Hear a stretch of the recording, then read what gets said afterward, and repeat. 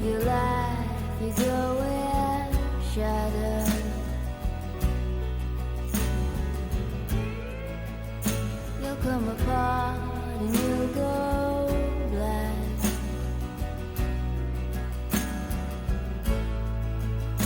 some kind of night into your darkness.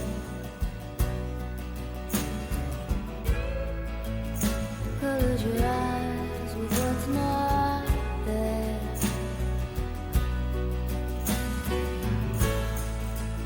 Fade into you. Strange you never knew. Fade into you.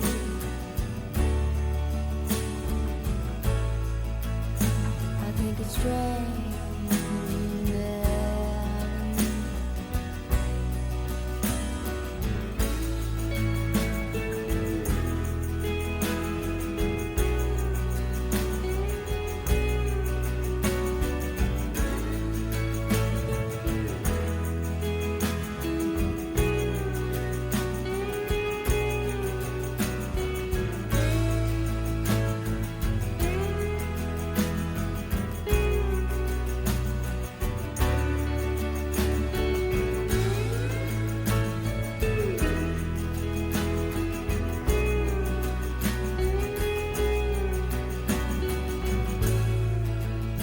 The stranger light comes on slowly.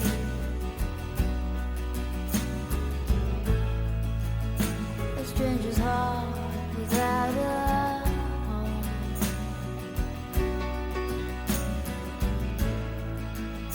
You put your hands into your head.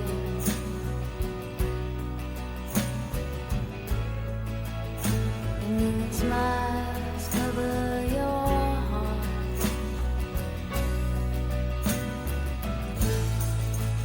Fade into you.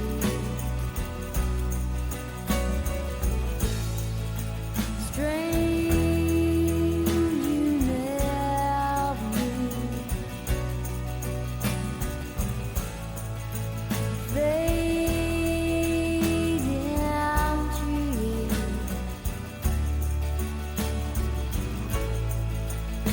I think it's strange you never knew.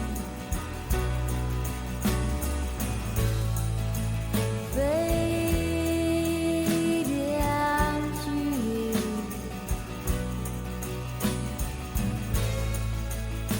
Strange you never knew. Fade into you. I think it's strange you never knew. I think it's strange you never knew.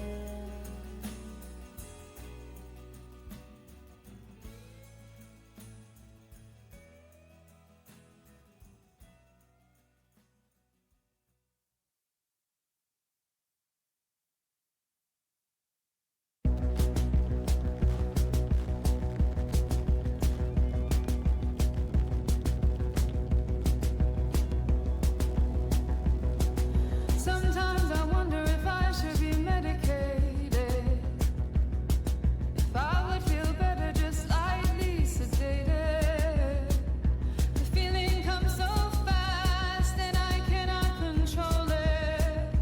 I'm on fire but I'm trying not to show it. As it picks me up, puts me down, it picks me up, puts me down, picks me up, puts me down. 100 times a day, it picks me up, puts me down, chews me up, spits me out, picks me up, puts me down.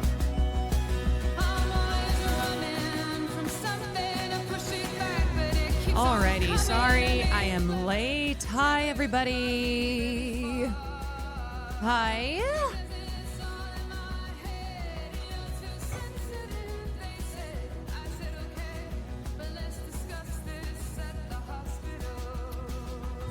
How we doing?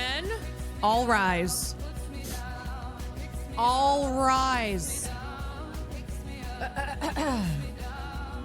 I just sneezed so hard right before I went live. The kind where I think my brain matter came out.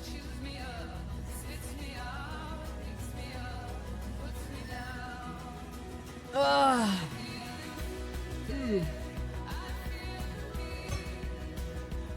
Lovely. Scootish gave you a shout out to. Oh, thank you for the shout out, Scootish. I like whenever I see in my Twitch activity feed, like just a random shout out. I'm like, oh, thanks. Allergies there too? Probably. Yeah, probably. Stressy day today, so I was looking forward to seeing your stream. Definitely helps on the harder days. Well, I'm here. I'm a little bit late because I spent hours today just revisiting Robert Redford. I'm just going to tell you right now, I'm just going to give you a fair warning. I am going straight to horny jail.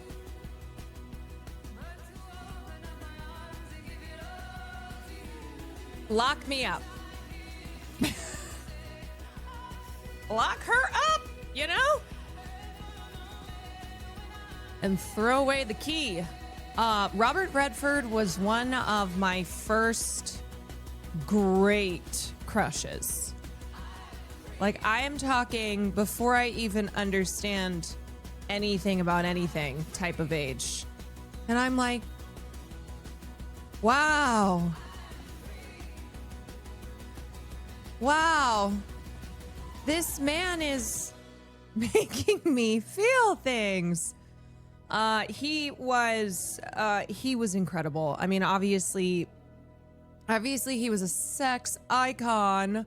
A lot of that was also because of Hollywood. They saw him, this beautiful blonde man who rode horses shirtless and was like, yes, you are a sex symbol. But he was a lot more than that as well. Although, let us just pray and be thankful for how sexy he was. So we will be talking about all of it. Farley! God, he just keeps going crazy. Okay, hold on a second. I have to... Hold on, come here! Great adventures, faces in condensation. I'm going outside to take it all in. You say too late to start, got your heart in a headlock. I don't believe any of it. You say too late to start with your heart in a headlock. You know you're better than this.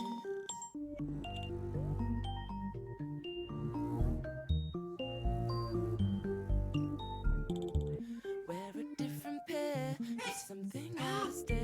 Stop it! So a stranger, an unexpected smile. Oh, okay, I'm okay for now. Big intention, still Farley, you are interrupting Mother talking about how sexy Robert Redford was. I need you to chill. I need you to chill. I cannot have this interrupting my peace. God. He was narking to Will. Oh, no, Will and I were both today talking about how goddamn hot Rob Redford was. Okay, anyway. Maybe he's saying Robert Redford is sexy too. He better be. I didn't raise no son of mine to not agree that Robert Redford was just a gorgeous, gorgeous man. He was gorgeous. Oh, okay. Anyway, so I was late because I was just like getting stuff ready to honor him, his legacy. He was in a lot of movies. My God. Like I've seen a lot of his films, and obviously like what he's most known for. I will say though that man, he was just one of those actors who, I mean, he was 89. when he died. He was 89 years old, and his last film was his last film, I think it was his last film, The Old Man and the Gun from 2018, so 7 years ago. So he was acting up until he was 82. And I think it was a really perfect film for him to go out on. It was a good swan song. But anyway, so I was just like rewatching classic Robert Redford films today. I was looking to see two. It's funny because I was like, there was one film that was on YouTube last time that we were doing film class, and I was like, oh, this could be a good one to watch. Sneakers, if anyone has seen Sneakers. An underrated Robert Redford film. But anyway, so next film class, we will definitely watch a Robert Redford film. I have to see what else. I got to see what else is available. But yeah, Sneakers is a film from 1992. Candidate is great as well.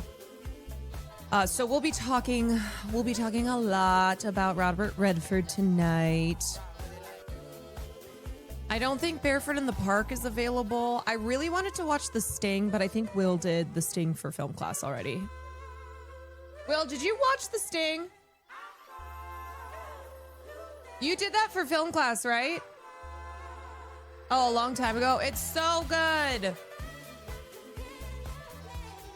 So The Sting was the first film that I watched of Robert Redford's when I was a kid, when my dad started collecting DVDs and I was going through all of the Best Picture winners.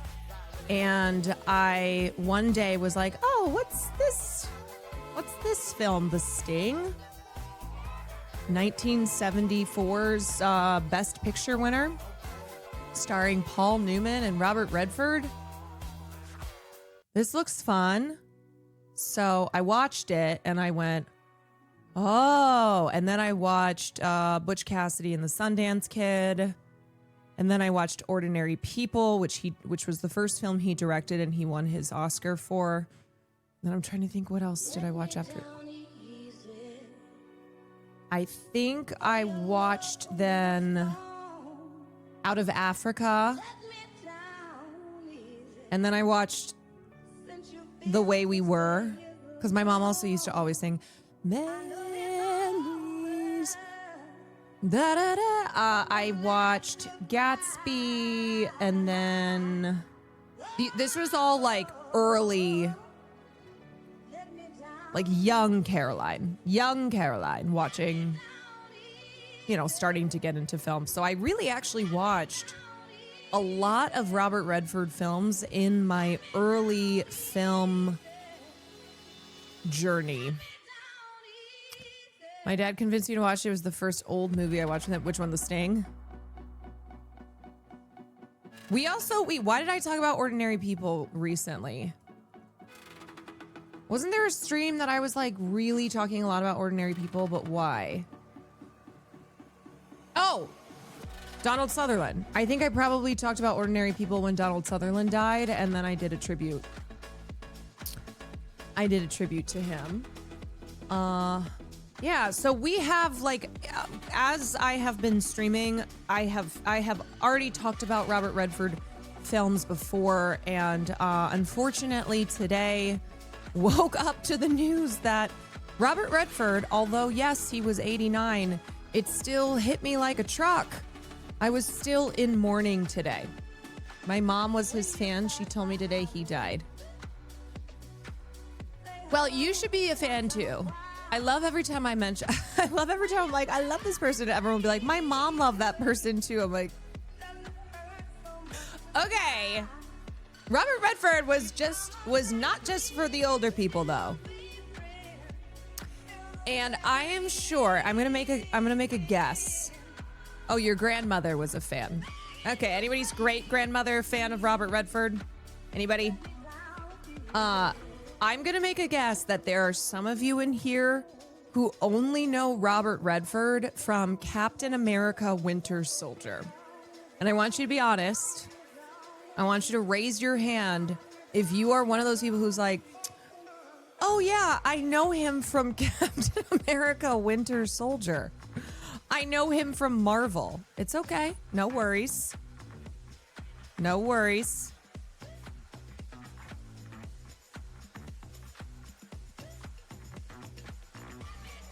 Just trying to get a gauge. Oh my god!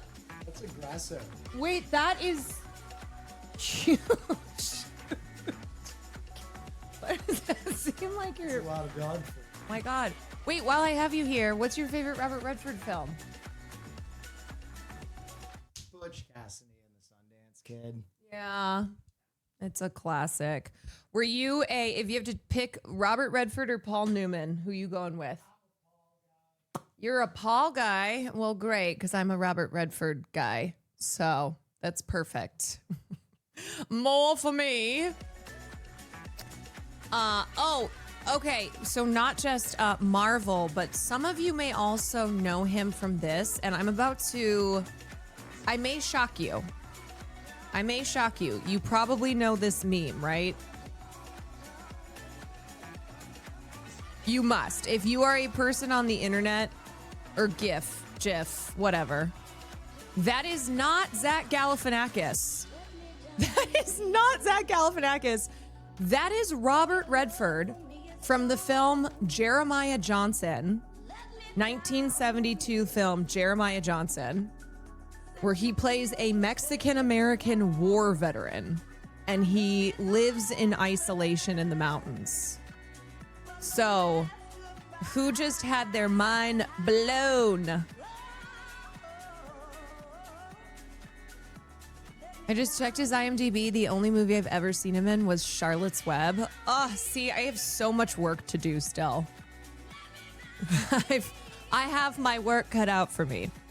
Because Robert Redford was not just a GIF. He was not just the antagonist in Captain America, Winter Soldier, and Endgame, and whatever other Marvel shit he was in. He was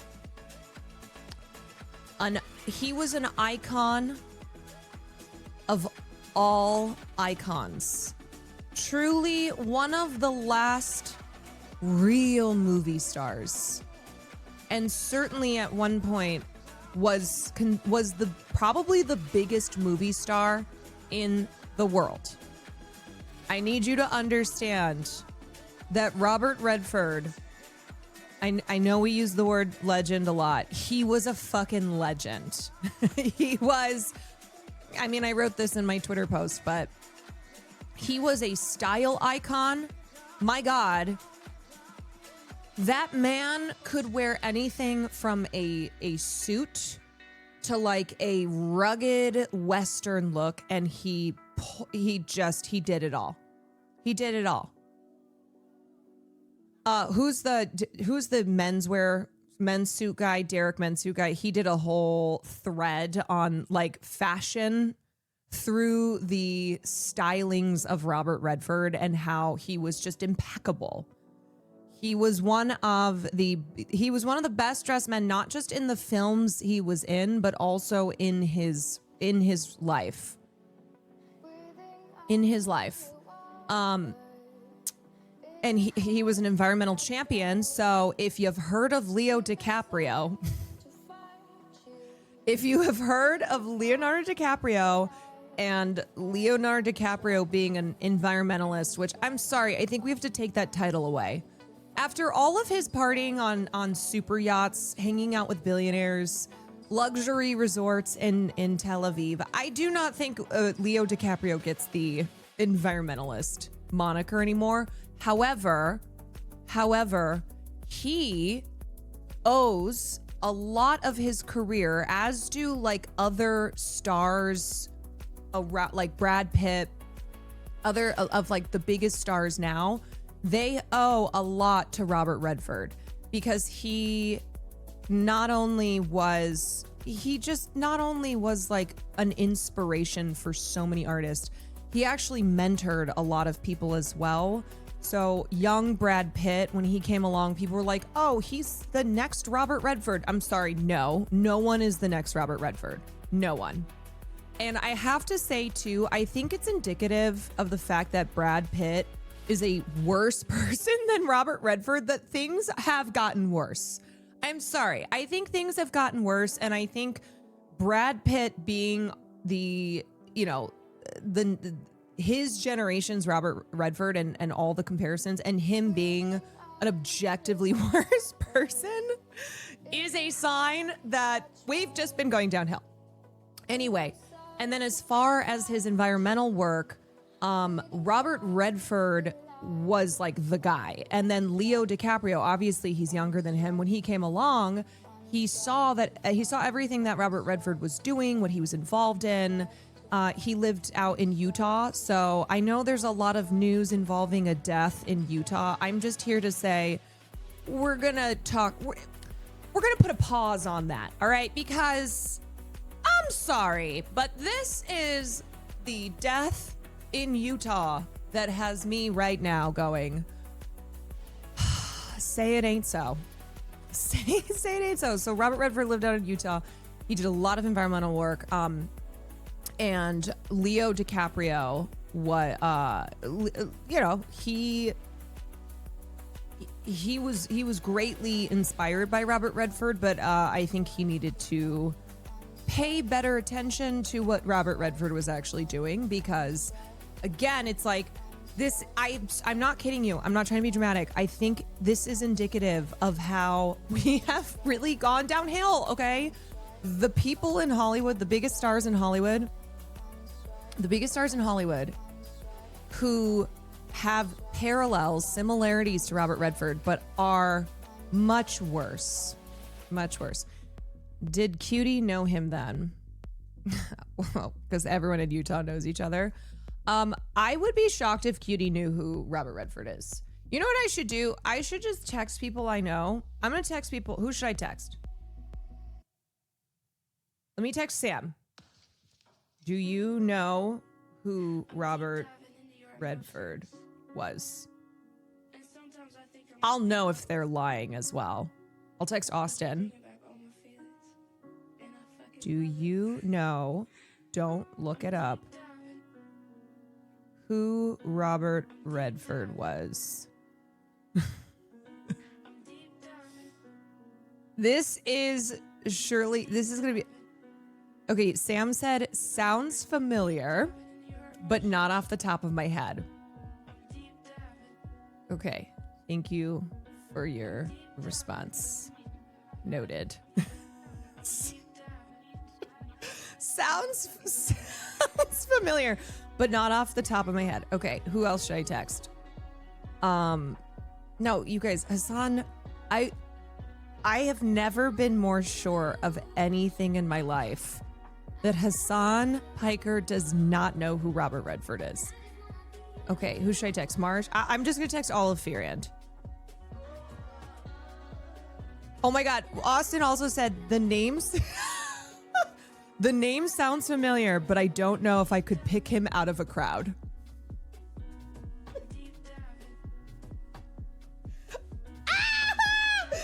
I'm dying!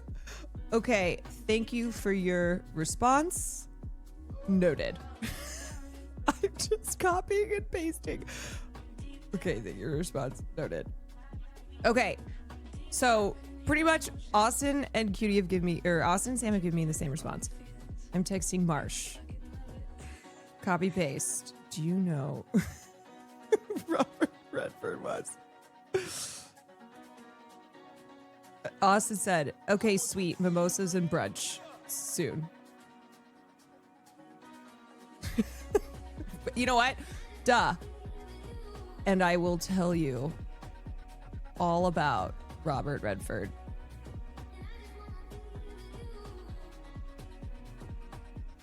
Okay. I texted Marsh. I'm texting Cutie Cinderella.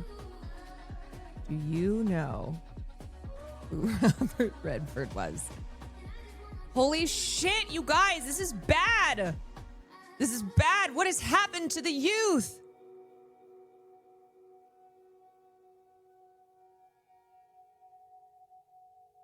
Oh my God.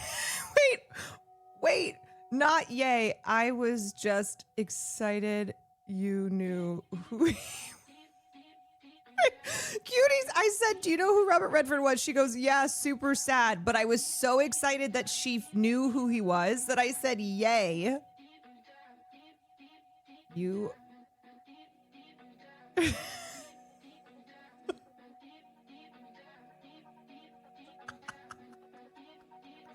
Oh, not yay. No, not yay. Not yay. I'm excited that I finally got someone who knows.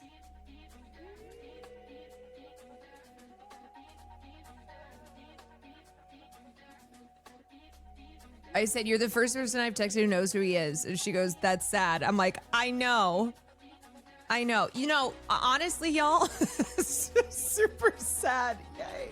It's so fucked up. Okay, Marsh said, nope. And he did this emoji hiding his face. But may he rest in peace. So at least he knows he's dead. Okay. I have my work cut out for me because so far I am only 1 out of 4 people knowing Robert Redford.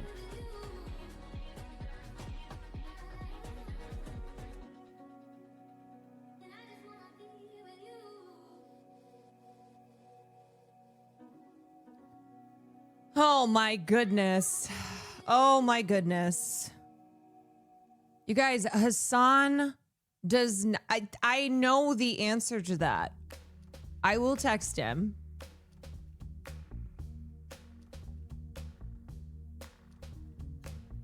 There ain't no way. Just ain't no way. Okay. Hi, Carol. I found out Robert Redford died in the family group chat. Yeah, was it your mom who was like, Robert Redford died? He was so hot.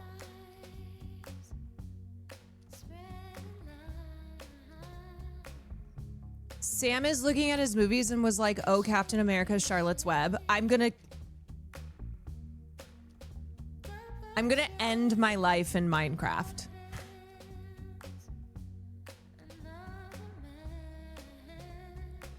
No, say it ain't so.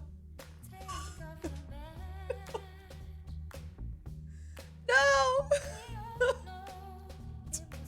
Oh, Captain America, Charlotte's Web. Be nice to her. She don't got internet. You guys, this is a recurring thing where I will mention someone. Wait, who was it? It was like on a podcast one time. It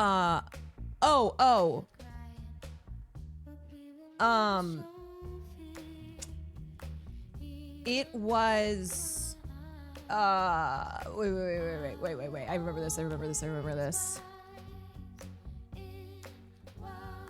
It was, I'm pretty sure, Gene Hackman. When Gene Hackman died, and I think it was Gene Hackman because I was like, come on, I'm going through the movies. It was like very similar to her going, oh, Charlotte's Web. Was it Gene Hackman or was it somebody else? She does this often where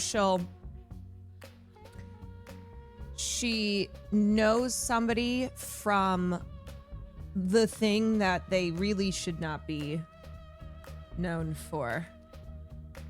You see, Sam is coming for your acting jobs. Oh, let me be the judge. Jim told me she should have been on Chicago PD and not Caroline. Yeah, see? They're dead? They're dead? Yeah, I just saw them last week. They're dead? Wow, you know what? Oscar now. All right, who else should I text? Christian, if Christian doesn't know, I'm honestly going to be very disappointed. Do you know who Robert Redford was? I'm texting. No, Tina Kitten would not know. No way. No. Christian is too young. Yeah, but Christian is like Robert Redford came from the theater. So when Butch Cassidy and the Sundance Kid, when they were struggling to get that film made, which is, I mean, just how many times does this happen that, you know, you end up with one of the greatest films of all time and the story, the journey for that film to get made is just filled with strife. But anyway, so Paul Newman was a major star. He was, you know, in Cool Hand Luke. He had already blown up in the 70s. And so when they, or sorry, not in the 70s, he had blown up in the 60s, and then Robert Redford came along in the 70s. That was like his big era. So Paul Newman, I think, was, he was like 10 years older. He was like 10 years older than Redford, which even though they were really film soulmates, Paul Newman did come before Robert. He was like of the era before, but then anyway, so his wife, Paul Newman's wife, was actually the one who suggested Robert Redford for the role of the Sundance Kid because they were struggling to find an actor to play that role. Robert Redford was only really known at the time for having done theater work. And so Paul Newman was the one who really stuck his neck out and advocated for him to play this role. And then the rest is history. Like one of the greatest on-screen duos of all time. Truly, truly film soulmates. But anyways, so long story to explain why Christian should know who he is, because he did come from the theater. He did. You guys are asking names of streamers who wouldn't even know like major stars right now. They would not know. They would probably not know if I were to say like who are the biggest actors right now, let alone Robert Redford.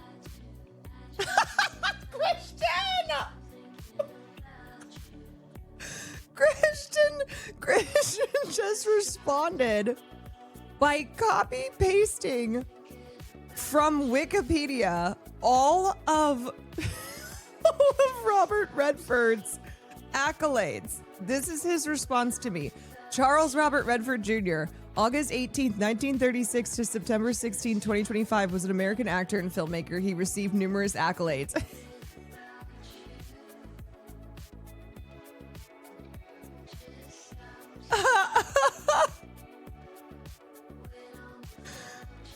Perfect. You know what? I'll take it. I will take it. Okay, I will text one more person. Because I think we get the vibe now. Who do we think would actually... Nandre knows who Robert Redford is, obviously. Who's like not tapped into this world, but we think may know? Should I ask Wake Wilder? I'll ask Wake Wilder. Okay. Do you know who Wake Wilder, like, sneaky knows about things that he doesn't talk about on stream. Do you know what I mean? He's very cultured. Like, he knows a lot about things that's not his... Yeah, he went to film school. Oh, my God. Wait. No. No, it's, like, rude if I ask him who Robert Redford is. I forgot. Wake has so much lore. I forget how much lore he has. He went to film school. He knows who Robert Redford is. It's insulting if I ask him. Peach is not going to know. I will text Peach and I will text Peach. I will text Seer. This is my last. Okay. Do either of you know who Robert Redford was? Very important question. Okay, Christian just responded again, and he said, my Uber driver asked me today if I knew who Robert Redford was. And when I said no, he literally audibly gasped, as he should. I am just imagining his Uber driver being like, oh, I can't believe it. This terrible news. Robert Redford is dead. And Christian just sitting there in the back like, and then his Uber driver going, do you know who that is? And him going, no. And then just, oh!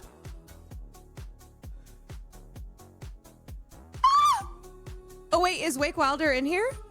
Yes. Who pinging? Yes, the Sundance Kid. What? Wait, okay. Robert Redford died today, and I have texted friends of ours, just already knowing what the answer would be, just to see if anyone even knew who he was. Yeah, founded the fucking Sundance Film Festival.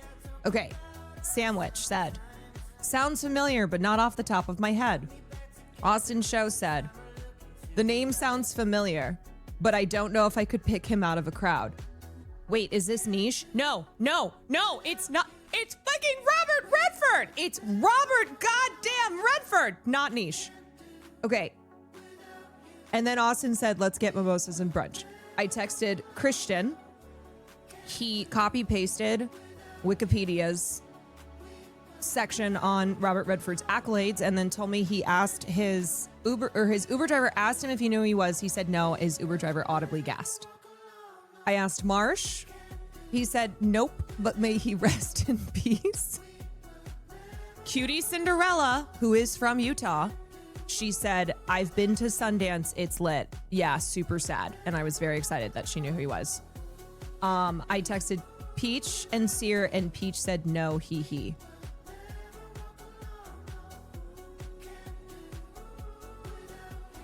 No, he. Are we the weird ones? No. Look. Okay, here's the thing. If you are in chat here, and I already was like, how many of you only know Robert Redford from Marvel? I should have probably said, how many of you don't know Robert Redford? I am here to educate you.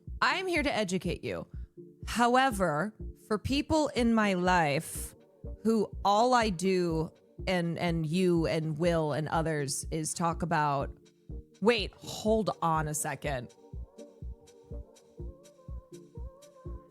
Hassan Piker just told me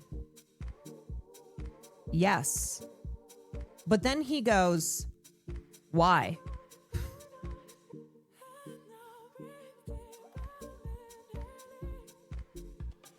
I'm gonna be so for real. I bet that you would not know who he is. I texted Marsh. Texted a bunch of people and they did not know.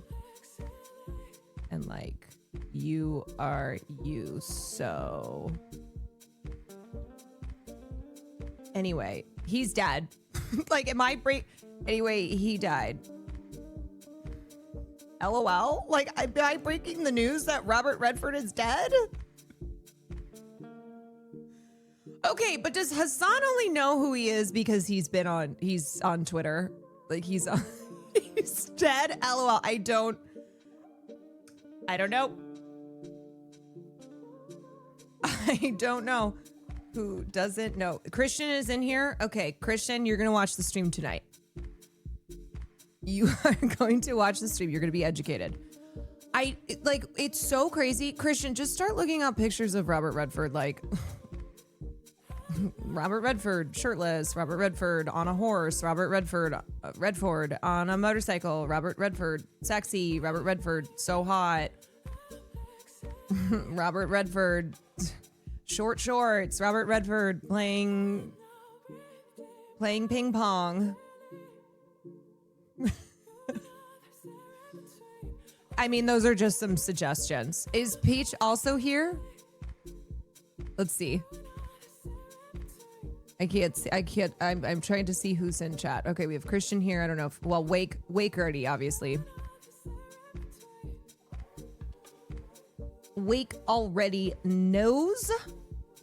Wait, he was packing 8 inches? Baby, I am actually...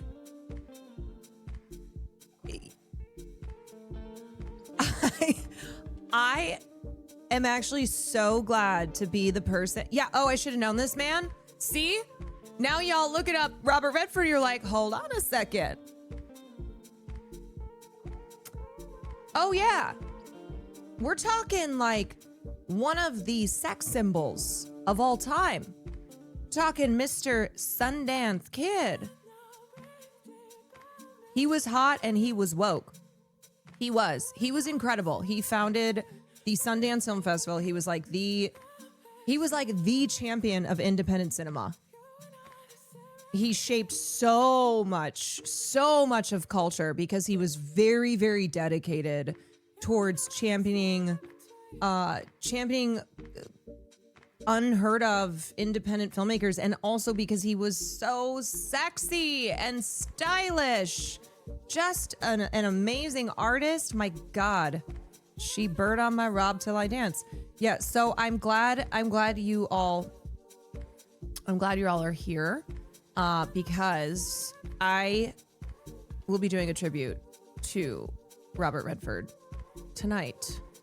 And all I will say is that after I have learned what the other like doing a tribute on is, when Nandre taught me that, I will just say I would also do a tribute on Robert Redford. Well, now he's dead. But I would have.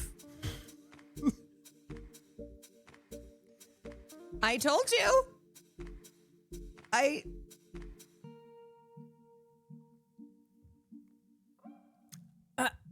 told you, horny jail, okay? I'm in prison. The candidate closing statement. Yeah. Hold on, because I've got so much. But we're moving on. We're moving on a little timeline here. Send on Discord. Do you guys see how Peach and Christian are now sending each other photos? Yeah. See? Let me just. They don't make them like this anymore. Hello? This prison is full as fuck. I thought he was super famous. He is. Okay, here's the thing. He was 89 when he passed. Still, obviously, for if you know, you know, but for younger people or for people who just are not that aware of films prior to the 2000s, they probably aren't familiar with Robert Redford. Streamers played games as kids instead of watching movies. Younger people and Twitch streamers do not know Robert Redford. But that is why I am here. Hogan, thank you for the gifted. Anand, thank you for the gifted as well. That is why I'm here. And I want to be clear. I will obviously be talking about how much I felt so deeply for this man. And let me just say, he was more than just a sex symbol. All right. He was more than that. And I will get into all of it. But I would be remiss to not mention over and over and over again just how goddamn sexy he was. He was sexy in such a easy way. I think it's important to talk about it. I think it's important to talk about just how we've been losing a lot of legends. This year we have lost 2 of the greatest blondes of all time. Val Kilmer and now Robert Redford. We've lost a lot of legends, and it does feel like just the way that the industry and, who are the major stars now and just how much culture has changed. It feels like, I don't know, it's kind of the Mount Rushmore of the greats have have now it's now officially over, you know? Val Kilmer was this year. Val Kilmer is dead. Yes, Val Kilmer died in April. I did a whole tribute also to Val Kilmer. But anyway, so it just like the easy breezy charisma and charm and just I don't know, natural sexiness that Robert Redford had is one that you cannot you can't force this. And I think a really great example is someone like Leo DiCaprio versus Robert Redford. They both played the role of Jay Gatsby in The Great Gatsby. And I've always thought that Robert Redford was better because he didn't seem like he was playing a character. He just seemed like he was Gatsby. There was not like, there was not the kind of separation of, oh, this is an actor who is playing the character of Gatsby. This person just is Gatsby. Jon Voight surviving everyone. I mean, why, like, when am I going to get the news that Roman Polanski has died? Or like Woody Allen? Why do we keep losing people who I'm like, actually in mourning over? You know, I'm tired of it. Comparing Brad Pitt to Robert Redford's insane. He will never be close to that caliber. Never. Never. And this is like... Anyway, if there's one thing I need you to take away from today, it is that nobody, not even the ones who came after Robert Redford and were compared to him and it, you know, whatever, nobody was Robert Redford, just like nobody was Paul Newman. Nobody was Steve McQueen.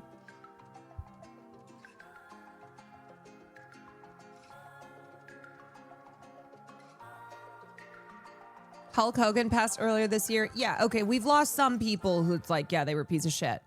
But as far as like the great screen icons, I just feel like we keep taking L's, and they've lived long lives, but still, you've got motherfuckers out there who are old as hell as well. I'm like, why are we losing Robert Redford? Maybe there's more good people than bad people.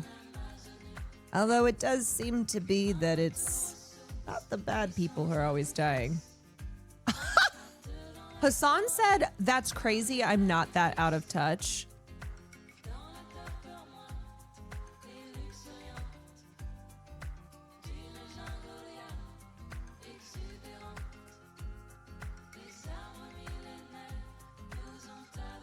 I feel gaslit right now. Yeah, but Hassan's old. Yeah, but how? Okay, I'm gonna give you this one.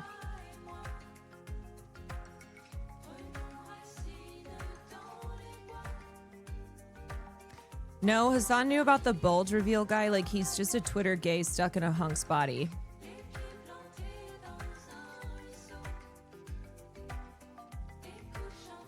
You win this round, sir. Austin is here. Austin, okay. I need somebody to back me up and be like, I am not crazy to think that Hassan would not know Robert Redford. Now, okay, maybe he just doesn't know.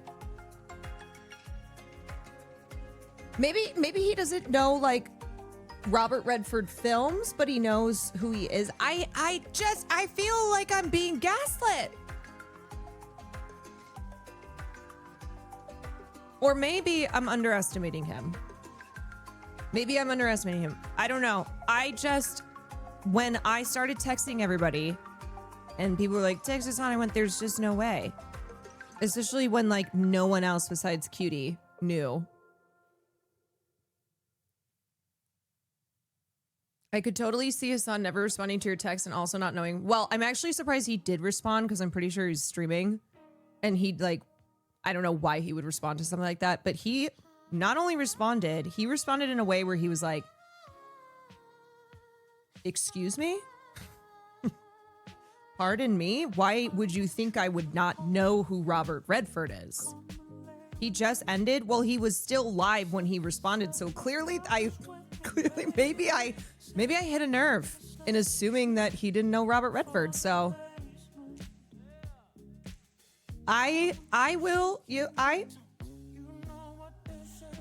here I am thinking I was like gonna offend when people said Wake Wilder. I went, no, I can't ask Wake. He went to film school. Wake definitely knows who he is. 100%. I should have known that. I guess the offense came from asking Hassan the same question.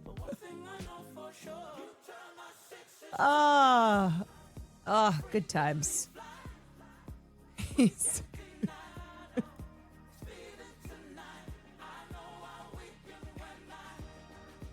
Okay. Maybe he knows him from the GIF. Maybe. All right.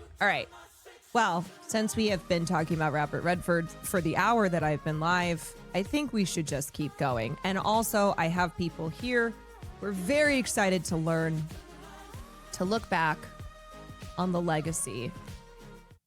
To look back on the legacy of Robert Redford. It's Jiff, not Jiff. You know what? It's Jeff. It's Jeff. Jeff with a G. It's Jeff with a G. Rachel, Elaine, thank you for the Prime. Oric Bond, thank you for the Tier 1. Tigo, thank you for the 11 months.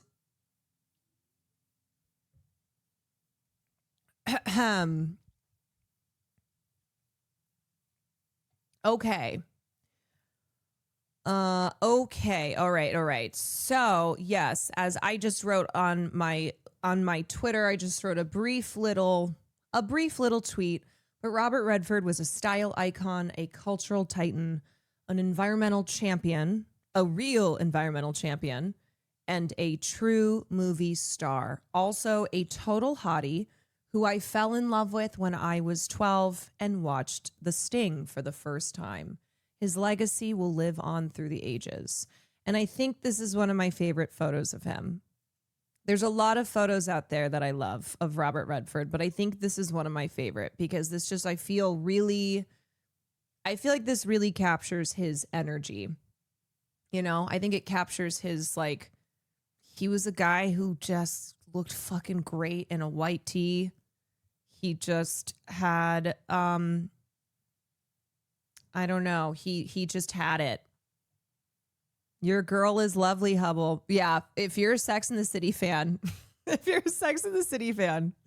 when Carrie says to Big, Hubble, your girl is lovely, he's like, I don't know what that means. And she's like, yeah, I know. Well, that's because that's a reference to The Way We Were. And Carrie and Big having a very on-again, off-again relationship. With Carrie constantly being like, it's over. We just aren't compatible. Of course, her dramatic ass references The Way We Were. One of the great, like, drama, romance drama films that Robert Redford was in alongside Barbra Streisand. Okay. Let's get into it. A look at the life, the career, and the activism of legendary actor Robert Redford. List of favorites. Among them, in 1973, The Way We Were with Barbra Streisand, and The Sting, again with Newman, for which Redford received his one and only Oscar nomination for acting. This is Bob Woodward of the Washington Post. 76, as journalist Bob Woodward to Dustin Hoffman's Carl Bernstein, breaking news of the Watergate scandal. Our faith. I would say Robert Redford playing Bob Woodward, one of his best roles. Also, his performance in The Candidate. So, The Candidate is a satirical political, like, dramedy film. And Robert Redford plays a young lawyer who's got a lot of big hopes and dreams and believes in change. And he is convinced to run for office. He is convinced to run against the Republican incumbent. And it's a film that a lot of people look at as a precursor, almost kind of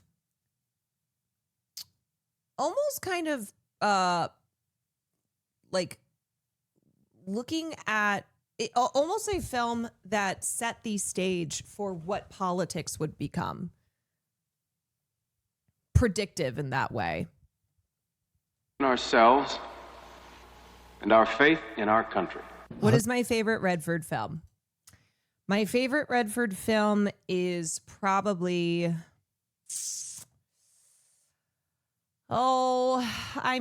Butch Cassidy and The Sting are the two films that he is most famous for, and they are both they're both incredible. But I also love, I remember watching The Natural when I was younger, which is just it's a great film. It's it's not his best movie, but it's one of those when you're a kid and you watch that film about an older guy who used to play baseball when he was younger, and then life gets in the way. He goes to war, I think. Bullets get in the way, and then he comes back and he tries to get into, he tries to be a baseball player again. It's a feel-good movie, yeah. So I don't think it's Robert Redford's best film, but I do love that film for the memories I have of it. Also, I would say underrated film, either The Candidate, Sneakers, films that he directed, obviously Ordinary People, which won Best Picture and gave us Mary Tyler Moore's incredible performance as the mom in that movie. Donald Sutherland also in that film. There's just so much that I can point to in his work, but I think if I had to pick, really had to pick, probably Butch Cassidy and the Sundance Kid. Their standouts, The Candidate, The Great Gatsby, 3 Days of the Condor. 3 Days of the Condor he's also amazing in, and never has a man looked so good with a pop collar. I honestly think the CIA was after him in that film because he looked so good with these popped collars. They were like, we have to take him out. He's too sexy. His smoke too tough. His smoke too tough. His swag too different. His bitch too bad. They'll kill you. The Natural. Redford also stepped behind the camera in 1980. His first effort, Ordinary People, about a family grieving the loss of a child, won Oscars for Best Picture and Best Director for Redford. I can't stand it. I really can't. Well, don't then. Go to Europe. Later films he helmed included A River Runs Through It in 1992 and Quiz Show in 94, which also earned nominations for Best Film and Director. Redford, who was born in 1936 in Santa Monica, California, traced his path back to his childhood and the magic of going to the movies. I grew up in a lower working class neighborhood, and so the only entertainment we had, there was no television at that time, it was radio, that you would walk to a local theater and see a movie. And so what I remembered was the joy of leaving this Quiz Show is great as well. Another film he directed. Life you were forced to lead, and go into a room that was suddenly dark with a lot of people that you knew sitting there with you, and all the lights would go down. Then something would come on the screen that was fresh and new that took you out. Can I just say too, not a lot of men get to Robert Redford's age and still have a full head of hair. Out of where you were. Real hair. And I think that made a strong impact on me, the value of that, which I think is why I was eventually drawn to film. Beyond the big screen, Redford became known as a passionate environmentalist, taking up causes especially in his adopted home of Utah. And his most lasting legacy may be the Sundance Institute, first born out of his effort to preserve land, later transformed into a haven for independent filmmakers, home to one of the world's leading film festivals for documentaries and dramas. We are here to support the filmmakers. Steven Soderbergh, Quentin Tarantino, Ava DuVernay, just a few of the many filmmakers who first broke through at Sundance before becoming major artists. Oh, yeah, he made Sundance. Robert Redford is the reason that Sundance, which is really has been the premier film festival in the United States, one that a lot of the great filmmakers have come through. That was where they got their start. That is because of him. In their own right. You know, there are other stories out there to be told, and they're not being given a chance. How about... Yeah, do you know why it was called Sundance? No, what he named the it was the Institute, which was a nonprofit, and then he bought a struggling small festival in Utah and then turned that into the Sundance Film Festival because he is the Sundance Kid. Have you ever been to the Sundance Film Fest? I've never been. I've always wanted to go. Starting something that you create a mechanism for people to come and not only develop their stories, but then have a place to go. That led to the festival. I just want to say this guy has done more for independent film than anybody that I've ever heard of. Yeah. I think the idea is that if you're lucky enough to have some success, what are you going to do with it? Today, tributes flowed. Filmmaker Ron Howard called Redford a tremendously influential cultural figure. Because the thing is that when he started the Sundance Film Festival, he was the biggest movie star in the world. He didn't have to essentially, he didn't have to do that. He had this massive career. He could have just kept making movies, but he cared so deeply about not allowing the Hollywood machine to dominate the film industry. He also was one of those guys like Gene Hackman who moved out of Hollywood. He refused to live there. He wanted to live away from what he considered the artifice. That's kind of true for a lot of the great artists of Robert Redford's era. I would say that they didn't want to be a part of Hollywood. And so they loved movies and they loved filmmaking, but wanted to be separate from the kind of the bad parts, the artificial parts of the industry. And so he lived on land in Utah, and he also believed very deeply that independent cinema needed to be fostered and nourished. And he did not want the filmmaking industry to just be about big studio films. And if you also look at his work, like the films that he performed in or the films that he directed, he never wanted to just do a film for he didn't want to do a film essentially that he thought was just slop, was just doing it to do it. He wanted his films to have cultural weight, whether it was a comedy or a thriller or whatever it was. He always insisted on being in films that were concerned with seeking truths, really going below the surface and just digging stuff out, even if they weren't ultimately even if the finished film wasn't ended up being super high caliber and the best work that he had done, he was always very intentional in the work that he did and the projects that he was a part of. Figure.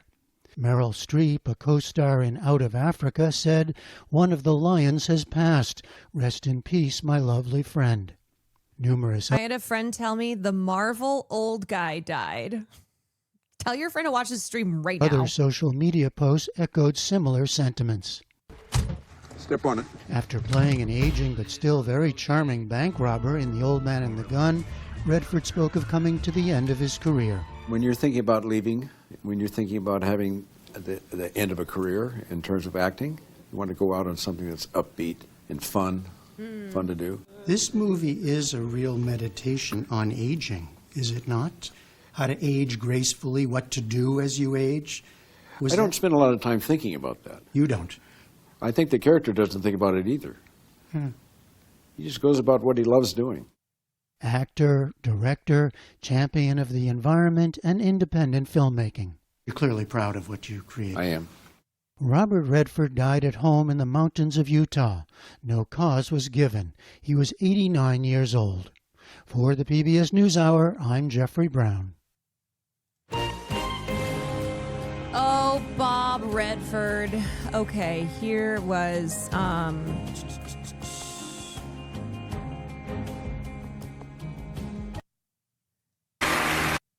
here is Robert Redford. Actually, first let me do. Here tonight are two directors who are still active. This is when Robert Redford wins the Best Director Oscar in 1981. This was for Ordinary People.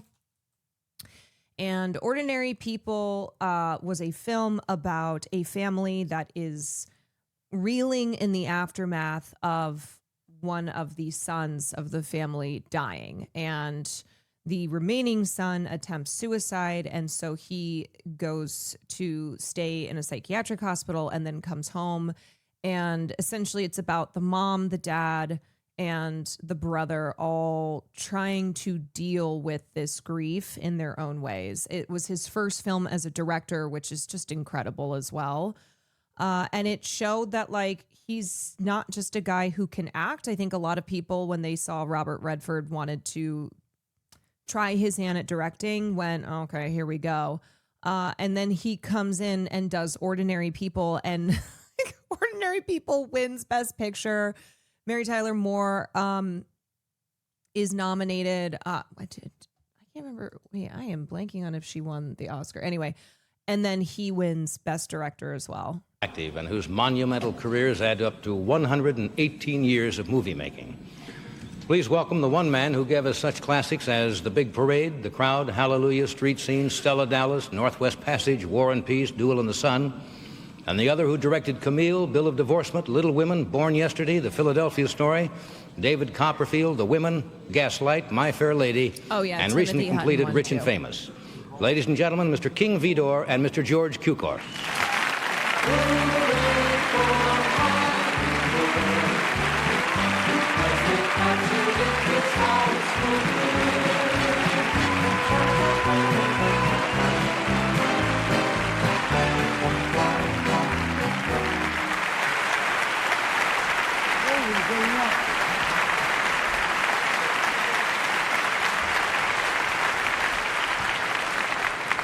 What a nice reception, huh, George? Yes, very nice indeed. But if you think it's Also, this was a tough year. This was a tough year because Best Picture was the Best Picture nominees were Elephant Man, Ordinary People, Coal Miner's Daughter, which Sissy Spacek won the Best Actress Oscar for Coal Miners, Tess, and then Raging Bull. So this is one of the wins that people kind of debate over still, whether Robert Redford or Marty Scorsese should have won the Oscar, and whether Raging Bull or Ordinary People should have won for Best Picture. Very different films. An insane year. Yeah. But you suppose it's for our work or for our age? Well, we're not getting any younger, you know. Did you remember the envelope? Certainly. Now, let's get on with it. Okay, action. The nominees for the Best Achievement in Directing are David Lynch for The Elephant Man,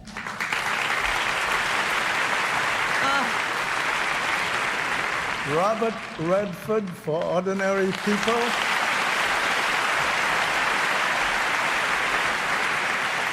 Martin Scorsese for Raging Bull.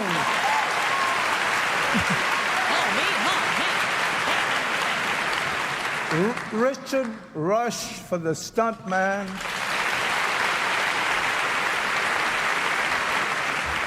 Roman Polanski for Test. Yeah. You want to know what's crazy? So of all of the nominees here, only Marty Scorsese and Roman fucking Polanski are still alive.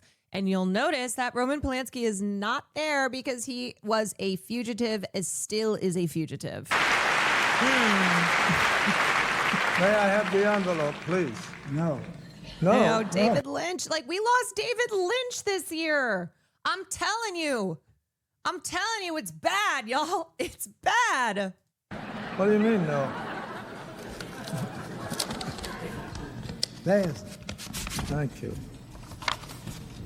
And the winner is Robert Redford.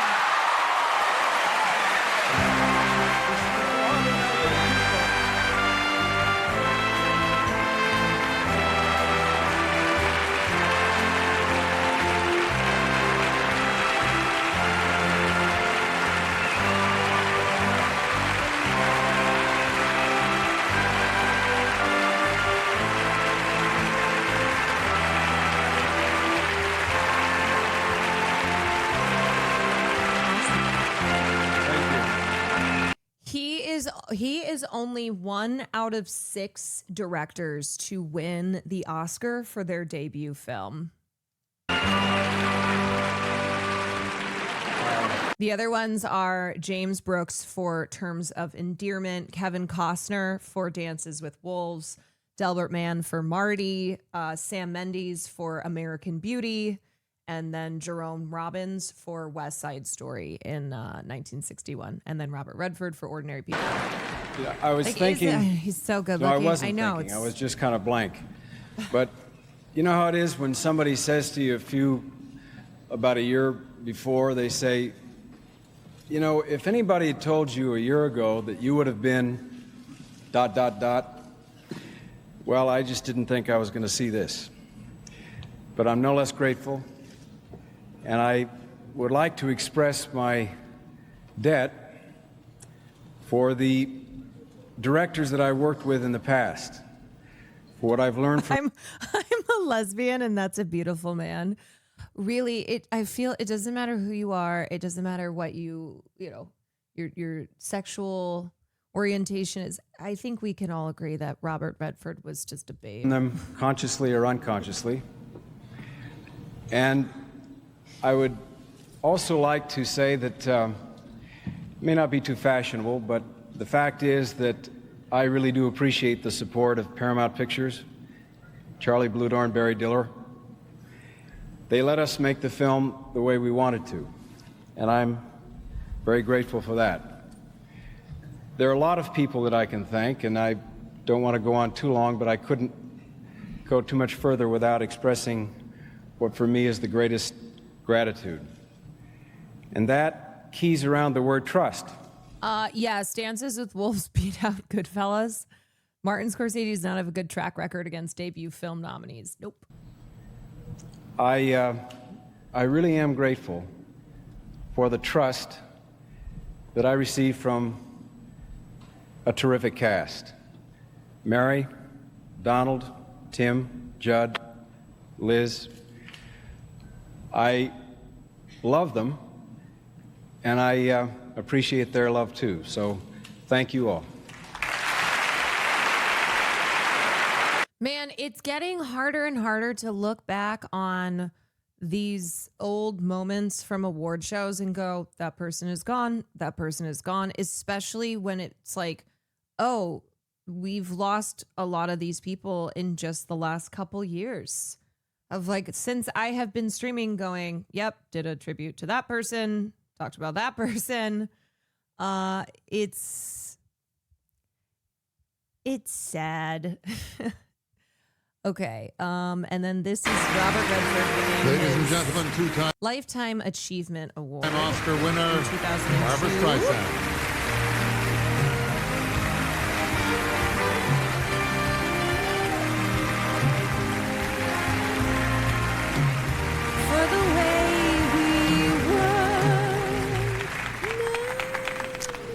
He's always interesting. Let me tell you, if you have not seen The Way We Were, Robert Redford, gorgeous man. Okay, you watch that film, you're like, yeah, he's a babe. seeing him through Barbra Streisand's eyes makes him it's a testament to just the both of their performances in that film. But he was in he was in a number of films with very strong female co-leads. Jane Fonda and he did 5 films together. Probably their best, I would say, is Barefoot in the Park, and then Barbra Streisand, and you just he was such a great actor, but also was always paired with great actresses as well that only emphasized how much charisma he had on screen, because you can see it through the eyes of the actresses who worked opposite of him. He's always interested. He's very smart, very private. He's self-assured but shy, and I adored working with him. Robert Redford's work as an actor, director, and producer always represents the man himself, the intellectual, the artist, the cowboy. He has a passion for telling stories that reflect the strengths and the vulnerabilities of the American spirit. Anthony Fantano, our struggle to achieve what is highest in our nature. And though we don't always succeed, Robert Redford's films make certain that we celebrate the effort. Redford took charge of his own career from the very beginning, always working closely with writers. His work as an actor and as a director is always skillfully subtle, restrained, and yet deeply emotional. He's a listener, whether he's exploring the shadow of American politics, the hidden emotional life of the perfect American family, or a nation's disillusionment. Always a progressive thinker and wanting to give something. This was 2002. Back. In 1981, he established the Sundance Institute, which has become a platform for new artists to develop their skills, and has given the world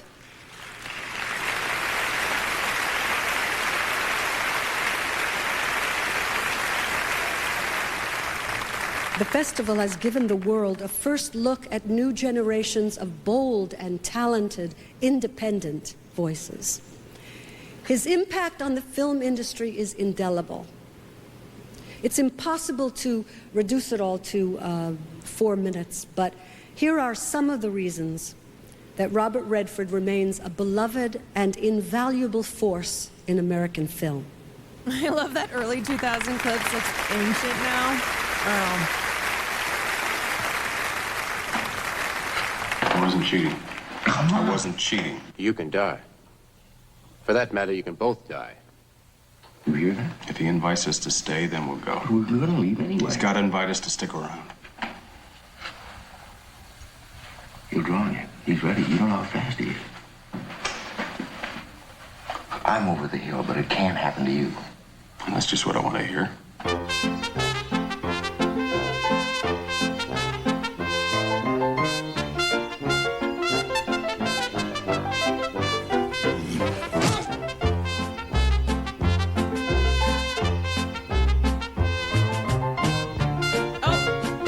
With Brad Pitt. Don't think we can any longer play off the young against the old, black against the white, rich against the poor. I say there's got to be a better way. There's got to be a better way. Can't any longer play off black against old, young against poor. This country cannot house its houseless, feed its foodless.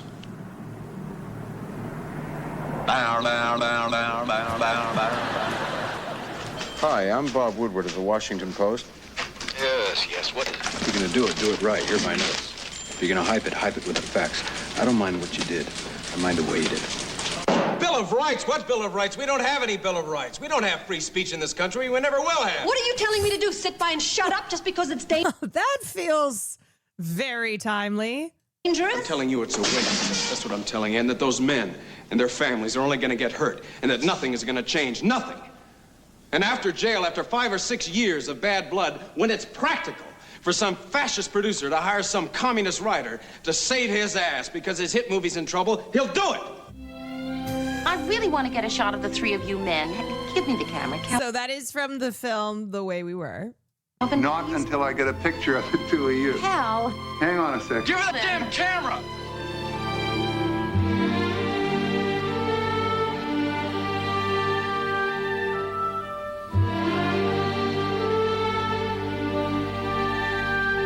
This was an idea that Matt was born Damon. out of experience, not just some token gesture of goodwill.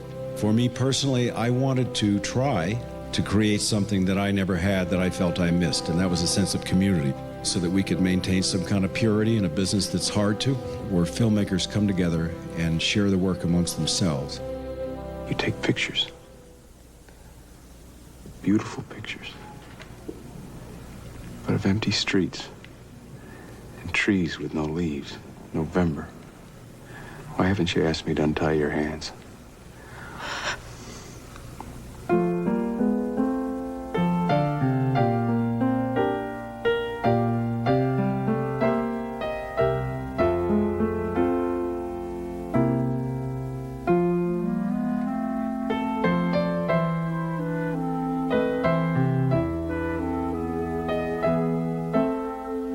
Keep going, teacher lady.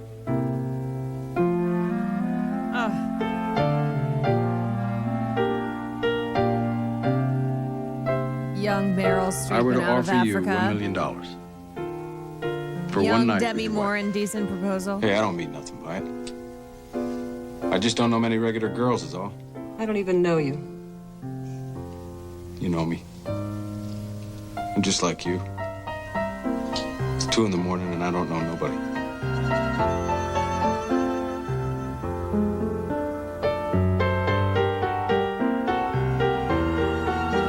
My God, you're hideous. Why do you even bother? I missed you too. When it's done, if I'm Young Brad Pitt. kill him. Love to.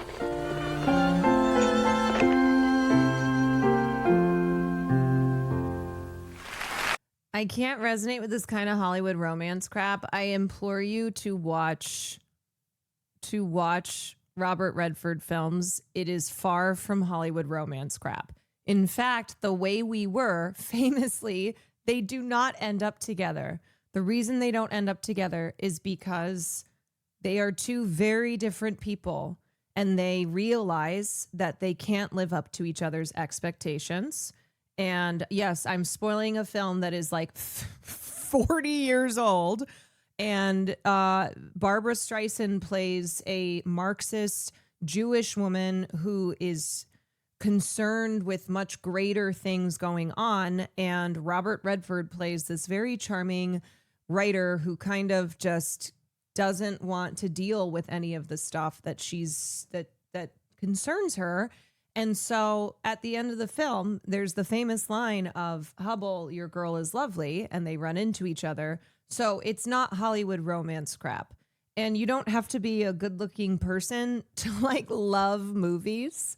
So please don't keep yourself from discovering the great Robert Redford and the legacy that he leaves behind because you don't look like him. Nobody looks like Robert Redford. He was Robert Redford. If there's one thing I want you to take away from this is that there was only one Robert Redford. But whether he was playing a journalist who was like uncovering the Watergate scandal, or he was playing a man who was insecure and struggling being with a woman who is just larger than life, whether he was playing the antagonist in Captain America Civil War, whether he was playing a man living in isolation after returning from the Mexican-American War, whatever, whether he was playing a young outlaw who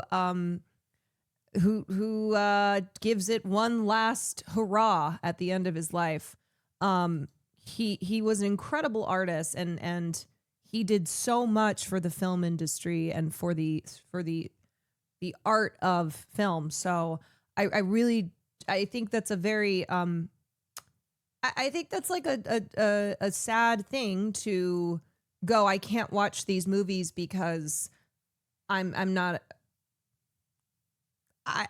into romance, or like I don't like that Hollywood crap. I think that's a very shallow understanding of the work of Robert Redford. So just hang in there because I've got a lot more to show you.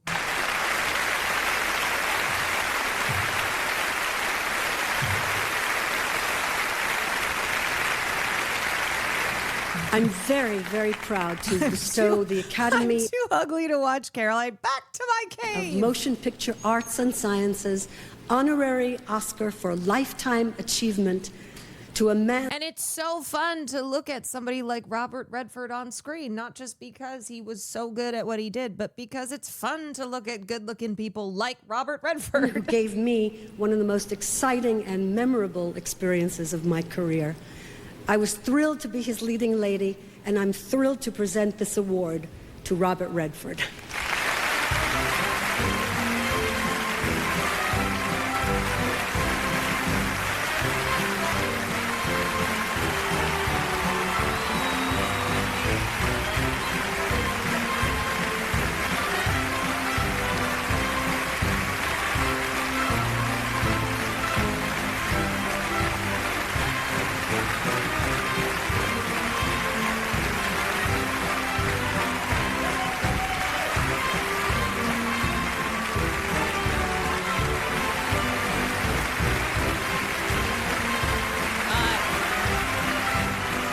Yes, that music is from The Sting.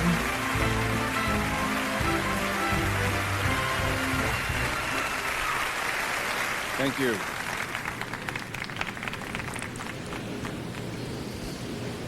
I guess this is a sequel, huh, Babs? Well, He's in his 60s here. Barbara's right. I am shy. It's a funny kind of business to be shy in, but certainly feel that way tonight. But I think there certainly is a word of appreciation in order for being honored in such a way. You know, much of what happens here tonight is probably going to be forgotten in a week or so. But what's not going to be forgotten is what it means to those of us who are receiving awards or being honored tonight, and to those close to us. For those people, it could be the moment of a lifetime. Ooh, God, she's so gorgeous. So in my appreciation, I'd like to say what it means for me.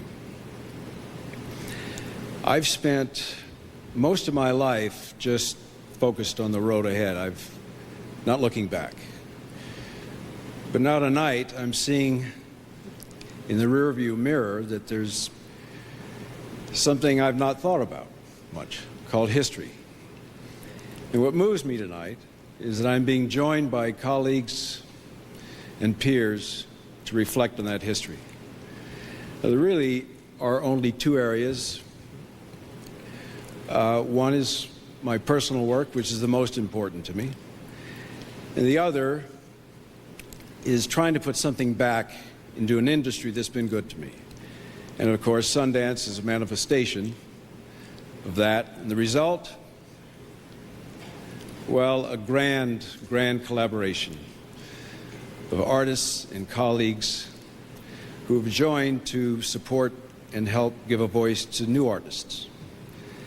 It was those people who have supported us along the way, who have believed and participated. Tonight, I would really like to thank you deeply.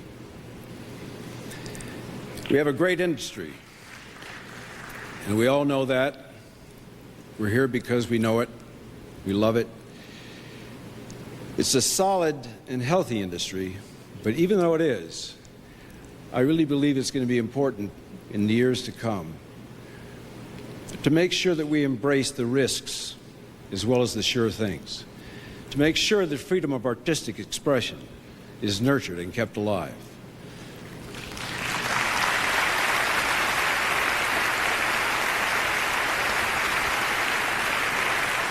Because I believe that in keeping diversity alive, It'll help keep our industry alive.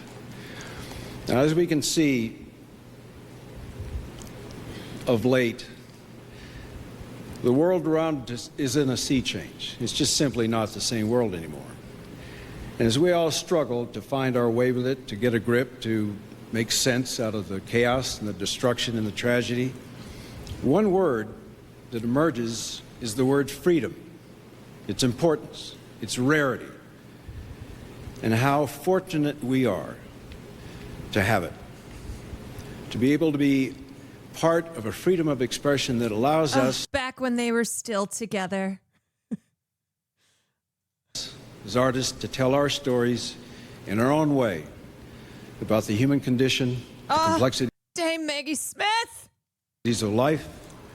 The world around us is a gift and not one to be taken lightly.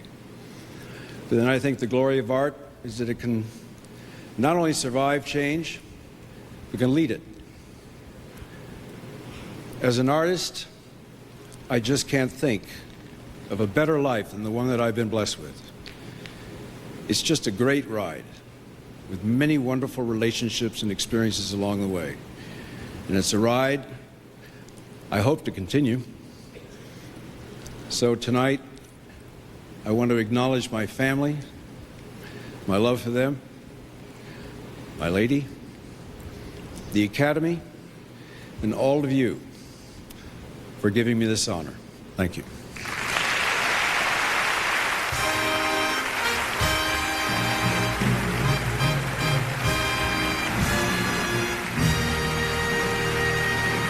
Please welcome a nominee. Yeah, this was 2002, so 2001, obviously, 9/11, 2003, invasion of Iraq. So this came in between those two events. But I think it's also I don't know. I mean, I understand that a lot of what we're seeing now, like what we're experiencing now, is a runoff of previous, the past. Like where we are now is not coming out of a vacuum. It did not just come out of nowhere. And so I don't know. I'll always stress the importance of art being a tool for truth telling, for really examining the all of the things that make up our world and our lives. And no matter what is happening, people will continue to make art. And hopefully that art will always, there will always be art that speaks to the moment that we are living in and is a way for not just reflection, but also recognizing the ability for art to create change and also serving as it's serving as a way for people to make sense of the senseless. And fuck AI. Yep. Okay. I want to watch this next. This is Robert Redford. You have a film on Democracy Now! Talking about founding the Sundance Film Festival. Robert Redford that is premiering here at the Sundance A young Film Amy Festival. Goodman. And that's pretty rare for you. I mean, you're constantly premiering in Hollywood. It wasn't my idea. So talk about this film that... Also, this is literally 240 pixels. You were supposed to do this with Paul Newman. Once upon a time, yeah. And you chose the person who most reminded you of Paul Newman to replace him? No, it was originally, the history of this project goes back about 14 years. That's how far, right after 2000. When I read the book by Bill Bryson, I literally laughed out loud, and I saw it as a possible third picture for Paul and I to do because it had the same... Yeah, so it's crazy, and someone else pointed this in chat, but Paul Newman and Robert Redford are considered one of the greatest on-screen duos of all time, commonly referred to as film soulmates. And their chemistry was just out the gate, incredible and established in Butch Cassidy and the Sundance Kid. They only did 2 films together. They did Butch Cassidy and the Sundance Kid, and then they did The Sting, arguably 2 of both of their greatest films. And they never made a third because they never found the right script. And then Paul Newman passed away in 2008. But just those 2 films they did cemented their all-time, just cemented them as an all-time duo. It had the same tone, but a different environment. So I thought, well, that would be good. But then as time went on, getting a script, that took a long time. Getting a director, that took a long time. Which 2 would be an equivalent of them today? So Clooney and Pitt have been held up as like another, as like the younger generations. I mean, now they're older, of course, but like the generation after Paul Newman and Robert Redford. Now I would say Will and Cyr, yes. And then Paul's health declined. And so pretty soon it was obvious that he couldn't do it. He said, I can't do it. Affleck and Damon have a long partnership that goes back to like when they were both young lads in Boston, and they did the film Good Will Hunting. So the first thing that came to my mind was Nick Nolte, because I think that Nick and I are roughly the same age.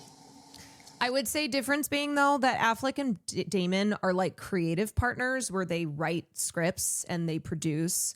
So they very much have a creative partnership versus like appearing in films together in the way that like Brad Pitt and Clooney do. I think we started, I personally think he's a good actor, and I think he's smart. He's really CT5's David Timmons. Maybe a little undisciplined, but that's sort of what makes it fun. So he and I think, had very similar backgrounds when we were both young. I was off the rails when I was young, and I pulled it together. How'd you pull it together? I came back from Europe. I went to Europe to study art, and it was a dark period, and I came back, and I decided I really needed to focus on a healthier life. Got married, had children, started a career. Stay for the Gifted. That's what did it. Before we talk more about the film, mentioning Paul, Butch Cassidy and the Sundance Kid, it's where you got the name for this festival? Well, yeah, I didn't want it. I thought it was too self-serving, and so the group that I was involved with, we were looking for a name for the area. And Sundance came up, and I said, well, it's a great name, but I don't want to use it because it looks like it's self-serving because of the film. And they said, well, it's just a great name. It's just a great name. We tried to use all kinds of reasons why it should be used. If you get up to the top of the mountain, the sun dances on the snow, and I said, all right, I don't think it's a good idea, but I was outvoted. I think it is a great name. I was just afraid of there being too much association that I was looking to capitalize on the film. I said, what if the film's a disaster? Can you believe that the Sundance Film Festival is 31 years old? No. Do you think of it as one of your children? You know, it's interesting. I think of it, because it started, it was a big idea back in 1985. It was a big idea with a small start, because there was no support. There was only one theater in Park City. Sundance, the place, is not here in Park City. It's 40 miles away, higher up in the mountains, tucked away. That's where our lab programs are. That's where the development process is. That's where our nonprofit Sundance Development for the documentaries and the film and the theater and so forth, music. Park City works out for us because they have something we need, which is theatrical distribution capability. And we give them something they need, which is a venue to attract people. So the first year, there was maybe 150 people that showed up. We had one theater, maybe 10 documentaries and 20 films. And now it's grown to the point where it's kind of like a wild horse. You know? I can't begrudge it. I mean, that was the dream. It started as just a hope. And then when it became a reality, it started to have its own momentum. And the point of it, since you certainly, have great acclaim in Hollywood, you didn't need another venue, as all the creative ways you participate in the film industry, as director, as an actor. So why Sundance? You had it made. Well, it wasn't so much about me. It was what I saw happening with the industry. During the 60s and 70s, particularly during the 70s, studios controlled film. Mm-hmm. And in those days, many studios would allow smaller films to be made under their banner. And I was very fortunate because some of the stories that I wanted to tell about the country that I grew up in went into the gray area, you know, during the Second World War, which is my first memory. It was a lot of red, white, and blue, you know. There were a lot of slogans, and we were supporting the soldiers off to war. I had family that was in the war, family that had died in the war. So when it was over, there was such a lot of propaganda about what a wonderful country we were now, this and that. And I thought, it is a great country, and I'm pretty lucky to live in it. But as I grew up and heard slogans like, it doesn't matter whether you win or lose, but it's how you play the game, and I realized that was a lie. Everything mattered, just if you won or not. And I realized that this was a country that was very much about winning. And so I decided I wanted to make a film about what I would call the grayer area of America, you know, where it's more complex. Issues are more complex. So the first one was... So there's a lot to talk about with his political activism as well. He was an interesting celebrity because at his time, when he was first, you know, becoming a star and then recognizing the power of celebrity and understanding how he can use, not just in filmmaking, but also in his life, the power and influence that he was gaining to direct people's attention to important things. But rather than being someone who was like a Donald Sutherland or a Jane Fonda, who was like going to protest, you know, the kind of the celebrity face of big movements, he was much more, he was much quieter in his activism. He focused a lot on environmental work, but it was like nothing that was really flashy and not things that necessarily were generating huge headlines. And then, of course, you know, his belief in the importance of championing and supporting filmmakers that would not be allowed into the mainstream Hollywood environment. And it's really hard to overstate the importance of Sundance to independent filmmaking, and also to when he speaks on the importance of diversity, like, he was a person who did put his money where his mouth is. The things that he believed in, he did not just pay lip service to. Like, he really, really, he really worked hard to see through. And so today, you know, great filmmakers like Ryan Coogler, Chloe Zhao, Richard Linklater, Ari Aster, all of these people owe a lot to the Sundance Film Festival. Obviously, you know, they're amazing artists, but like, Sundance is what gave them the ability to make films and to escape kind of the very narrow Hollywood mainstream parameters on like who's allowed to make movies and who's not, and like what kind of movies get made. Downhill Racer, and I was able to do that because I was doing a larger film at Warner Brothers. And then The Candidate. I wanted to do a film about, back in 1970, that said we elect people not by substance but by cosmetics. And it's how you look. And that had a lot to do with it, and I wanted to make that point. A person not at all qualified, but he looked like he was, but he wasn't. And so it was about that, and then other films about the American West. We're Settling the losing American hot West by blonde Mountain men. Men. I know. You know, All the President's Men. So those were films that I was allowed to make if I was doing a larger film. But then it changed. In 1980, the industry began to be more centralized, and they were following the youth market because that's where the money was, which I understand. But it looked like it was going to be at the expense of some of those other films that were more about the humanistic side of cinema, stories about America, American way of life, complex stories. And so in my mind, I thought that was very valuable. I thought that's... How important is Sundance today? Oh, very important. And also, even at the end of his life, Robert Redford was still very connected to Sundance. He didn't just go like, here you go, and fuck off. He would go out. He would go out and greet attendees. He would go to the films. He would, he would talk about how important it is for audiences to buy tickets to support these films, that especially are films that have the ability to challenge and inspire them. So like even towards the end of his life, he still very much remained a fixture at Sundance. A wonderful use of film. You can have the big blockbusters. You can have, with technology coming along, creating more special effects possibilities. You knew that they were going to use that, and that's great.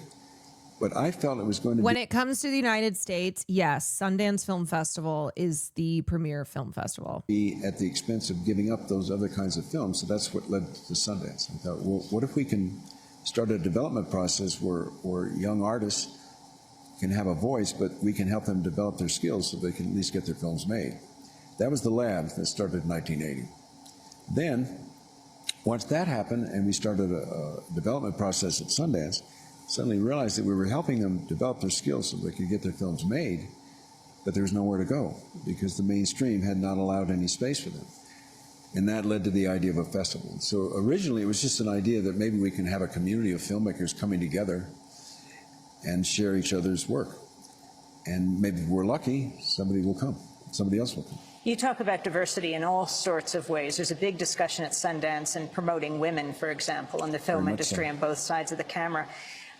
One of the women who talks about how important Sundance has been in her life is Ava DuVernay. In 2012, she won Best Director, the first African-American woman to win Best Director. She's on our board. Right. Yeah. And now the controversy over Selma. I mean, she has been nominated, the film, for Best Film for the Oscars. As for Best Director, she didn't get it. David Oyelowo did not get nominated for Best Actor. And it led to this hashtag, Oscars So White. And many have cited the 2012 survey conducted by the LA Times that found Oscar voters are 94% white, 76% male, and an average age of 63 years old. Your thoughts about this? I'm older than that. This is my first thought. I don't occupy myself with what the Academy is doing or what its criteria is. I'm a member of the Academy, but I don't really occupy myself with what its thinking is, because if it gets controversial, I don't know that I know enough about what prompts it. I do believe in diversity. I think diversity is healthy. I think diversity in film is really healthy. And do you think the Academy needs to diversify? Yeah, I do, yeah.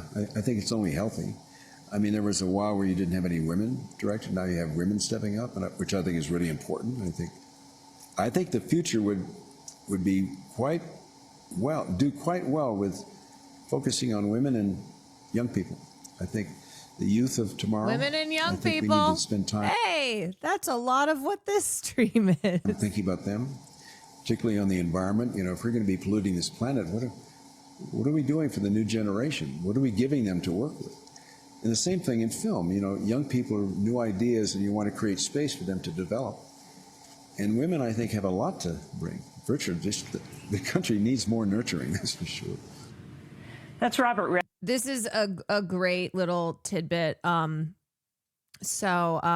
Palsi, who was the first Black woman to direct a feature from a Hollywood studio. This is an interview she did. Didn't you take the movie to the Sundance Lab at some point fairly early on? Yes, Robert Redford invited me to the director's lab in 1985. He was wonderful to me. I don't know why, but he loved Sugarcane Alley, and he and I had a lot of conversations. He said to me, "So, what's next? What would you like to do after Sundance?" I showed him 4 letters that a producer at Warner Brothers, Lucy Fisher, sent me after having seen Sugarcane Alley. She wanted to bring me to LA to work with me to offer me movies, but I didn't want to go. I didn't feel that I would fit in, that Hollywood wasn't for me. Robert Redford said, "Uzan, why lock the door before even testing the water? Go. You are a strong woman. You know what you want. Go for it and see what happens. And if you don't like it, you go home." And I thought about it and I said, well, he is right. So yeah, there's just a lot of, I think, a lot of what you can point to in Robert Redford's career was how he wasn't just someone who would say things to like make sure that the PR was right? Oh yeah, diversity, it's great. He was much more concerned with actually working towards the things that were important, like championing women and young filmmakers and just having diversity and actually empowering people rather than just saying things that sound good. I like that. That's what I clicked on. Okay. This was a nice little tribute from Pitzer College honoring late actor Robert Redford's environmental advocacy. Along with his Oscar-winning work in Hollywood, Robert Redford was also committed to environmental advocacy, working closely with Pitzer College, where a conservancy is named for him. KCAL's Jasmine Veal visited the Claremont campus to see the impact of his legacy. Yes, young. Right here, this is some white sage, and what I like to do with my students is you kind of rub it and you can feel some of the oils. Pitzer College sophomore Miriam Hafkin didn't grow up watching Butch Cassidy and the Sundance Kid or other Robert Redford classics. To her, he was more than Hollywood royalty. He had a major role in the environmental conservation work. Hafkin is a fellow at the Robert Redford Conservancy for Southern California Sustainability at Pitzer College. She is working to protect and educate others about the natural environment. Founded in 2012 in Claremont, the Oscar-winning actor and director served on the center's board of trustees and visited many times over the years. It has led to a kind of status quo, and I don't think we can afford that right now. In 2014, Redford gave a speech at Pitzer when it divested from fossil fuels. The following year, he spoke about climate change at the United Nations. I'm here today as an environmental advocate. A native Californian, Redford was born in Santa Monica in 1936. As L.A. grew, so did Redford's love for protecting the environment. Suddenly there were skyscrapers and there was pollution. It felt like the city that I loved as a child was taken away from me. He eventually left California. He saw it change from underneath him. Conservancy Director Susan Phillips says she grew up admiring Redford. He really meant a lot to me as an environmentalist.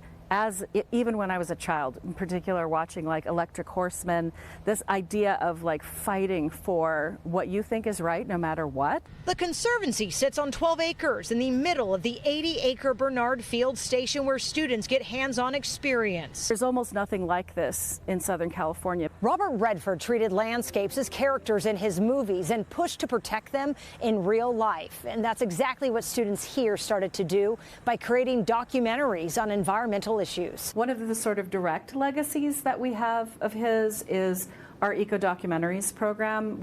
They take the work. Y'all, that is a real environmentalist, not somebody who's going on super yachts and building luxury resorts. Of an organization, and they make it into a story, and they're just incredibly powerful. A man who wove together his tireless activism with his love of storytelling and inspired so many others to stand up for the earth. Make sure that his legacy goes on. In Claremont, Jasmine Veal, KCAL News. Oh, what the hell? What the heck? Okay, I want to read this piece. When Robert Redford was promoting the movie The Candidate in 1972, he went on a mock whistle stop tour through Florida, drawing larger crowds than actual presidential candidates got that year. The actor would emerge from the back of the train, flash a V for victory sign, and in a Bill McKay way tell them, "I have absolutely nothing to say." The satire notwithstanding, Redford, who died Tuesday morning at the age of 89, did have a lot to say. He devoted much of his career to environmental activism, perhaps rivaling or exceeding the time and energy he put into his film career and independent cinema, in a way that called attention to issues struggling to get headlines. Among other things, he served as a trustee for the Natural Resources Defense Council for 5 decades, and the organization on Tuesday presented a timeline of his work, ranging from the protection of public lands in the 1970s to sounding the alarm on climate change. Here's Leo DiCaprio with Rob Redford at the Natural Resources Defense Council's 20th anniversary celebration in 2009. Unlike many of his contemporaries or co-stars, Redford delved into politics his own way, largely avoiding the partisan fray of a political campaign or polarizing spotlight of protest. He had his own compass, said Ron Brownstein, author of The Power and Glitter, the landmark book on the Hollywood and Washington connection. Robert was also an executive producer on Dark Winds, which is an AMC crime show that casts Native Americans as tribal police officers and doesn't fall into tropes. I work on this show. Oh, cool. And the whole cast and crew have been reminiscing about how we all wouldn't be where we are in our careers without his lifelong advocacy for diversity in filmmaking. Robert was a true champion for diverse storytelling, both behind and in front of the camera. What a lovely little, chat comment. Thank you. Yeah, he was awesome. He was awesome. He was just the best. Okay, anyway, he had a really good sense of what was right for him and what was not, which is not always the case for celebrities. Brownstein said that Redford wasn't comfortable in that visible role, and he had a different one. He seemed to embrace the notion that your fans let you into their lives because they enjoyed you as an actor, but he was leery of how far he could take that relationship. In The Power and the Glitter, Redford told Brownstein, the fact that you have a built-in platform because of your visibility doesn't mean it is easily convertible into votes or persuasion. That was a contrast to his friend and co-star Paul Newman, who campaigned for Eugene McCarthy in 1968 and was a delegate to the Democratic Convention that year.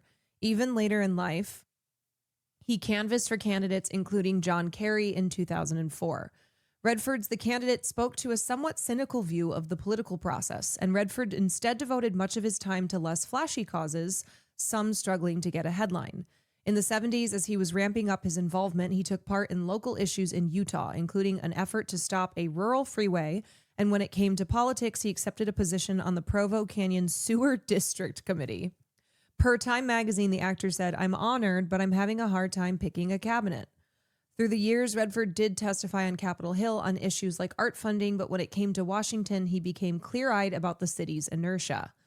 Brownstein said that when he interviewed Redford for the book in 1989, the actor recalled how earlier in his career he would travel to Washington to meet lawmakers and journalists to pursue his causes, carrying an index card as he checked off each appointment one by one. Redford had a great feeling of accomplishment by the end of the day, but after a few trips, he said that he realized all that he had really accomplished was to check boxes on an index card.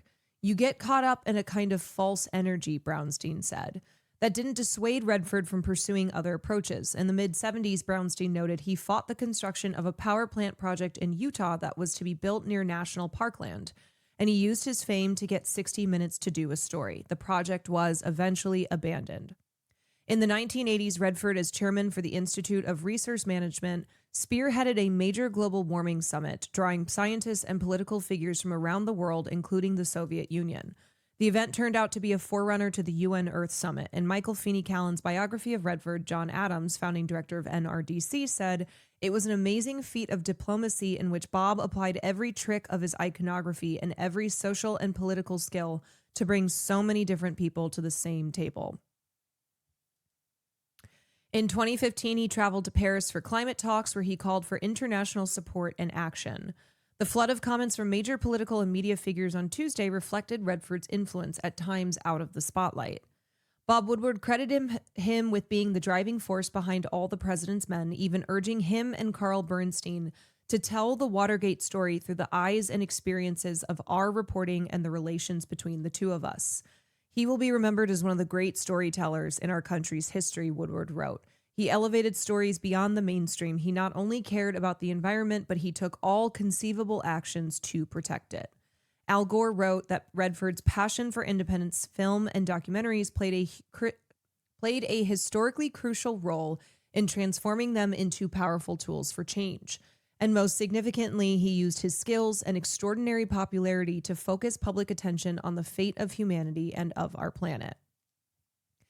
Utah's Governor Spencer Cox, a Republican who's been in the news this week because of Charlie Kirk, wrote, "He cherished our landscapes and built a legacy that made Utah a home for storytelling and creativity. Through Sundance and his devotion to conservation, he shared Utah with the world."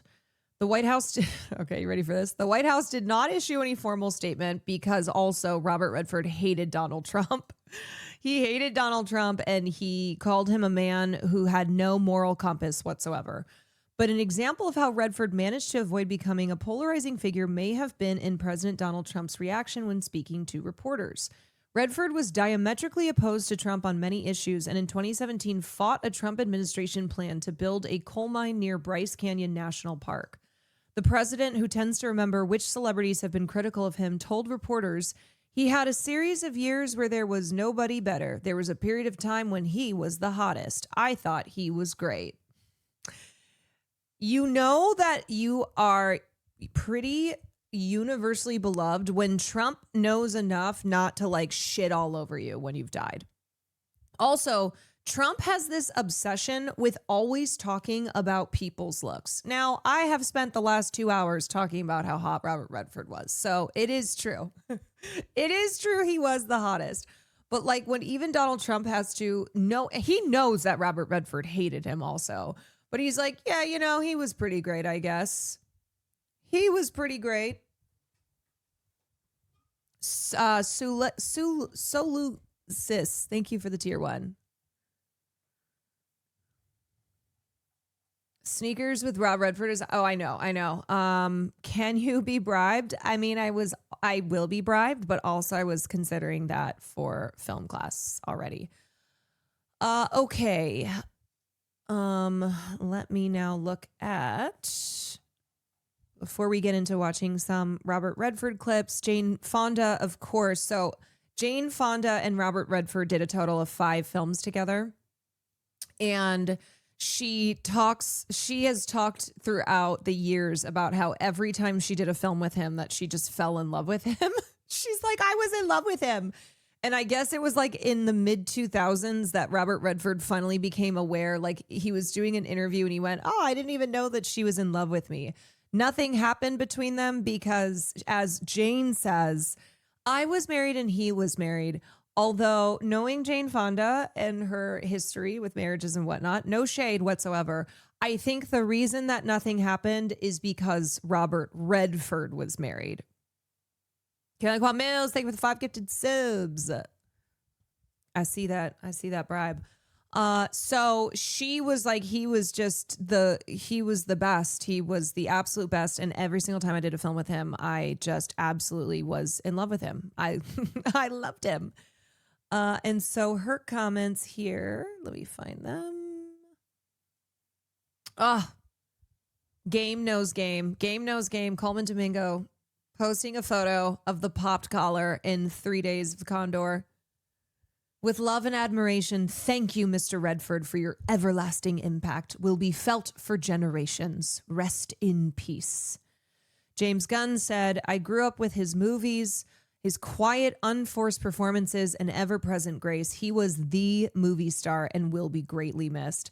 Rest in peace, Robert. If you want to watch a Redford film that isn't The Sting or Butch Cassidy, here are 10 that I love. 3 Days of the Condor, All the President's Men, The Natural, All Is Lost, Ordinary People, Brubaker, Jeremiah Johnson, Barefoot in the Park, Captain America, Winter Soldier, and The Candidate.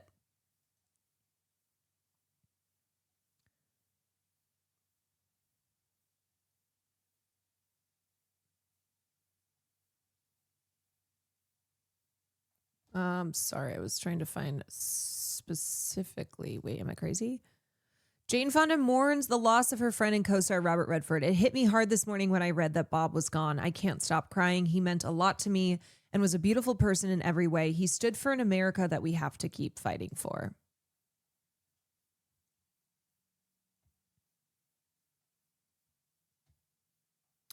Ava DuVernay said, thank you for your dream. Your vision changed my life. Thank you for the rocket ship you built for all of us filmmakers.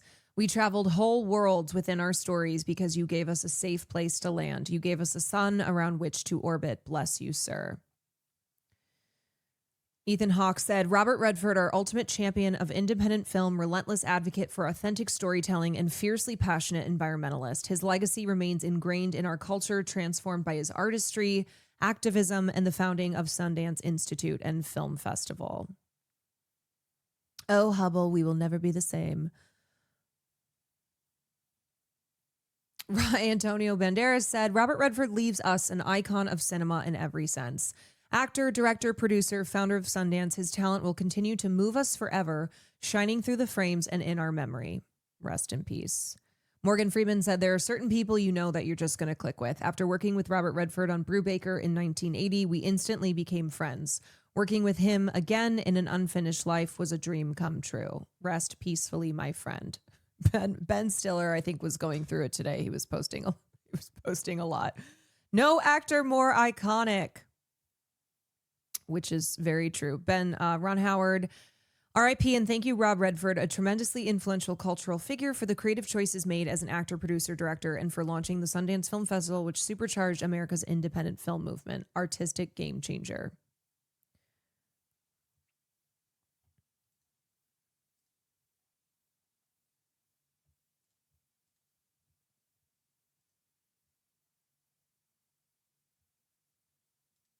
Here is Robert Redford on finding inspiration at the Sundance Film Festival.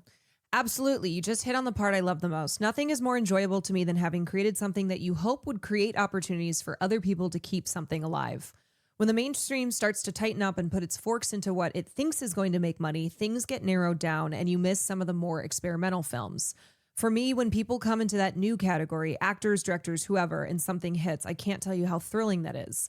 When I see someone like Ryan Coogler with Fruitvale Station, that was developed in our lab. It went through 3-4 different directions with the script. It was hard work to see that, to see documentaries come through, to see Liz Garbus come through, to see these people grow and achieve. To me, that is thrilling. That is my reward. It really is. Also, you know that I was watching all the TikTok fan cams. I can see my baby.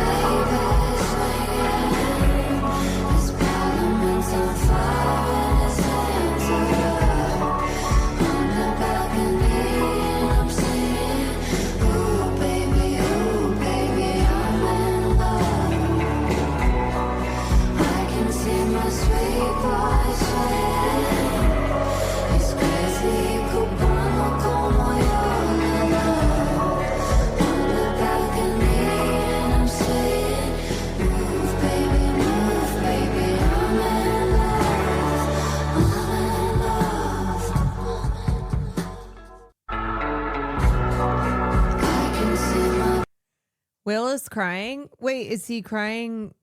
Is he covering Robert Redford and crying? Or do you mean he's just crying because I'm horny for Robert Redford? Because no, he's not. He knows that Robert Redford was a babe. Okay, this is so iconic. Also, Cystix, thank you for the tier 1. This is so iconic. All right. So, oh my God. Oh, he's looking at, no, he's fine. He's fine. Okay. The Graduate, which was directed by Mike Nichols and starred Dustin Hoffman. Initially, Robert Redford wanted to play the role of Benjamin Braddock. Mike Nichols, who had championed the idea, surprised himself by turning the actor down. We were friends. We had just done Barefoot. I was playing pool with him, and I said, I'm really sad, but you can't do it. You can't play a loser. He said, of course I can play a loser. And I said, you can't. Look at you. How many times have you ever struck out with a woman? And Robert Redford, said, I swear to you. Well, what do you mean? He didn't even understand the concept. To him, it was like saying, how many times have you been to a restaurant and not had a meal? Lord bless that man. Bless him. Being asked the question, how many times have you struck out with a woman, and not comprehending it. Simply could not comprehend the question because it was a concept that did not exist for him. Like, wait, is that a thing? Women will turn you down? Okay, now I get why the chatter said they were too ugly to watch movies. No! There is no one who was like this, okay? Nobody was Robert Redford. Nobody does not know the concept of striking out with somebody of, whether you're a woman or a man. Nonstop Out of Pop, thank you for the 36 months. I just thought that was so funny. This is another amazing anecdote by William Goldman. Peter Yates, the director, was conferring nearby with Redford. They talked for a while, I assume about last-minute odds and ends. My wife would like to fuck him. This remark caught me more or less by surprise, and I turned to look at the guard. An ordinary-seeming guy, maybe 40, in his prison uniform. I mean, you don't know what she would give just to fuck him. Yates and Redford separated, Yates moving to the camera area, Redford to the gate. And the guard, need I add, was not watching Yates.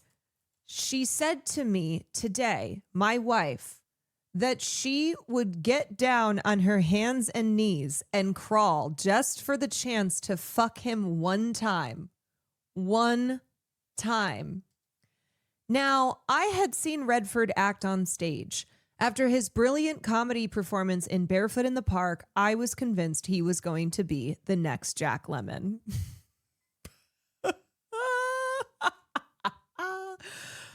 Many such cases, Robert Redford was more than a movie star to me. He played an important and formative role in my life by introducing me to the concept of celebrity hall passes. He was my mother's. R.I.P. Bob. People have always been horny. Yes, people have always been horny. This is, you know what? I get it. I understand his wife, this security guard's wife. I really do. I really, really do. Okay. All right. Let's take a look at some, actually, no, I want to watch this clip. This is Robert Redford telling Michael Parkinson the story of a practical joke that he played on his friend Paul Newman for his 50th birthday. Paul and I have done a couple of films together, and we played jokes on one another, and he's obsessed with racing. And he would get so boring talking about racing that sometimes I just couldn't take it. And so on his 50th birthday in Connecticut, we had homes that weren't so far from each other. I was renting a home in Connecticut, and he had lived there for quite a few years. I found an old wrecked Porsche, 1964 Porsche that had been completely demolished. And so I had the thing wrapped up. I bought it, had it wrapped up, and delivered to his back door as a 50th birthday present. And then walked away from it, and then waited to hear, okay, and he didn't say anything.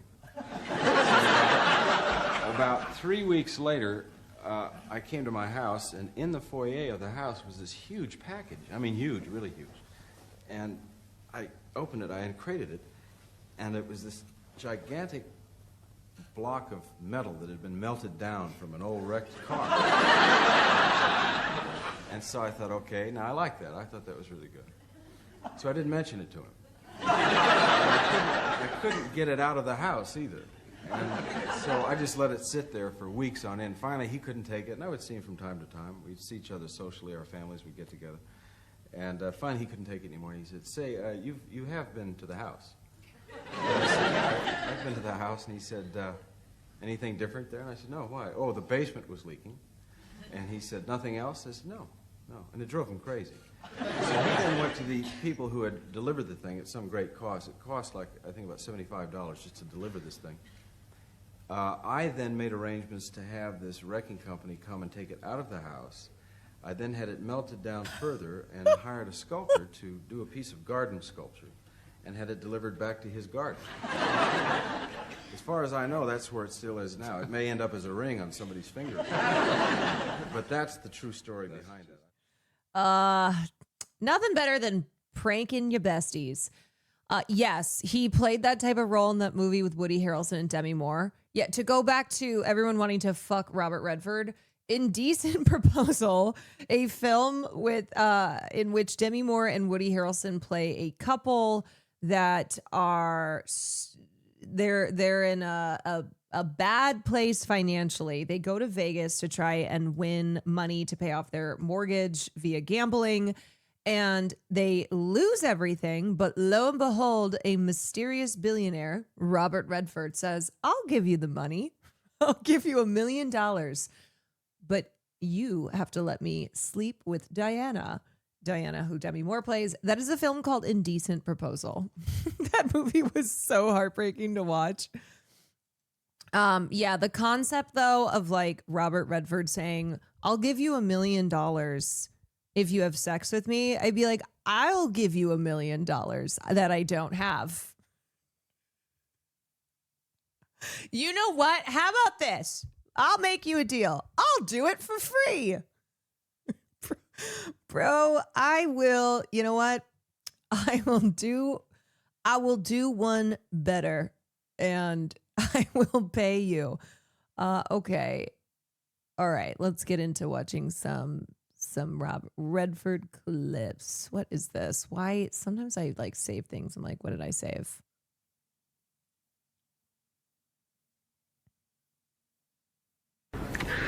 Okay. What is this? My last Oh, bit. this is like a compilation. Okay. Okay. Redford. Oh, I really have to pee. But I don't want to miss watching. Here, I'll play. You know what? We'll start off with this clip. We will start off for you Marvel heads. For those who are like, oh yeah, the old guy from Captain America, Winter Soldier. Here's the scene where Steve meets Alexander Pierce. Here you go. Here you go. Captain Rogers? Neighbor. Ah, Captain. I'm Alexander Pierce. Sir, it's an honor. The honor's mine, Captain. My father served in the 101st. Come on in. That photo was taken 5 years after Nick and I met, when I was at State Department in Bogota. ELN rebels took the embassy, and security got me out. Nick was deputy chief of the SHIELD station there. Nick had ignored my direct order and carried out an unauthorized military operation on foreign soil. Captain, why was Nick in your apartment last night?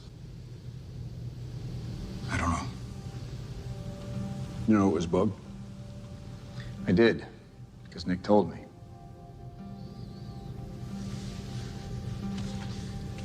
I want you to see something. Is that live? Yeah, they picked him up last night in a not-so-safe house in Algiers. Are you saying he's a suspect?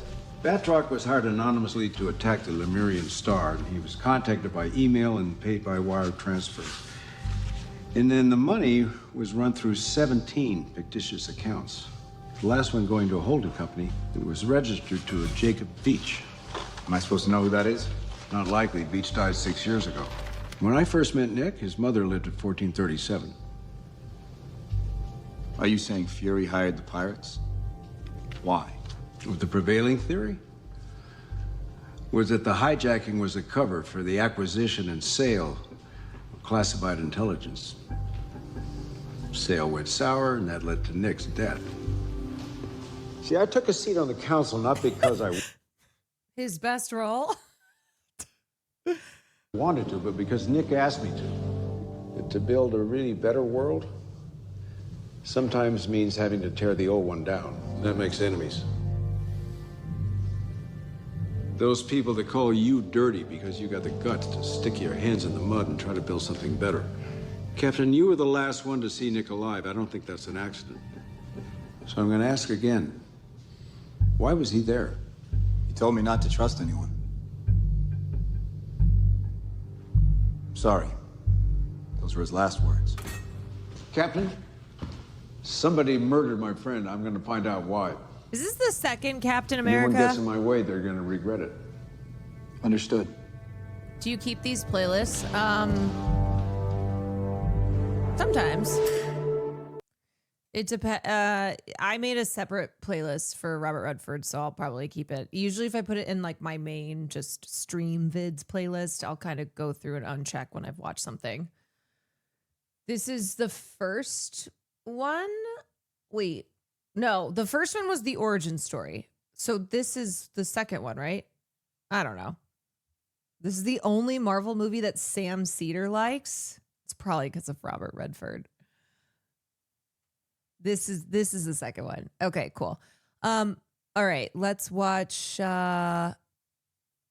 know what? Let's. Where? Oh, this is kind of weird coloring. I don't know whoever uploaded this. They put it in 4K. This is towards the beginning of the film The Sting. So this is one of his best known films, the second film that he did with Paul Newman. And he plays a wannabe con man who teams up with Paul Newman, who's the pro. So you have the amateur and the pro con men, and they decide to do it's kind of like one final big heist and take revenge on the big bad crime boss, who's played by Robert Shaw. But this is the beginning of the film that really sets up Robert Redford's character. Stop! Hey, you! Stop that man! Stop him! Stop him! He's got my wallet! Stop him! Stop that man! He's got all my money! Stop him! Stop him! Goddamn lover! I'll get you someday for this! Sucker egg! Don't let him get away! He's got my wallet! He's got all my money! My wallet! He's got my wallet! We got it. What happened? Give it to me, please. Get you with a knife? I used to Also, that is Robert Earl Jones, who is the father of James Earl Jones, and he plays. Title, man. You he need a plays doctor. Luther. I'll call a cop. No cops. You wanted by the law or something? No, it's okay. Are you nuts carrying a water around like that in a neighborhood like this? No wonder you got hit. Thanks. I'm obliged to you, but I gotta get going. You ain't going nowhere from this leg. Let me see. I gotta run some slots down in West Bend for a mob here. I got a little behind in the payoffs, so they figure I've been holding out on them. They gave me till 4 to come up with the cash. They don't get it. I'm dead. It don't look good, Gramps. It's almost 4 now. I'll give you and your friend $100 to deliver it for me. $100? I don't know. That mug that hit you is mad enough at me already. Well, what if he's around a corner waiting with some friends? He won't know you're carrying it. Come on, you gotta help me out. Hey, I'm sorry, pal. I'm gonna maybe help you get fixed up, get to a doctor, but I ain't about to walk in and no knife for you. How about you? All you gotta do is put it in the dough slot. I'll give you the whole 100. Hey, what makes you think you can trust him? He didn't do. Hey, butt out, chicken liver. I gave him back the wallet, didn't I? How far is this place? 1811 Mason. Put it in box 3C. You won't have no trouble. There's $5,000 there.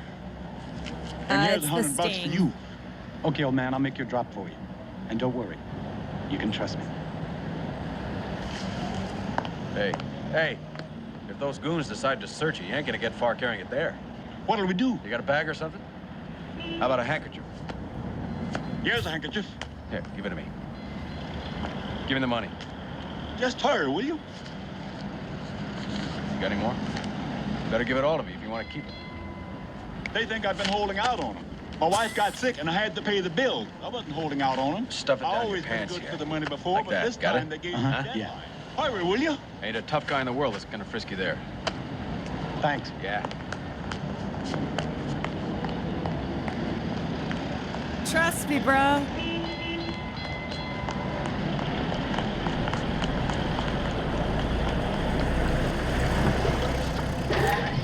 Where to? Which way's Mason? 20 blocks south. Okay, go north. Joliet Station. Fast. Right. Haha, sucker! What's so funny? I just made the world's easiest $5 grand.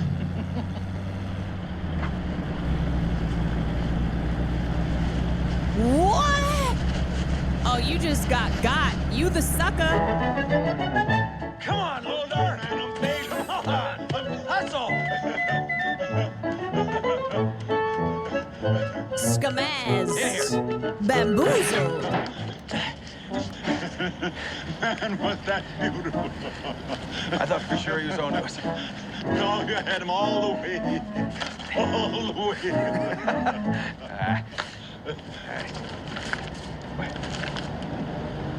Luther. Good God. We're millionaires. Jesus. Do you realize that loaded? Yes, chat. That was $1 million back then.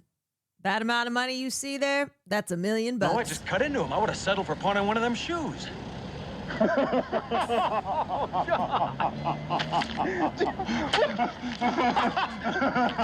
Woo! Go on, let's get out of here. We'll split it up tonight. That's 40 trillion adjusted for inflation. The classic switcheroo. Yes. Okay, so that's a scene from The Sting. Will did do that for film class a while back, he said. Okay, and now we have Butch Cassidy and the Sundance Kid. This is the off the cliff scene. Spicy Dish, thank you for the 3 months.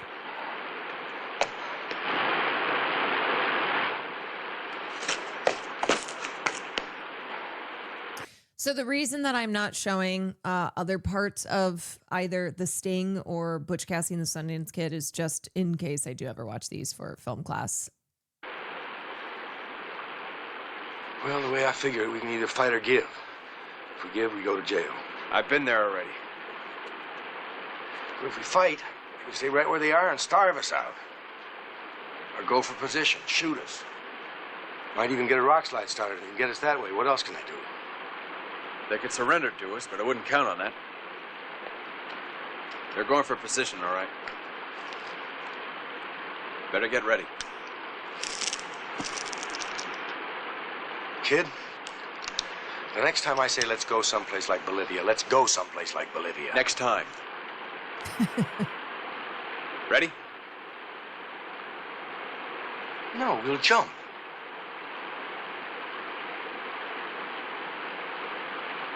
Like hell we will. No, it'll be okay. If the water's deep enough, we don't get squished to death. They'll never follow us. How do you know? Would you make a jump like that you didn't have to?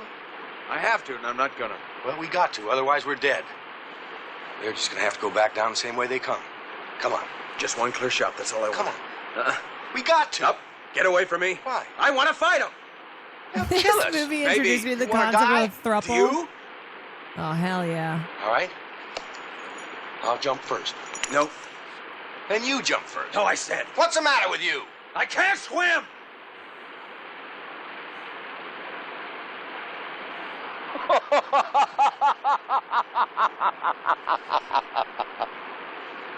Why, are you crazy? The fall will probably kill you.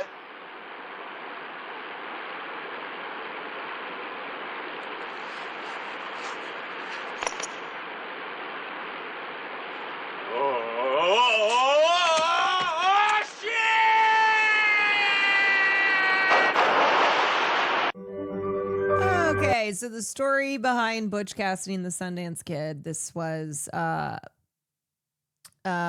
film that ended up being enormously successful, but at the time, Westerns were on their way out. So the Western genre, which previously, of course, people like John Wayne had really made a name for themselves in the genre. It was on the decline by the 1960s. And yet, William Goldman was obsessed with this story. He had been researching about a pair of outlaws, Harry Longabaugh, who was the Sundance Kid, and Robert Leroy Parker, who was Butch Cassidy. He had been researching the story of the two of them and was just fixated on this buddy, law-breaking adventure duo. And so he was 10 years after he started on this, he finally completed his draft of the screenplay, The Sundance Kid and Butch Cassidy, which then, of course, they ended up reversing that to be Butch Cassidy and the Sundance Kid. And he very much so then struggled to try and get any studio to be interested in it. And I think I think it just kept getting passed by every studio they went to. And then finally it was Richard Zanuck, who was the son of the 20th Century Fox co-founder Daryl Zanuck. And he came on board and he got Fox to come on board. And so Goldman's script, he revised, retitled it to Butch Cassidy and the Sundance Kid. And the sell was that Paul Newman was going to play Butch Cassidy. And Paul Newman, four-time Oscar nominee who had just had the enormously successful film Cool Hand Luke, which established him as one of Hollywood's leading men. He comes on board, and then they have to cast Sundance Kid. And it was Paul Newman's wife, Joanne Woodward, who suggested Robert Redford, who was at the time in his early 30s. He had been in a couple films, but he was mostly known as being a stage actor. And Zanuck, who was the production manager on the film, thought that Robert Redford it wasn't going to work. He's like, nah, he doesn't have the gravity, he doesn't have the weight to play this character. But Newman and Redford did a chemistry test. They did a screen read together, and it was just like magic. Not just Zanuck, but everyone else who saw the chemistry test was like, oh, this is it. And so now they have their leads, Butch Cassidy and the Sundance Kid. And it's hard now in hindsight to imagine anybody besides Robert Redford being better for the role of Sundance. But yeah, so it was just a film, like a lot of films, that had a long and bumpy road, but ended up being enormously successful and really cemented Robert Redford and Paul Newman as one of the great duos. Okay, next up, we're going to look at this, which some of you may, if you grew up watching The Twilight Zone, you may remember that Robert Redford was in an episode of The Twilight Zone. And I would say this is actually probably the most beautiful episode of The Twilight Zone. And it's because Robert Redford, and it's called, so this episode is Nothing in the Dark. Robert Redford plays Death, but he plays a very, he plays like a very warm, comforting version of Death. And he, in this episode, he is here to assist this old woman in, at the end of her life, this old woman who is a recluse, who is terrified of death. And basically he is like her guide. So Brad Pitt and Meet Joe Black, not even, but I see why you made that comparison. Yeah, unlike Brad Pitt doing Patois and Meet Joe Black. He looked right at you and didn't see you. No. Look in the mirror, Wanda. I just have to say, if Death showed up and looked like Robert Redford, y'all know I would not hesitate to be like, yep, I'm coming with. I'm not scared of you. Tell me where to go. No reluctance here. Take me. Where are we going?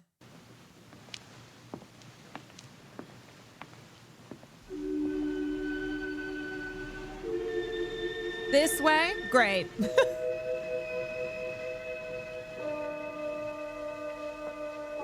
You tricked me. It was you all the time. Yes. So he shows up outside her door and is like, I'm a police officer. I've been shot. Help. And he pleads for her assistance. She is terrified because she knows death takes on many forms and death is coming for her, but she still decides to help him. And now this is her realizing, like, you're not a police officer who was shot. You are Death. I tricked you. But why? The moment I let you inside, you could have taken me any time. But you were nice. You made me trust you. But I had to make you understand.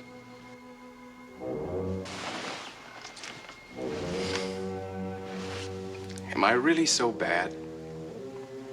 Am I really so frightening? You've talked to me? Not at all. You've confided in me? Have I tried to hurt you?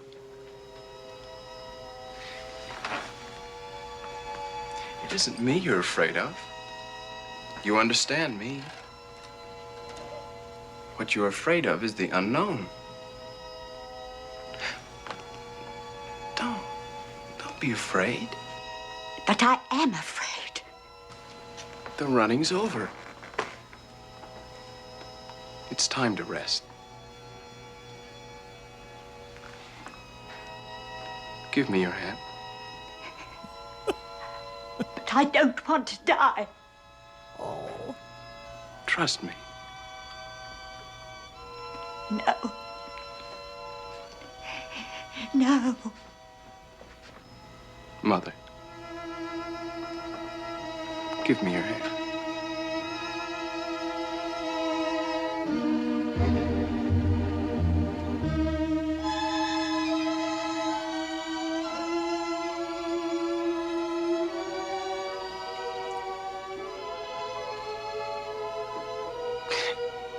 You see? No shock. No engulfment. No tearing asunder.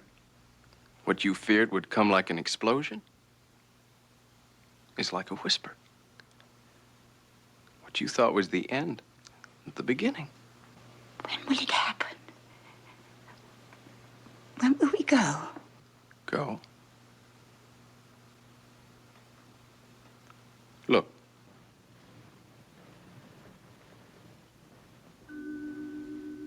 Oh, it already happened. We have already begun.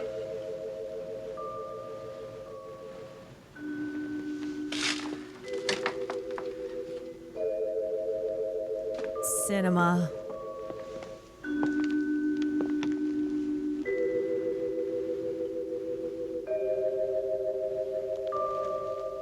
Are you imagining yourself as that lady in like 2 years? There was an old woman who lived in a room, I'm imagining myself as that lady right now. and like all of us, was frightened of the dark, but who discovered in a minute last fragment of her life that there was nothing in the dark that wasn't there when the lights were on. Object lesson for the more frightened amongst us, in or out of the Twilight Zone. Honestly, I think this is one of my favorite Twilight Zone episodes of all time. It certainly is like the loveliest one. You know, a lot of the Twilight Zone episodes were about like creepy things and you know, like horror and whatnot, but Robert Redford plays a very gentle version of death who is there to reassure a frightened old lady that everything's going to be okay. And all I can hope is that Robert Redford died peacefully, that he died as peacefully as that old lady in this episode of Twilight Zone, and that there was some sexy, gentle version of death like he plays in this episode that guided him into whatever comes next. Whatever happens after our mortal life here. I love how that looked about 1,000 times better than the video from 2002. Yeah, he was only 26 years old here. He was very, very young. So, you know, the other thing he said about this episode is that he said, I don't prefer to look back at my earliest efforts, but I have to admit I'm proud of that one. So Robert Redford didn't like to, like a lot of actors, look at his work and especially his earliest work, but he always loved this episode of Twilight Zone.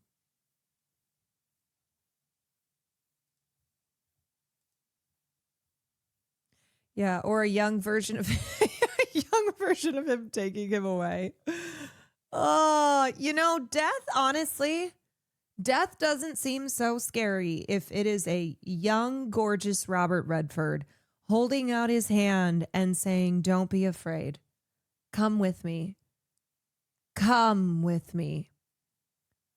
And in that case, it is not do not come. It is do come. It is do come.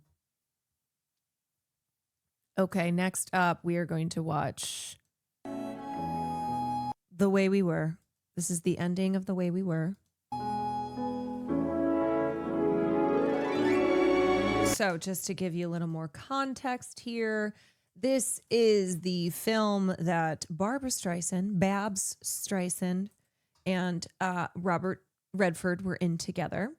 It is a 1973 film directed by Sidney Pollack, who was a frequent collaborator with Robert Redford. And it is about a couple, Katie and Hubble. They meet each other as college students, and they are very, very, very different people. Katie is a staunch Marxist Jewish woman who is very involved in the anti-war movement.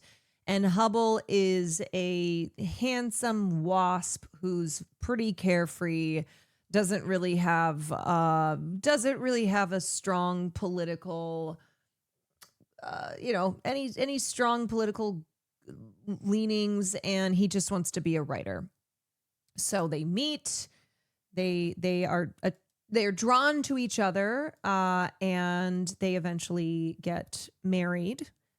And then they have just issues in their relationship, mostly pertaining to the fact that they are so different, and the things that they want in life and the expectations that they have for each other are just unattainable. And so unlike other versions of this film that may have, the Hollywood version of this film where they end up together, they don't end up together. And at the end here, Katie is at some protest, some demonstration, and she runs into Hubble. And this is years after they have divorced. It's very bittersweet. Yeah, it's a very bittersweet film and also ending.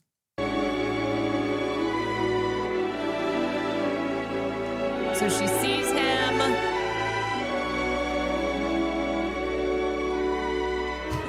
A woke gap relationship.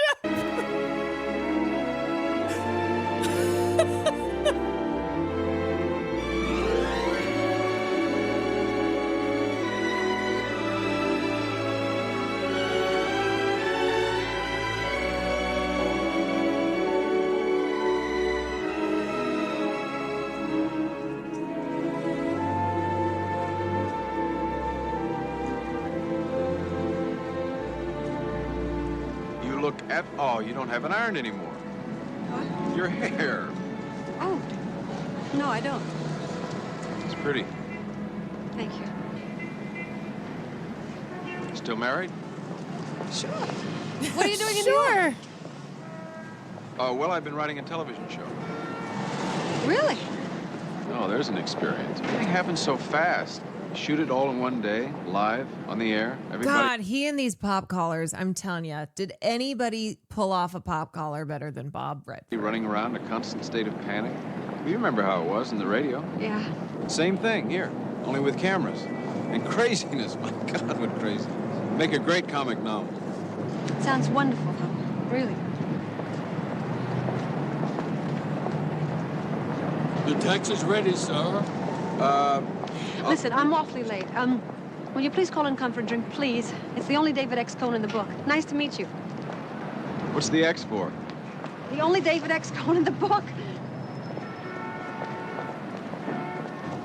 Hi, I'm sorry I'm late. How we doing, huh? Oh, wonderful. We got 122 on Ban that the one. bomb. And Charlene called from downtown. Yeah. She's doing just great. Marvelous. Wonderful. Good. Let's see. Oh, that's a good one, too, yeah. don't you think? What about Eileen? You never give up, do you?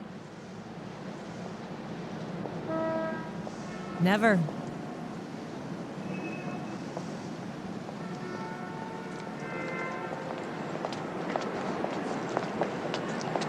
Only when I'm absolutely forced to.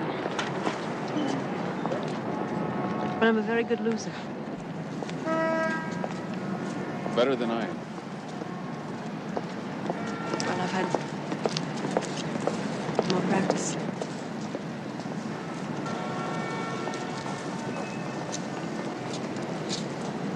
Your girl is lovely, Hubble. Why don't you bring her for a drink when you come? I can't.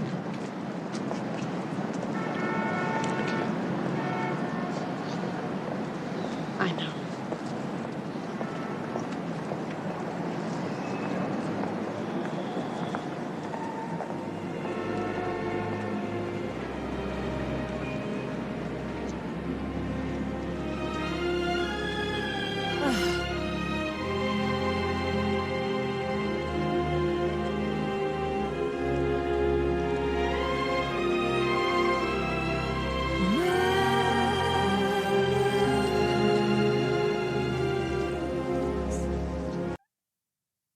There are a lot of you in here who your moms probably sobbed watching this movie.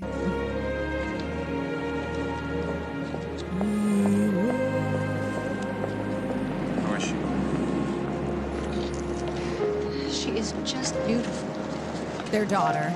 You would be so proud of her. I'm glad. My mom made Is he me a good watch father? this. My mom made me watch this at least 5 times. Yes. Very. Good.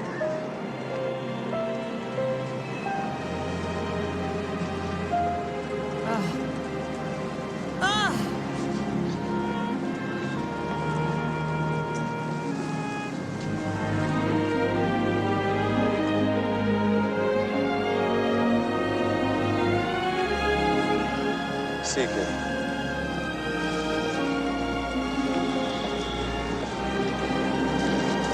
See ya. See ya.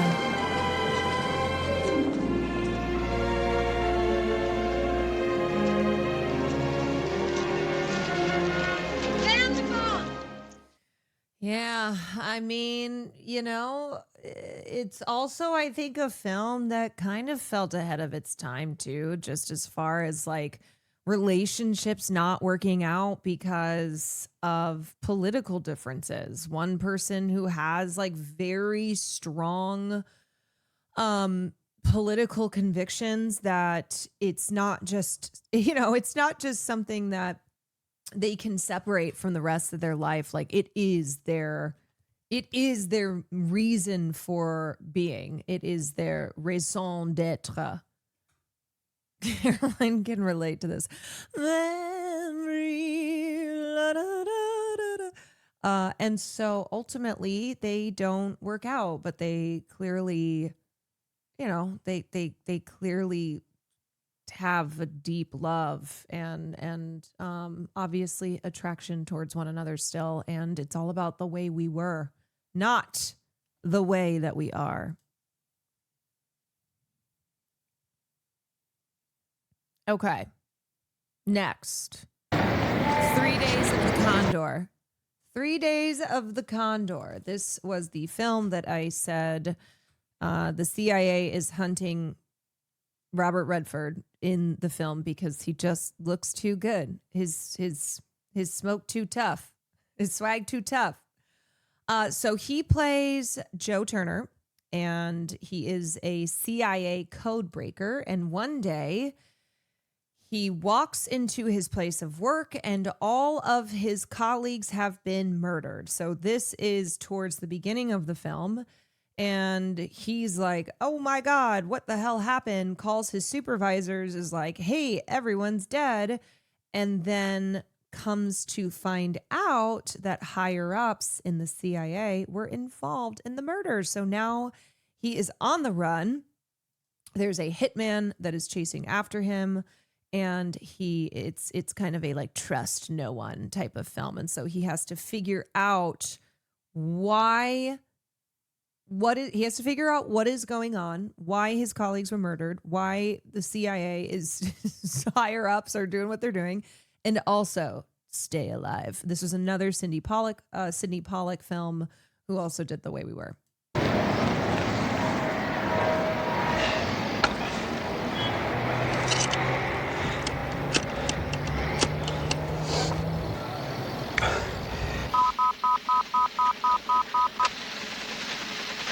This is a major.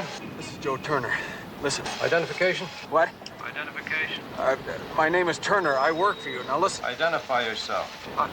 I don't... What is your designation? Condor. Section 9, Department 17. The section's been hit. What level? What level? Level of damage. Everybody. Dr. Lapp, Janice, Ray, Harold. Harold They're was in all the, dead. Are you in a company line? No, I'm in a phone booth. I'm just a block away. I'm in the street. You're in violation of secure communication procedures, Condor. Listen, you son of a bitch. I'm telling you, I came back with lunch and it was raining and the whole house was murdered. Everybody is dead. Right. Has the incident been discovered by anyone outside the company? I don't know. I don't think so. Are you damaged? Damaged? No. Are you armed? I have Mrs. Can't remember her code name. Nightingale. She was afraid of being raped. She kept a gun. I've got the gun. Identify the armament. It's a .45 automatic. Will you guys bring me in, please? I'm not a field agent. I just read books. Leave the area. All right, well, what, do I come into headquarters now? Negative. Find a secure location. Okay, so 3 Days of the Condor, All the President's Men, Sneakers. These were three of the major thrillers that Robert Redford did. Because if there's one thing that Robert Redford knew how to do, it was to make a goddamn thriller, and usually political thrillers. And specifically, I would say he was like the king of the like the Sunday afternoon thriller, the type of thriller film that you put on a Sunday afternoon and you get your little snacks and you watch it. But he was just really good at finding that mix, finding that mix of like having the intrigue, having the sexiness, the tension, that just kept you hooked. So what is that? What is this poster? Oh, this is the poster for 3 Days of the Condor. That's Faye Dunaway, who was his co-star in that. Okay, so speaking of All the President's Men, is also considered to be one of his great roles. So All the President's Men is the film about the Watergate scandal, and this is based on the reporting of Bob Woodward and Carl Bernstein. They were the reporters for the Washington Post who broke the story. And then Robert Redford really wanted to bring that story to light. So he worked with Bob Woodward on this film. This was directed by Alan Pakula. Alan Pakula, who also did Klute, which we watched for film class. So Alan Pakula, who made a number of really great political kind of conspiratorial thrillers in the 70s and did All the President's Men. So here is Robert Redford, who plays Bob Woodward. He is on the trail. So he is getting into the investigative journalism that is a big part of the film, as he is trying to connect the dots and tie this into tie the robbers who were caught at the Democratic Party headquarters to Richard Nixon. Because initially, when the burglary was discovered, this was not immediately tied to Nixon. And so it wasn't until Bob Woodward and Carl Bernstein and others who worked on this story started to put the pieces together and realize this went all the way to the top. That it became this massive thing. And the Post, so the head of the Post was like, at first was like, this is not a big enough story, but you know what, kid, keep investigating. Keep looking into this. Where are you? Stuck. The story is stalled on us. And you thought I'd help? I'll never quote you. I wouldn't quote you even as an anonymous source. I mean, you'd be on deep background. You can trust me, you know that. Okay, if you want to know about Deep Throat. All right, so Deep Throat was the code name, but Deep Throat was the code name And where that comes from, here is an excerpt from page 71 of All the President's Men. Woodward had a source in the executive branch who had access to information at CRP, which is the Committee to Re-elect the President, known as CREEP, as well as the White House. His identity was unknown to anyone else. He could be contacted only on very important occasions. Woodward had promised that he would never identify him or his position to anyone. Further, he had agreed never to quote the man, even as an anonymous source. Their discussions would only be to confirm information that had been obtained elsewhere and to add some perspective. In newspaper terminology, this meant that the discussions were on deep background. Woodward explained the arrangement to managing editor Howard Simons one day. He had taken to calling the source my friend, but Simons dubbed him Deep Throat, which was the title of a celebrated pornographic movie, and I guess the name just stuck. So it wasn't even Woodward who gave him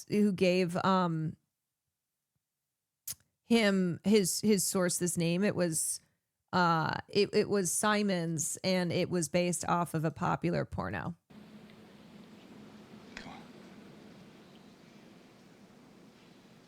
Can you tell me what you know? You tell me what you know. You tell me. No, you. Hunt worked for Colson at the White House. Hunt was investigating Kennedy and Chappaquiddick. That should tell you a lot. What else? We're beginning to hear a lot about a lawyer at CREEP named Gordon Liddy, who's...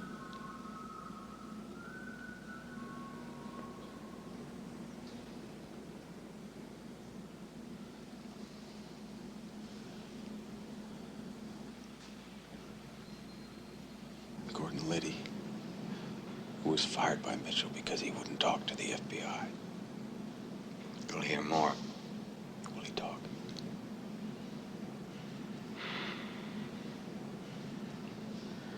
I was at a party once, and Liddy put his hand over a candle, and he kept it there. He kept it right in the flame until his flesh was burned. Somebody said, "What's the trick?" And Liddy said, "The trick is not minding." Was Gordon Willis the cinematographer for this? Yes. The story is dry. All we've got are pieces. We can't seem to figure out what the puzzle is supposed to look like. John Mitchell resigns as the head of CREEP and says that he wants to spend more time with his family. I mean, that sounds like bullshit. We don't exactly believe that. No, but it's touching. Forget the myths that the media's created about the White House. The truth is, these are not very bright guys, and things got out of hand. Hunt's come in from the cold. Supposedly he's got a lawyer with $25,000 in a brown paper bag. Follow the money. Follow the money. What do you mean? Where? Oh, I can't tell you that. Okay, so just a little like actual real life context here. So follow the money is a phrase that is now a part of our lexicon. That's something that you hear all the time in politics. Follow the money, right? You want to figure out why a politician just took a vote they did, follow the money.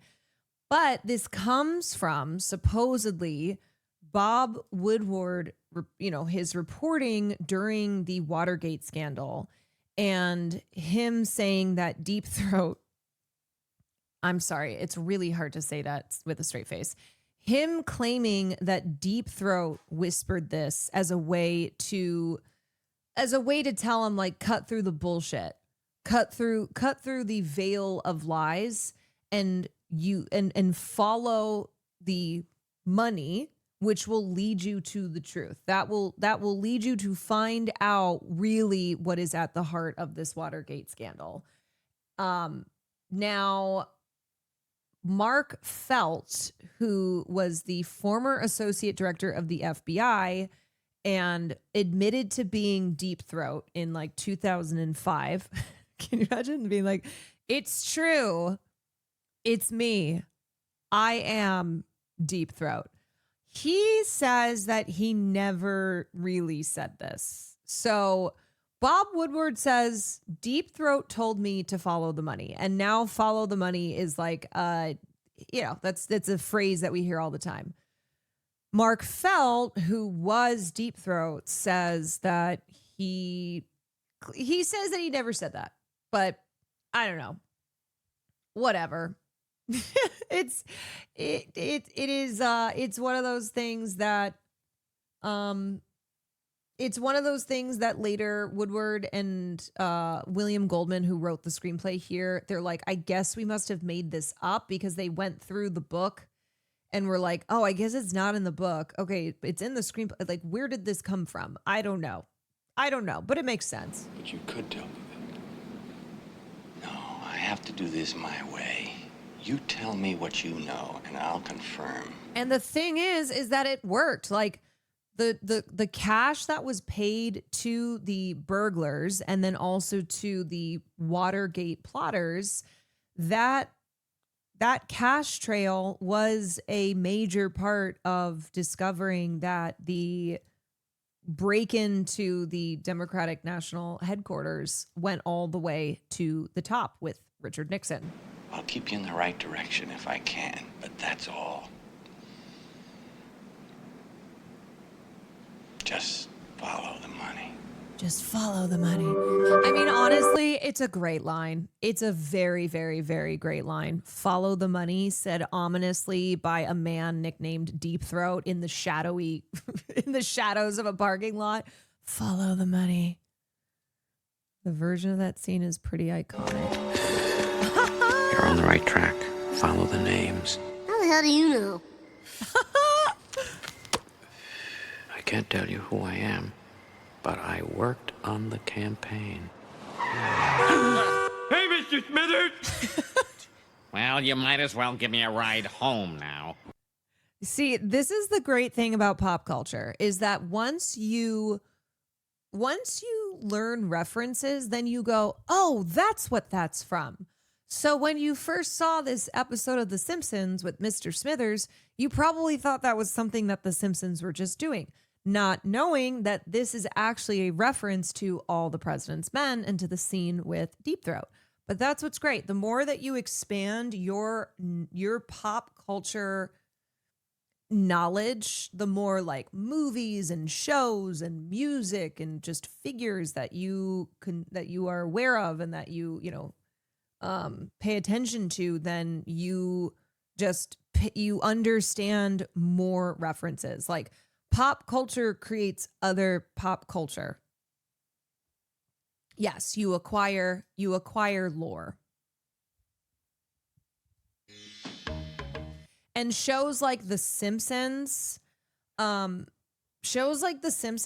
tons and tons of references to pop culture. Instructions unclear. Googling Deep Throat. Pop culture creates more lore, but that's why it's really fun, because then, the more that you learn and that you, the more lore you learn, the more just that you understand in pop culture, then you just pick up on more stuff. And it's cool. Like, it's really, it's fun to understand references. Like, if you're listening to a pop culture podcast, or you're watching, you're watching something and you go, oh, I know what that's from. I know what that reference is.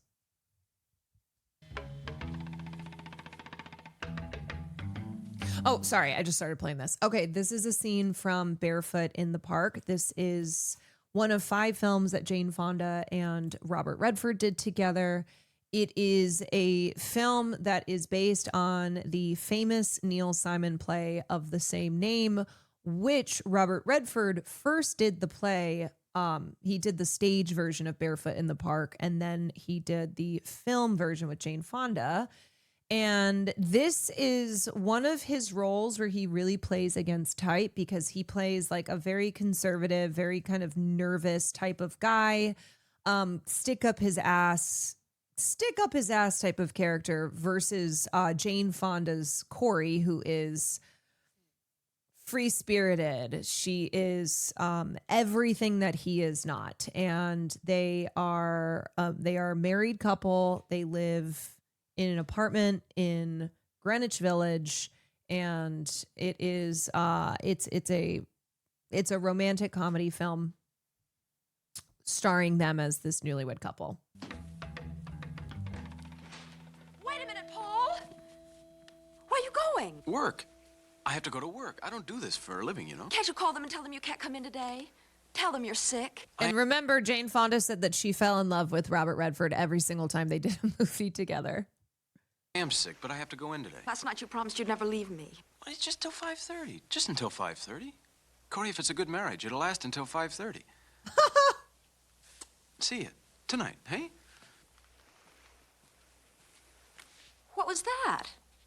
Ooh. A kiss? Get inside. She was very fond of him. This is a nice hotel. Was that a kiss? Because, boy, if that's what kisses are going to be like from now on, don't bother to come back at 5:30. Corey, I can't kiss Me to Will Neff. you anymore. My lips are numb. Now, will you please go inside? I can't kiss you If you anymore. don't give me a real kiss, I'm going to give you back your pajamas. Right now. And then, what? Wait. Woo!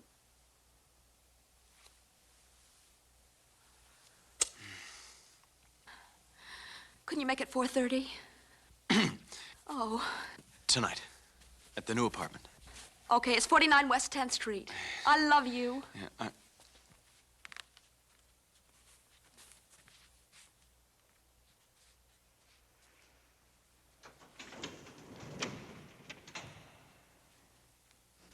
Thank you, Mr. Dooley. Next time you're in New York, just call me up.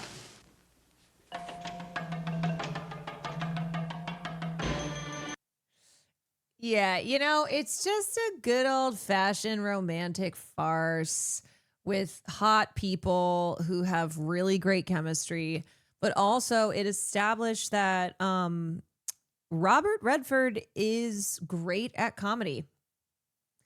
I think he was one of those actors that when he came into the industry, because he was so sexy and because Hollywood was like, you're going to be a sex symbol, it's one of those where, you know, justice for hot people, okay? Justice for extremely hot people in Hollywood, where sometimes it means that people don't have expectations for them to be actual great actors and to have range and to actually be interested in the craft, because why would they need to be? They're just so goddamn good looking. And so Robert was one of those people that everyone went, you're so pretty and sexy. You don't need to do anything else. But he showed them that he was more than just a beautiful face. Okay, next up, let's see. We did Twilight. I'm going to show you a clip from the film The Natural. So this is a film from 1984, and it has Glenn Close in it as well. And this is a film that I remember watching with the family when I was young. I think it's one of those family movies that you, if you have seen this film, you probably watched with your family. And Robert Redford plays a middle-aged guy who is trying to reclaim a career playing baseball, because 16 years prior to the scene that we see here, he was on his way to try out for the Cubs. And sorry, earlier I think I said that he was shot in war. He was not shot in war. I haven't seen this film in a long time. He is shot, but he's shot by like some unstable person. So it ends his career. So he's not able to go to the major leagues like he's always dreamed of. But 16 years after that, he is like, I want to give this another go. And people are like, you're crazy, you're old, you're washed up, you can't be a baseball player. And yet he is persistent. And so this is batting practice when he shows up. This sounds like a Will Neff movie. Oh, this is definitely a Will Neff movie. Are you kidding? A feel-good sports film with one of the greats, Robert Redford. Yes. I mean, this is a me movie, and normally these kinds of movies are not me movies. Hobbs. I'm sending you down, Hobbs. Class B ball. Tomorrow morning you go to the Great Lakes Association. Okay, you make the rules? That's right. That's right. And you ain't been playing by him. All these other guys play by him. Don't you remember signing a contract? Yeah, I remember signing a contract to play ball, not to be put to sleep by some two-bit carny hypnotist. I won't do that. You're going down. It took me a long time to get here, Pop. I won't do it. This is a film that's directed by Barry Levinson, who is the father of Sam Levinson. Sam Levinson, you will pay for your crimes. I can't. I came here to play ball. I came here to play ball. That's goddamn right. Hobbs, come back here.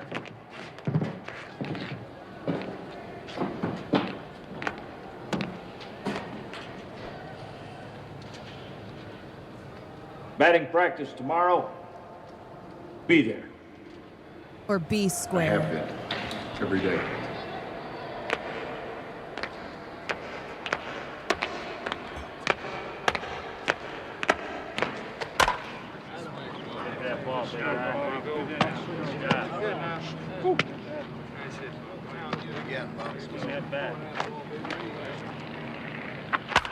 Yeah, there it is. You all squared away? Yeah. All right. Get in the cage. See what you can do. Get out of there, bump. So it's interesting because I've seen a lot of people mention Glenn Powell as we've been covering Robert Redford.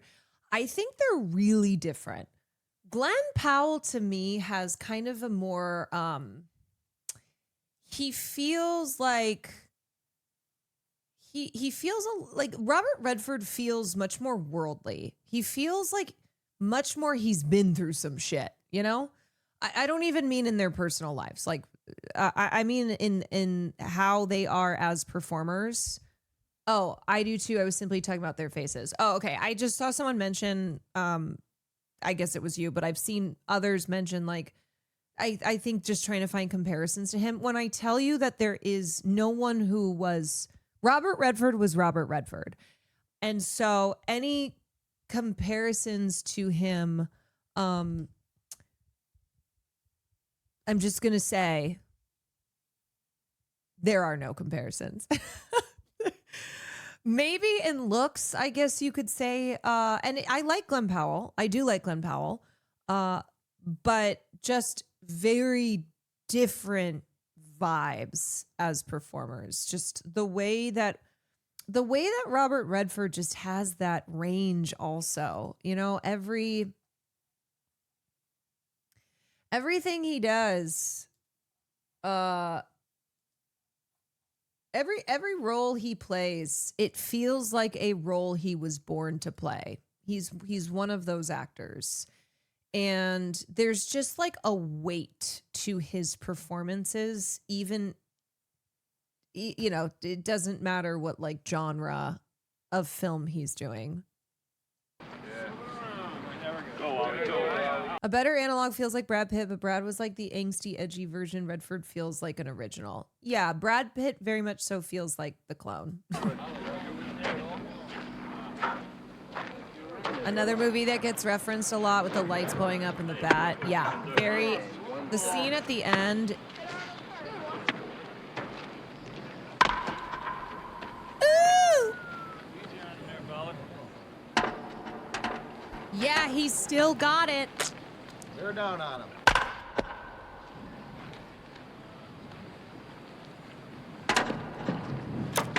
Mm-hmm.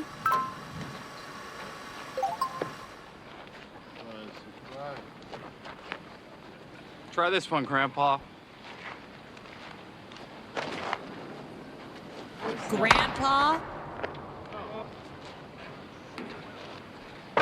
You're going to have to be better than that. You're going to have to throw faster pitches than that.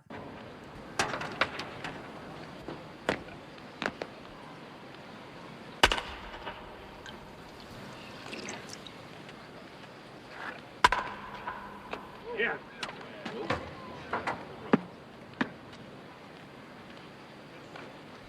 Yeah, Mr. Coming to steal your mom. Yeah, you better watch out, kid. Your mom is definitely going to want to have sex with him. Roy! Come here. Let me see that bat. He's like, you're cheating. Not bad, kid. Where'd you get this? I made it myself from a tree near home. Wonder Boy. You put that on there? What does it mean? I made it a long time ago when I was a kid. I wanted it to be a very special bat. How about this lightning bolt? The tree that I made it from was split open by lightning. I don't figure this. All those years and you never played. The other thing, too, my mom's comfort movie was Out of Africa. Grew up with Robert on the screen being hot and bass during any bad times. Will always love him. Oh, yeah. Yeah. The other thing, too, okay, I know this is like number 2000 of me being like, he was so gorgeous. But one thing that I talk about all the time is that as we've moved into this Hollywood of everyone having perfect teeth, everyone having like perfect faces. I don't mean perfect in the way that I've talked about Robert Redford. I mean like symmetrical, plastic surgery, like to the point that with a lot of actors, you don't even buy them playing in period pieces. Like there is this just kind of artificialness that I see a lot of actors resemble now. Everyone looks like Megan Fox. Yes. And so it feels like this kind of beauty, like actual rugged, somebody who is incredibly, incredibly attractive, but also feels real, it's like a real looking person. I fear that we have been losing that even with character actors in Hollywood now, they're all fucking jacked. They all have perfect tans and perfect teeth. And I also love Pedro Pascal because he's hot, but looks like a real person for sure. So I am just like, when I see this era, this bygone era of the, some of the greatest performers we've ever had, some of, the biggest celebrities of their time, and the way that they looked compared to the way that is kind of the standard now. No, Angelina Jolie did not look real. No, I agree. Angelina Jolie looks otherworldly, which is why I don't think Angelina Jolie works in every single role she's in. And I do think Angelina Jolie is limited as an actress because she's like too ethereal. I love Angelina Jolie. She's one of my mothers. But I have also always said that Angelina Jolie she can't play she's limited. She's limited in the types of roles. She's just that jawline is, she's too perfect. All of the MCU actors taking steroids. Yes, but it's not just MCU actors. It's like, okay, let me tell you the difference. Jurassic Park. You look at those actors in Jurassic Park, okay, versus the Jurassic Park look in the newer Jurassic Park films.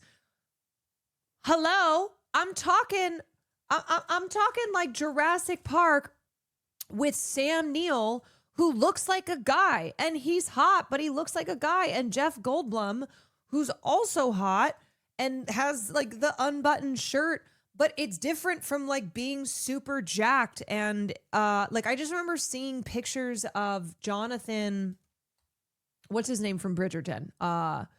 Who's in the recent Jurassic Park film. And he was like talking, it was like pictures of him with an 8-pack and Jonathan Bailey looking insanely jacked to get ready to play this role in Jurassic Park. I'm like, what's going on? Like Jeff Goldblum is tall and skinny, but he was not super jacked, and neither was Sam Neill. And then of course, I have to mention Laura Dern as well. Laura Dern, who's beautiful, but like they look like real people. they look like people. Do Jurassic Park characters even have degrees anymore? Does it even matter as long as they have white teeth and six packs? For real, the Chris Pratt Jurassic Park went the MCU casting route. It's so weird. Yes, there just was this like, there's like this glossified version now to a lot of films, especially like when they are remakes or reboots, and you go, yeah, one thing that I think is a problem here is that the people who were originally in the film felt and looked like people. Anyway. Played organized baseball. Well, I sort of got sidetracked.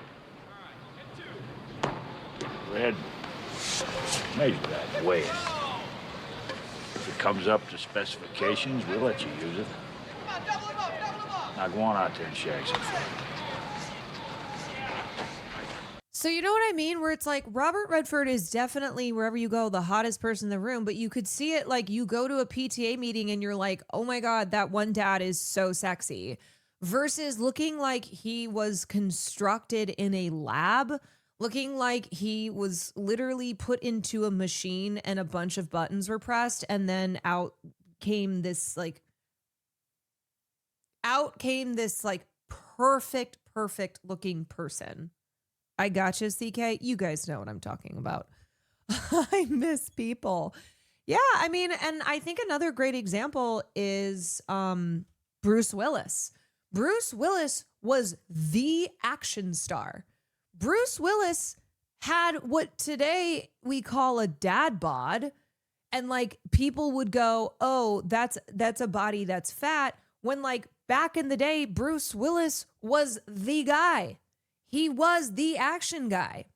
Same as Harrison Ford. You look at Harrison Ford, pictures of Harrison Ford back in his heyday, he was sexy as hell, super sexy, but had like a regular body.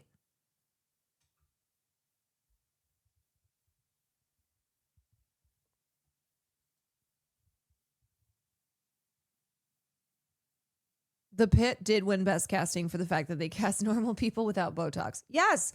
That's another thing about The Pit is like it's attractive people for sure, but they still they feel real enough that you buy into it. UK actors have more normal looking looks. Tom Hiddleston and Benedict Cumberbatch are fit and hot, but not Thor hot. I have to say too, one reason why I think UK actors tend to look less glossy and therefore work in like period pieces, they look like real people, is because of the teeth. Straight up. Because of, well, okay, Benedict, normal looking, he's very unique looking. He's very interesting. But I think what we're talking about is like the Hollywood, kind of the traditional Hollywood look versus the, the look of celebrities outside of the Hollywood system. But anyway, I do think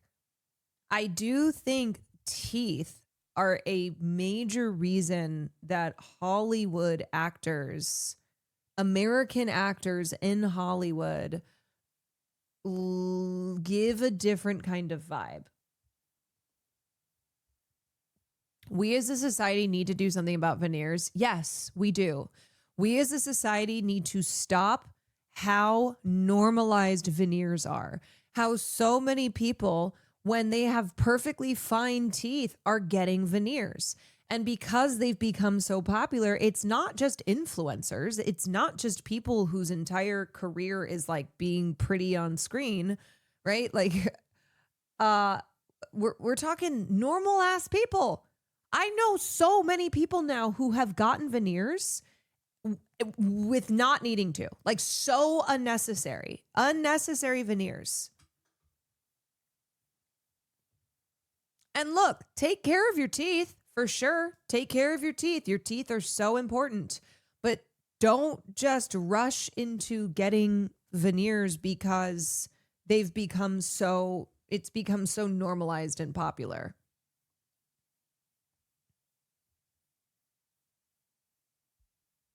In Atlanta, we literally have veneer techs, not even dentists, and people install crappy veneers on them. Ay, ay, ay. Remember all the TikToks of people going to Mexico or Turkey and showing their shark teeth? How their teeth look when they're shaved down before they get the veneers on them? It's actually something I really notice in movies now. Like I keep noticing how normal the teeth looked when I watched Tombstone over the weekend. Yes, I'm telling you, teeth, way too perfect of teeth can take you out of the film.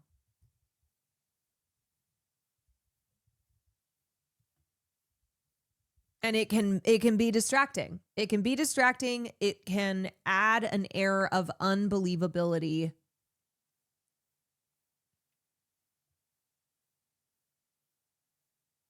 Can give you iPhone face.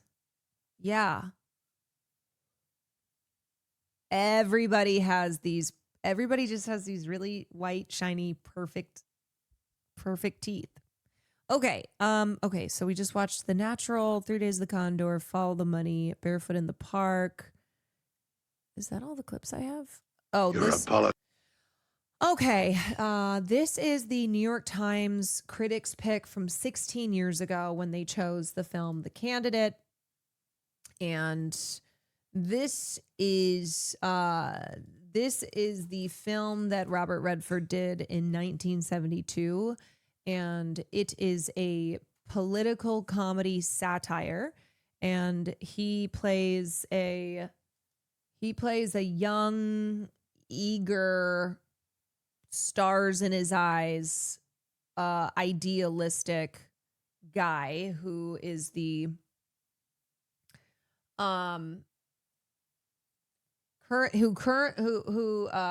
who's a lawyer and is convinced to run for office. And essentially, you see as his idealism is whittled away because of the veneer of, speaking of veneers, because of the veneer of politics and political campaigning, and how, we've seen this story a million times. Somebody who's young and idealistic and has all of these, has all these great ideas and things that they're passionate about, and then they become a part of the machine. They change because they feel that they must change in order to win power and to keep power. Tissues. Here he comes.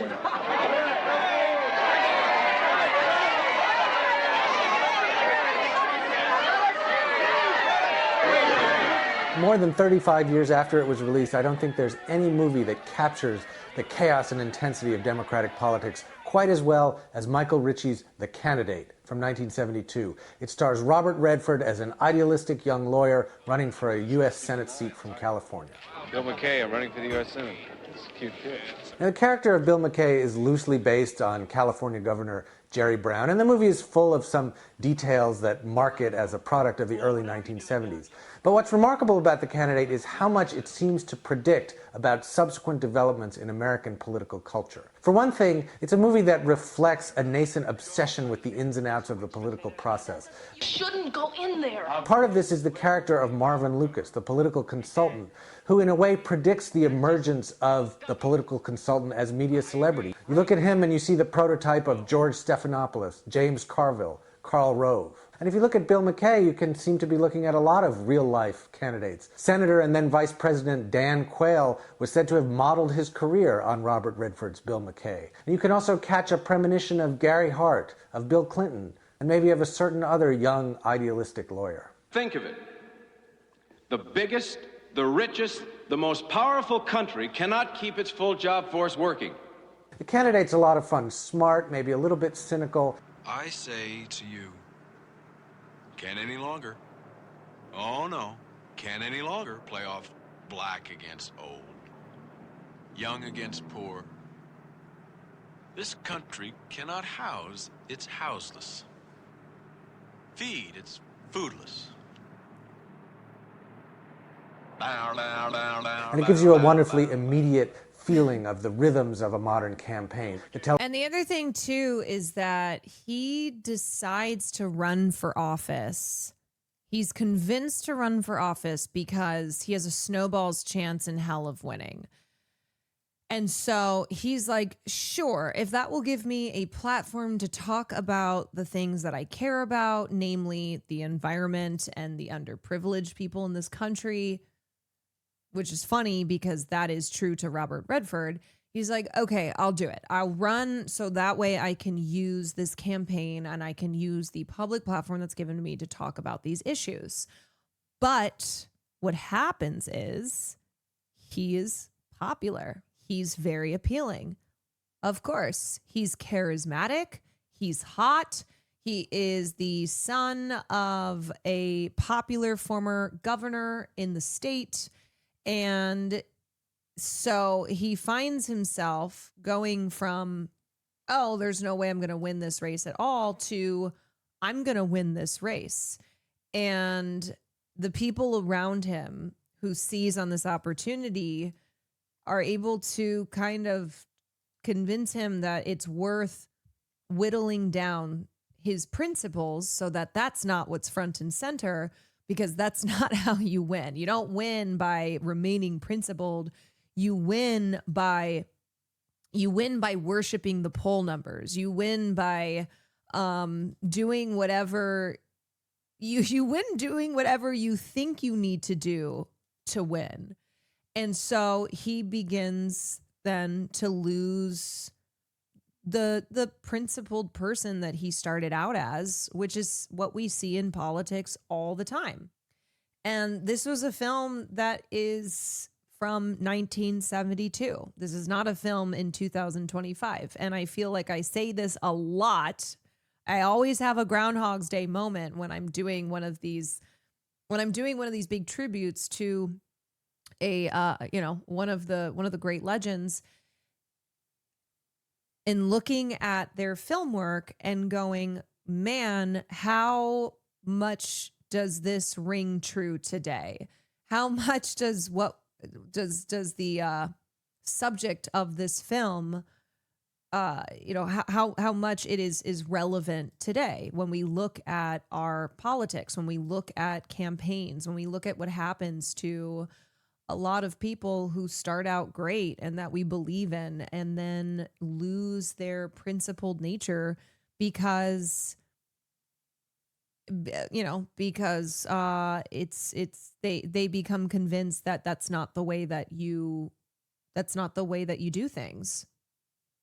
Television commercials, the missteps, the gaffes, the debates, the late night consultations, all of the pomp and circumstance and chaos and energy that make democracy such a kick. And Robert Redford, we've talked a lot about his political activism.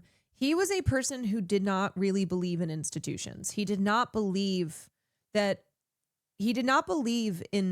our institutions' ability to not fail because they've become too big.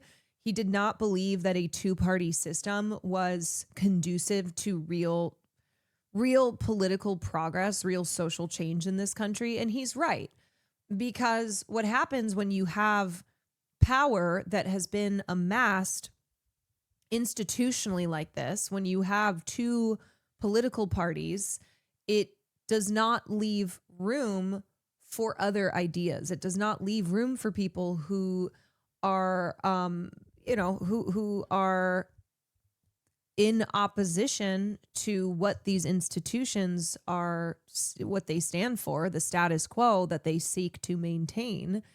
And that's why, like, in his personal life, Robert Redford, a lot of his activism, a lot of his political work was very behind the scenes, was very out of the headlines, was like focusing on community, was like, okay, here's something that's in my backyard that I can work to that I can be a part of and try and help out, whether it was like him sitting on the board for some environmental cause, whether it was him trying to make sure that like a power plant wasn't being built on public lands.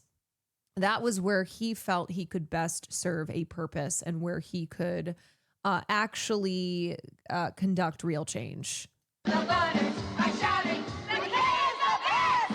But at the end, when all of that's over and the votes have been counted, we're still all left asking a very basic, very serious question. What do we do now? Wait a minute, what?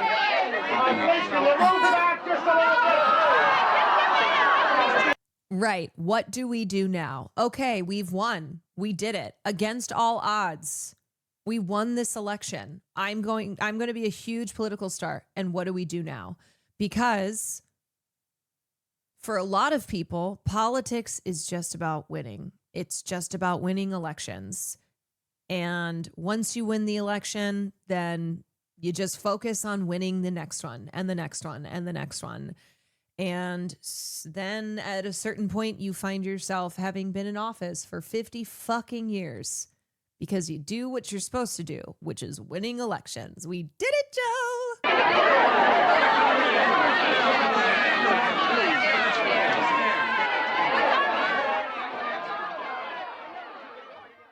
Yeah. And I think the movie at the time the film at the time came across as cynical. It's obviously very satirical, but it rang very cynically. But I think all these decades later, especially when we look at the state of things now, I think it rings with it feels true. There's a lot of truisms, realism to this film. And anyway.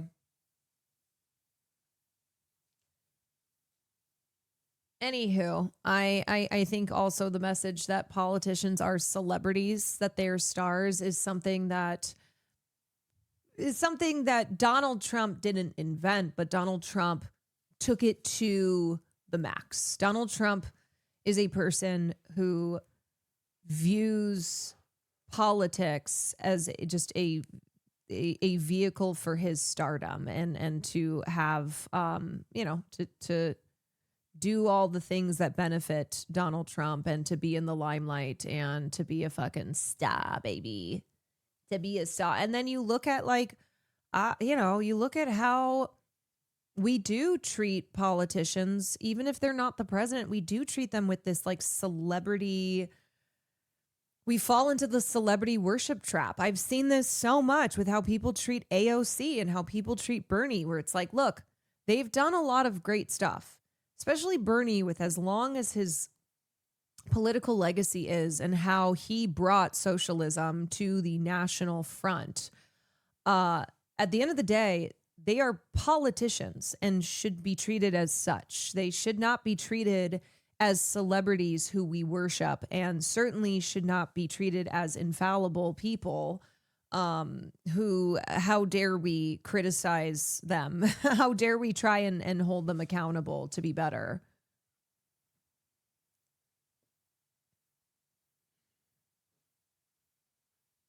Yes, Donald Trump really understood the cult of personality and took full advantage of him already having been established as a celebrity and as a fixture. And now we see the cult of MAGA that has lifted him up through 2 presidential wins. Okay, I thought I had some more. Let me look here.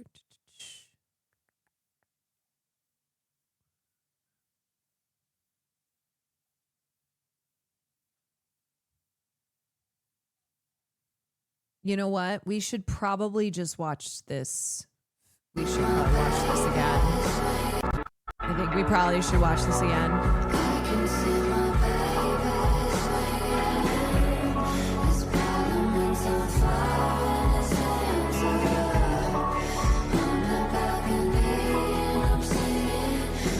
Yeah, in case some of you missed it.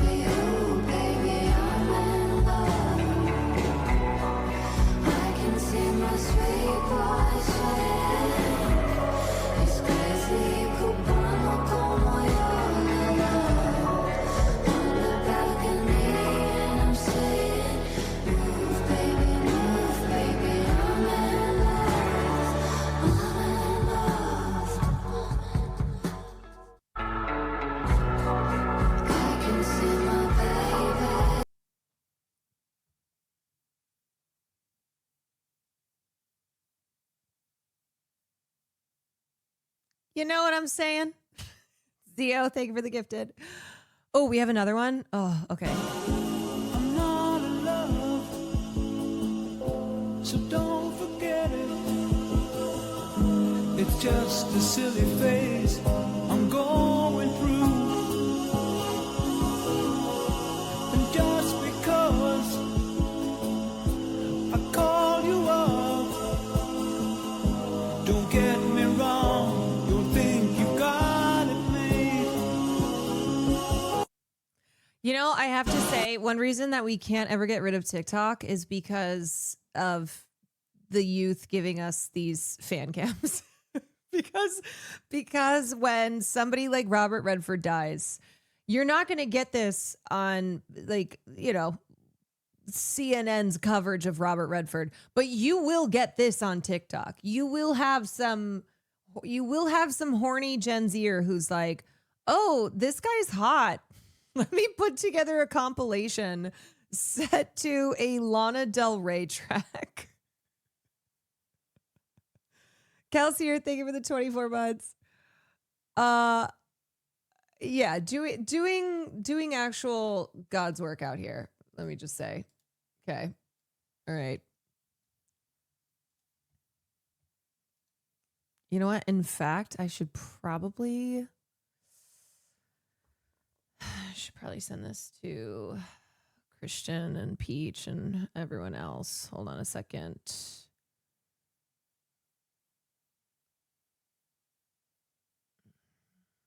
Hold on. Just gotta do some work. Do some work here.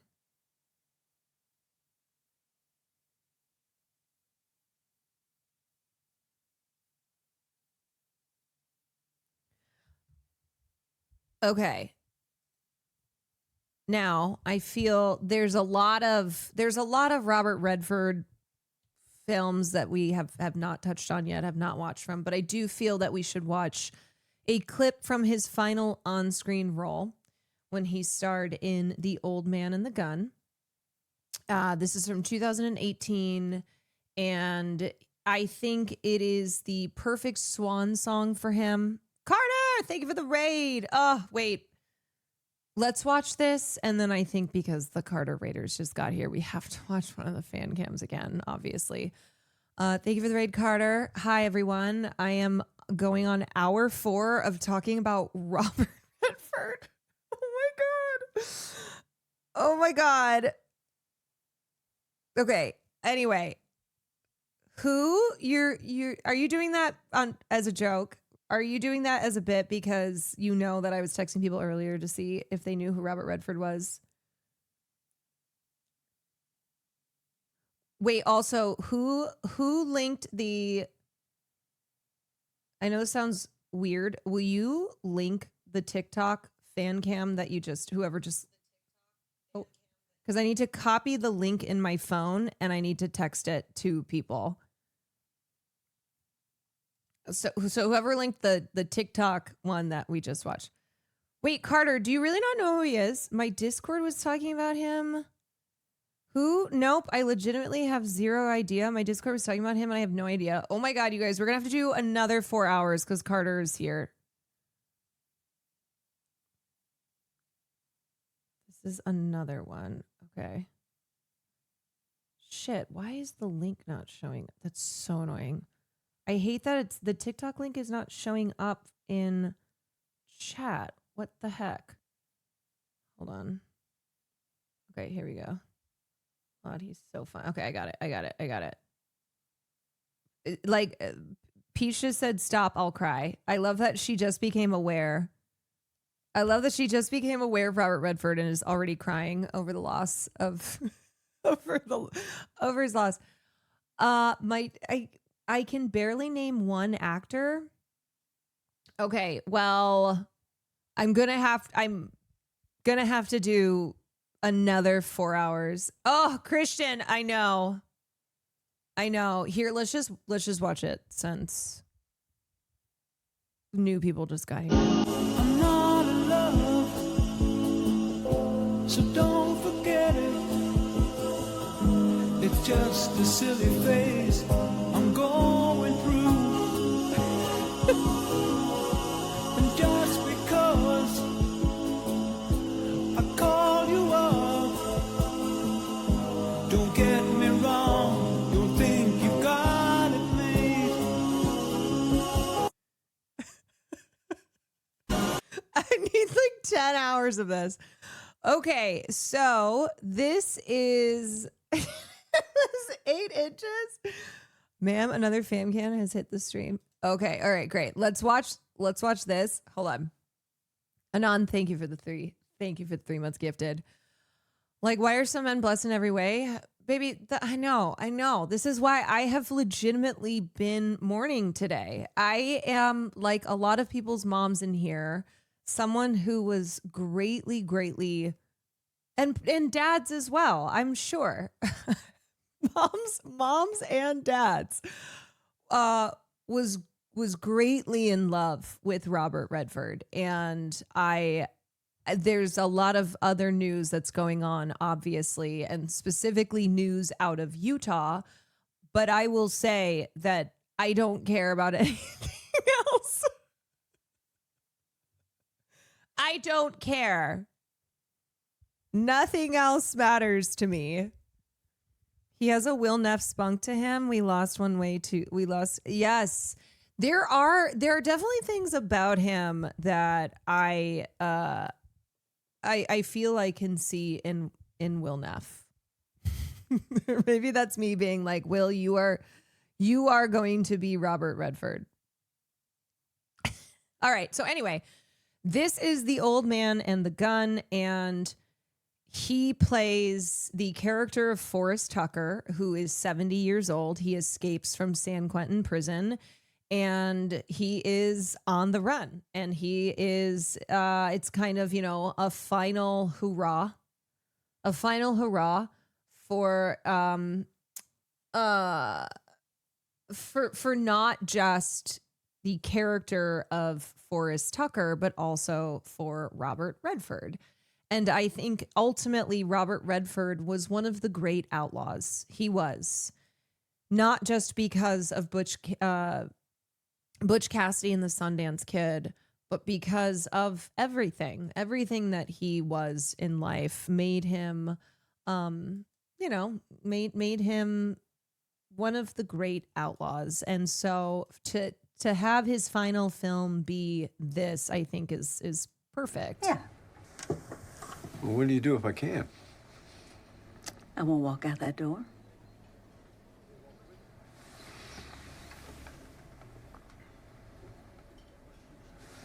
No, I'm not going to do it. I didn't think so. Not because I can't. Because it's just not my style. Not your style. You have style. I do. Well, tell me what that is then. My style? Yeah. Okay, well, let's take this place. This place is not my style. But say it was a bank. And instead of that counter up there, that was really a teller's window. And that lady standing there was the teller behind the window. Also, this is based on a true story. And you just walk in, real calm, and you find yourself a spot, and you sit down, just like we're sitting here. And you wait, and you watch. And that may take a couple of hours, might take a couple of days even, but you wait. It's got to feel right. The timing has to feel right. And when it does feel right, you make your move. So you walk right up, look her in the eye, and you say, ma'am, this is a robbery. And you show her the gun like this. And you say, ma'am, this is a robbery, and you show her the gun like this. Yeah, he was just great. And what he said about acting is he's like, I can't do this forever. But he did it for a pretty long time because he was 82 years old when he filmed this.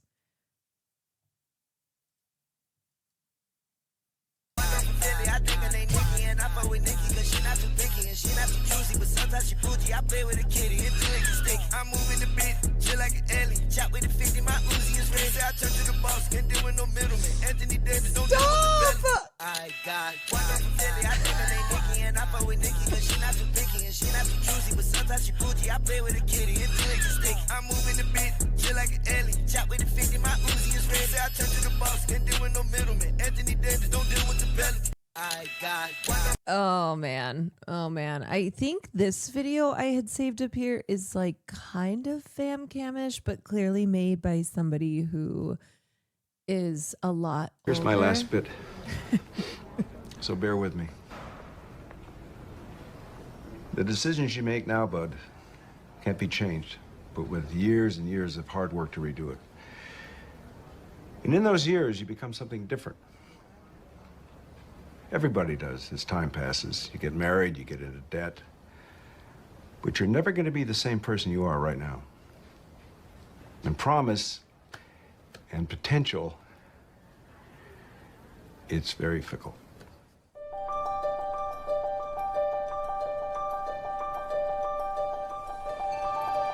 Sheila Frost.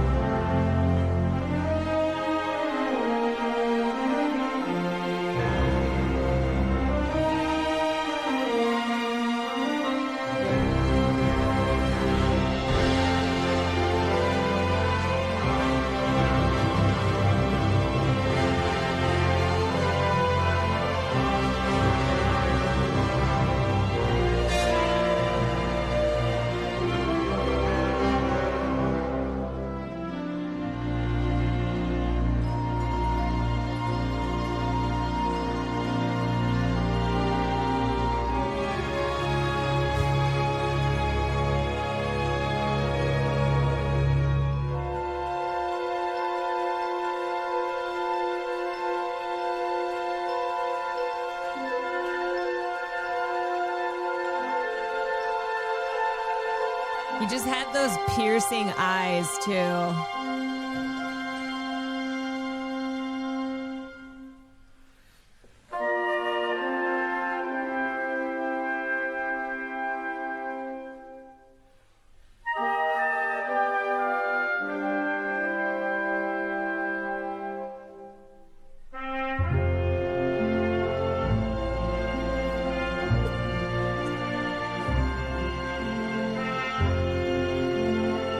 I'm not crying, you're crying.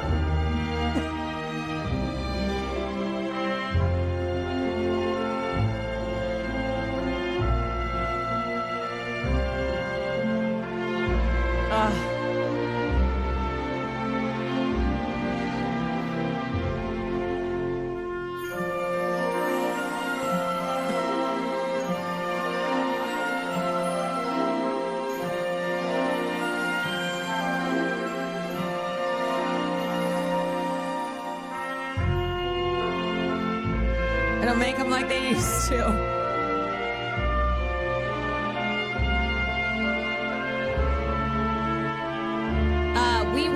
We watched the Twilight Zone app, or at least part of it.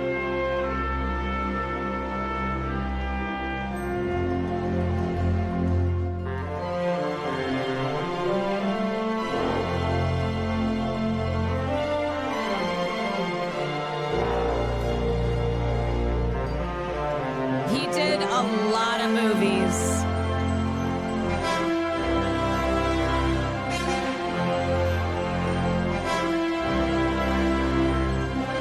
Yeah, I need to rewatch A River Runs Through It.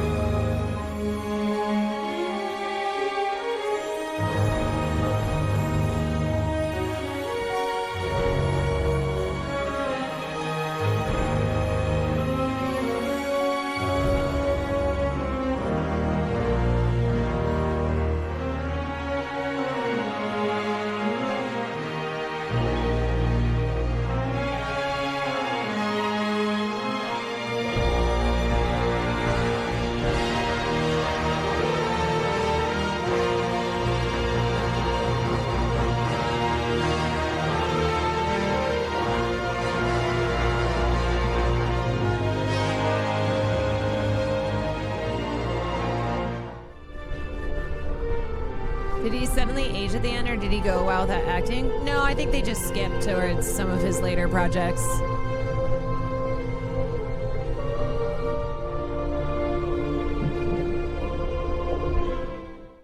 Thank you for your work, Mr. Redford. That was sweet. That was lovely. I'm not kidding you. I could watch hours and hours of just compilations of Robert Redford. I could just sit here. I could sit here all night.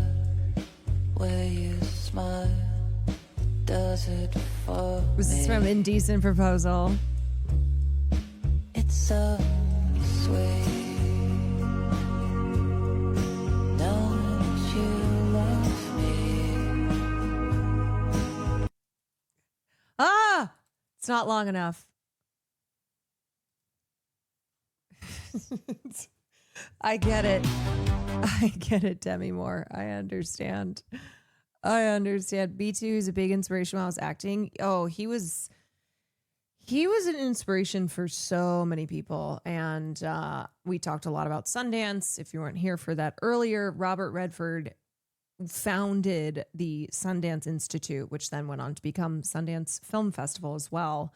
So a lot of the great filmmakers currently came through Sundance's doors. And so because of his championing independent cinema and not just making a festival where people could show their films, but like providing mentorship, financial support, like really helping a lot of great artists to make the films that they wanted to make. He did a cameo on the show Dark Winds earlier this year. Oh.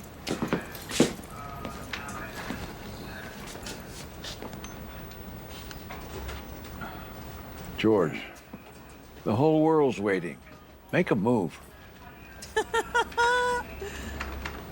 Bishop to King's Rook 5. Make a move. Checkmate. Isn't that a loaded statement? Thanks a lot. Man. All right, let me check my other stuff and see if there's anything else that I have here.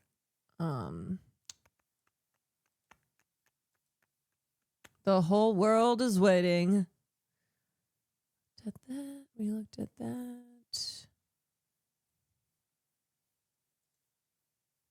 I thought this was a really nice a really nice statement from Venice Film Festival boss Alberto Barbera. He said, on stage to receive the Golden Lion for Lifetime Achievement in 2017, together with Jane Fonda, Redford received the longest and most passionate standing ovation ever.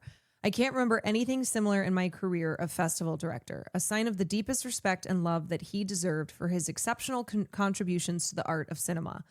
He was never satisfied with being a great actor, a great director, a true sex symbol only. In reaction to all this, he became a pioneer of the independent cinema, creating the Sundance Institute and the Sundance Film Festival. His departure, after those of Paul Newman and Marlon Brando, brings with it the secret, which will never be revealed and never renewed, of how to hold together the art of acting, the logic of the star system, the indiscriminate appreciation of critics, and social commitment to first-time filmmakers and the planet Earth. Robert Redford was a giant in a world of small men. It's getting ridiculous how many there are. No, it's not ridiculous. This, I have to tell you guys, maybe one of the funniest things about the internet, like kind of the old world clashing with the new world, where I am sure there are people making these fan cams and like thirst compilations of Robert Redford who don't know his films, but are like, wait, this guy's hot. Wait a second. There is something very funny about the kind of TikTok element of when a cultural giant passes, when somebody who was like, when somebody who was a cultural legend, but you know, they're their heyday was of a past era, and then they end up memorialized for all time in the form of a TikTok thirst cam. Baby, it's all yours if you want me. All yours if you want me. Put it down if you want me tonight. It's all yours if you want me. All yours if you want me. Put it down if you want me tonight. Like, these are films from the 60s and 70s. Let them slay. Yes, let them slay. It's so funny. I need to see what these oh, it always makes me log in. Oh, wait. Look at these comments. Dude, he was Brad Pitt before Brad Pitt. Oh, children. I can't believe how many people are just being introduced to Robert Redford and going, wait, he looks like Brad Pitt. Wait a second. This guy reminds me of Brad Pitt. And it's like, other way around. Robert Redford ran so Brad Pitt could walk. To be fair, he was also Brad Pitt while Brad Pitt. Beautiful man. Thank you for your service. Thank you for this edit because this is a fine man.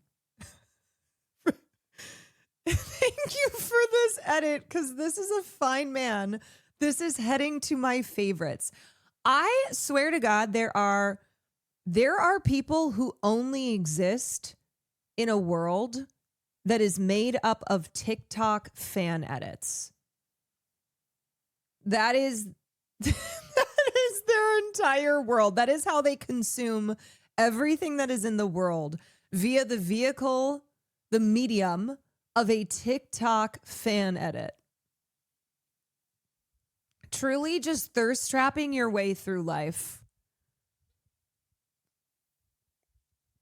The weight he wasn't Zach Galifianakis the whole time, according to the meme, kills me. I know, it's amazing. I'm finding Michael Corleone. There is a fan cam for everyone and everything that you could imagine. I fear to see what Anti-Piker is posting. See, Anti-Piker is someone that I don't think he knows Robert Redford. Again, I presumed incorrectly with Hassan. Who knows? Who knows with the anti-Hassan? But is the type of person who, if he were to discover Robert Redford, would be like, wait, what? He would get one of these, like, one of those pics where someone is biting their nail like this and being like, hold on. When Brad Pitt got popular, there was a lot of OMG looks like a younger Robert Redford. So when they did a movie together, it was a huge deal for a hot minute. Yeah. He mentored him. He mentored a lot of people. Yeah. Oh, the Meg the Stallion biting her nail. Wait, what? Oh boy. All right. Okay. Well, I know that was 4 hours.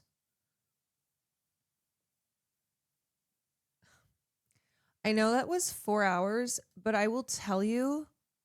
Oh yeah, this one as well. This one. Wait, Robert Redford was a hottie. Hold on a second. R.I.P. Rest in peace to this daddy. Okay, so anyway, I know I talked for 4 hours, but I promise you that there is so much more. I feel I always say this, but there is so much more that I just did not even get, because yes, 4 hours is a long time, but I don't think it's not enough time to provide the full encapsulation, the entire picture of Robert Redford. And there are lots of films that I didn't even show you clips from. So as I always say, when I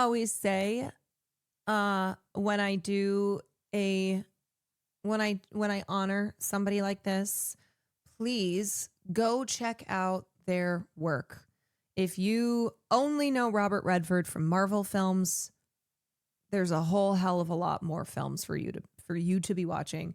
If this was your introduction to Robert Redford, there's a lot of great films out there for you to dive into. And next film class, I will definitely try and watch a Robert Redford film. I'm going to have to see everything that is available free online and decide which one I want to watch. I know Sneakers is on YouTube. I had already considered watching that one before he died. But the reason that I do these is not just so you know who this person was and the legacy that they leave behind and the impact that they had on our culture, but also so that you will go forth and you will watch the work that this person leaves behind. Because that's the beauty of being, an actor that had the career that Robert Redford had, is that he is gone.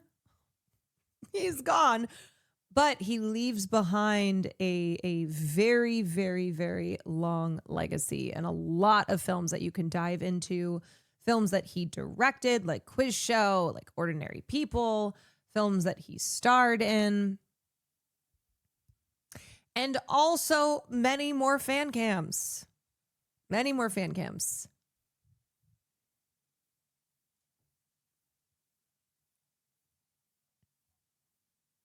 This clip of Jane Fonda. Oh, I love this. I know. This is so funny. So my skin sags. So does his. So my skin sags.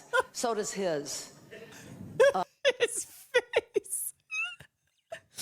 Oh, his face is so funny. You did good, Queen. I love Robert. You did him justice. I hope so. I always feel like I couldn't possibly as hard as I tried, but I hope I did my best. Also, if you, if this was your introduction to Robert Redford, if now you know Robert Redford, and you can count yourself apart from Marsh, Austin Show, Christian, although Christian is now aware as well. Peach, Sear hasn't even responded. All the people, Carter, all the people I texted and asked the question, do you know who Robert Redford was? Well, if you're if you stuck around for any part of this, now you know. Now you know. I feel like Hassan's full of shit still. I feel like he knows who Robert Redford is because he's a newsman, and I'm sure he saw. I said earlier, you know what? My bad. I will give this to you. No, I am taking it back, and I think he knows him because he saw a fan cam. That's why I think. I know he was in a bunch of political thrillers, and those are films that I would recommend for Hassan watching, but I know that Hassan has a limited film acumen, and part of that is because he grew up in Turkey, but he knows random old pop culture. He's not up to date. See, to me, he knows more of like, to me, I'd be like, no, he knows a lot of internet stuff. He knows a lot of like internet brain rot specific type of pop culture. But maybe it turns out that he was actually a bigger Rob Redford fan than I was. Yeah, I think if I had to pick one film, I think he's seen probably All the President's Men. Oh, I forgot about Ane. Yeah, Ane is always putting on movies. She's always putting on. I bet you she loved Robert Redford because we have talked about hot men, hot actor men before. I am sure she knew Robert Redford. All the moms love Robert Redford. One thing about Ane, she loves AI. She loves movies. Maybe I'll do my podcast with Ane. I'll be like, hey, do you want to be my my podcast girly? Do you want to be the second half to my podcast, and we can just talk about men that we think are hot. Do it, ladies. It'll be called Do It, Ladies. Sear says he only knows about Robert Redford because of Today. I figured. You know what? He was a big enough celebrity that if you are online at all, I feel you've probably seen something come across your timeline, and you might not know. You might not know who he is, but you've probably seen at least one post about him. You joke, but that pod would kill the pop culture interest with the generational gap. I love talking to Ane as well. Like it would be fun. Okay. Well, I'm just scrolling through Twitter right now and seeing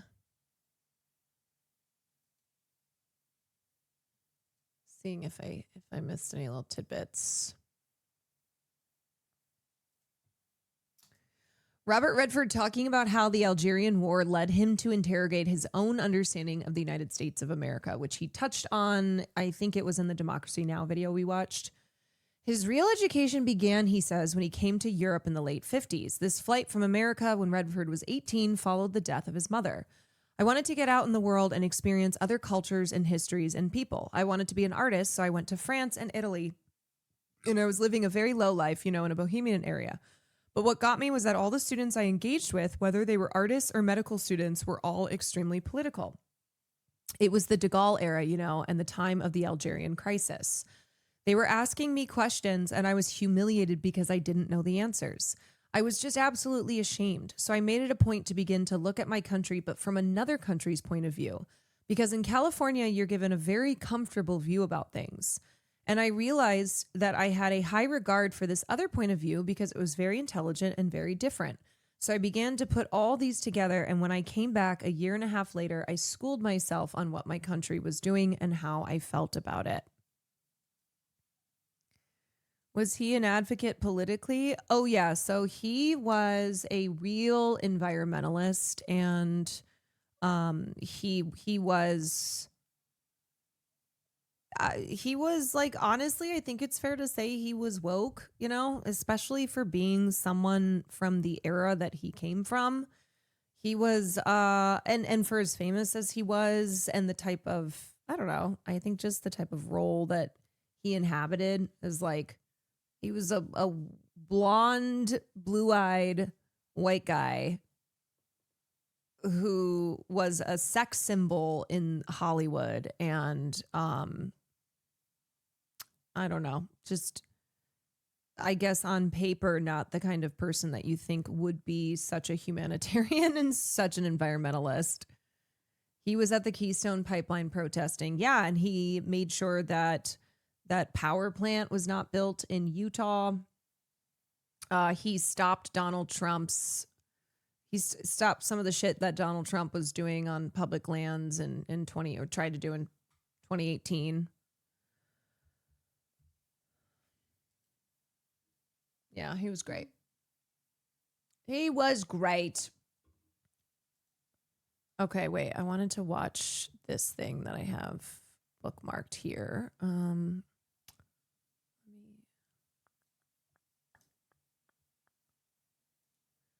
Okay, I saw this. I saw this from Gma. I Just Love Puzzles, who is a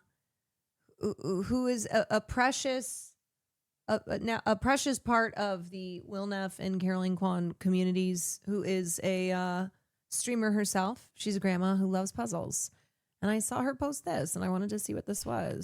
It's just words, or it's just opinions, or a political view that if you have been affected by these policies, it's not just words to you, right?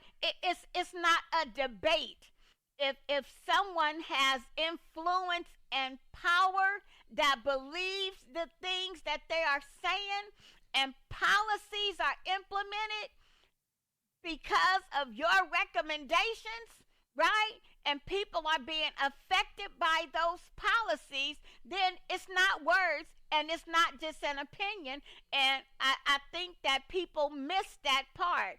And I explained that why everybody doesn't see it the same. And it's okay. Is she, I think she's talking about Charlie Kirk's death, because she says here, I lost my Twitch community over the death of someone none of us even knew. Here's my take right here on YouTube. Mabel Takes rated us into her stream just a bit ago. First time seeing her. She's a gem. Oh, she's a gem. She's wonderful. And that's why when I saw this, I was like, critical support to Gma? What's going on? What's happening? Are people like giving her shit? Are they coming after her because she was not lionizing Charlie Kirk? Because she was not like, oh yeah, this fascist who had really horrible things to say about black people. Oh yeah, great guy. Love him. For people to see it the way that they see it, I'm just offering another way for you to see it. I don't know if she says I lost my Twitch community in reference to like people who were in chat were saying like, we're saying awful things to her. We're not liking that she was not revering Charlie Kirk. I don't know what it is, but get behind me. Get behind me, Gma. Get behind me. I just love puzzles. I got you. And also good riddance to those people. Yeah, I think she means people left her stream because of that take. Yeah, well, and also when you're a streamer that is the size of I Just Love Puzzles, even if it's a couple people who are saying things and who are leaving, that's going to feel more of an impact than in like Hassan's stream. You know what I mean? That will feel like it will feel like your community is turning their backs on you because you are saying something that is true. Like this is true. This is the case. I guess a whole bunch of colorblind people who thought this was just an old lady on Twitch that did puzzles learned she don't fuck with them. Yeah, that's Gma. That's Gma, okay? That woman does not fuck with racists. That's Gma. Yeah, probably assume just because she's an old lady who's doing puzzles on Twitch that she'd be like, oh, what a nice young man. Like a lot of your other grandmas. I'm sure because a lot of grandmas right now are like, oh, this nice young family man of God was shot down in his prime. Like, oh, they assumed that she would be saying the same thing. And I think she's aware of the things that Charlie Kirk advocated for and is like, I think those are horrible things. I started to follow Caroline because of her quality baking and stayed because of her politics. That's right.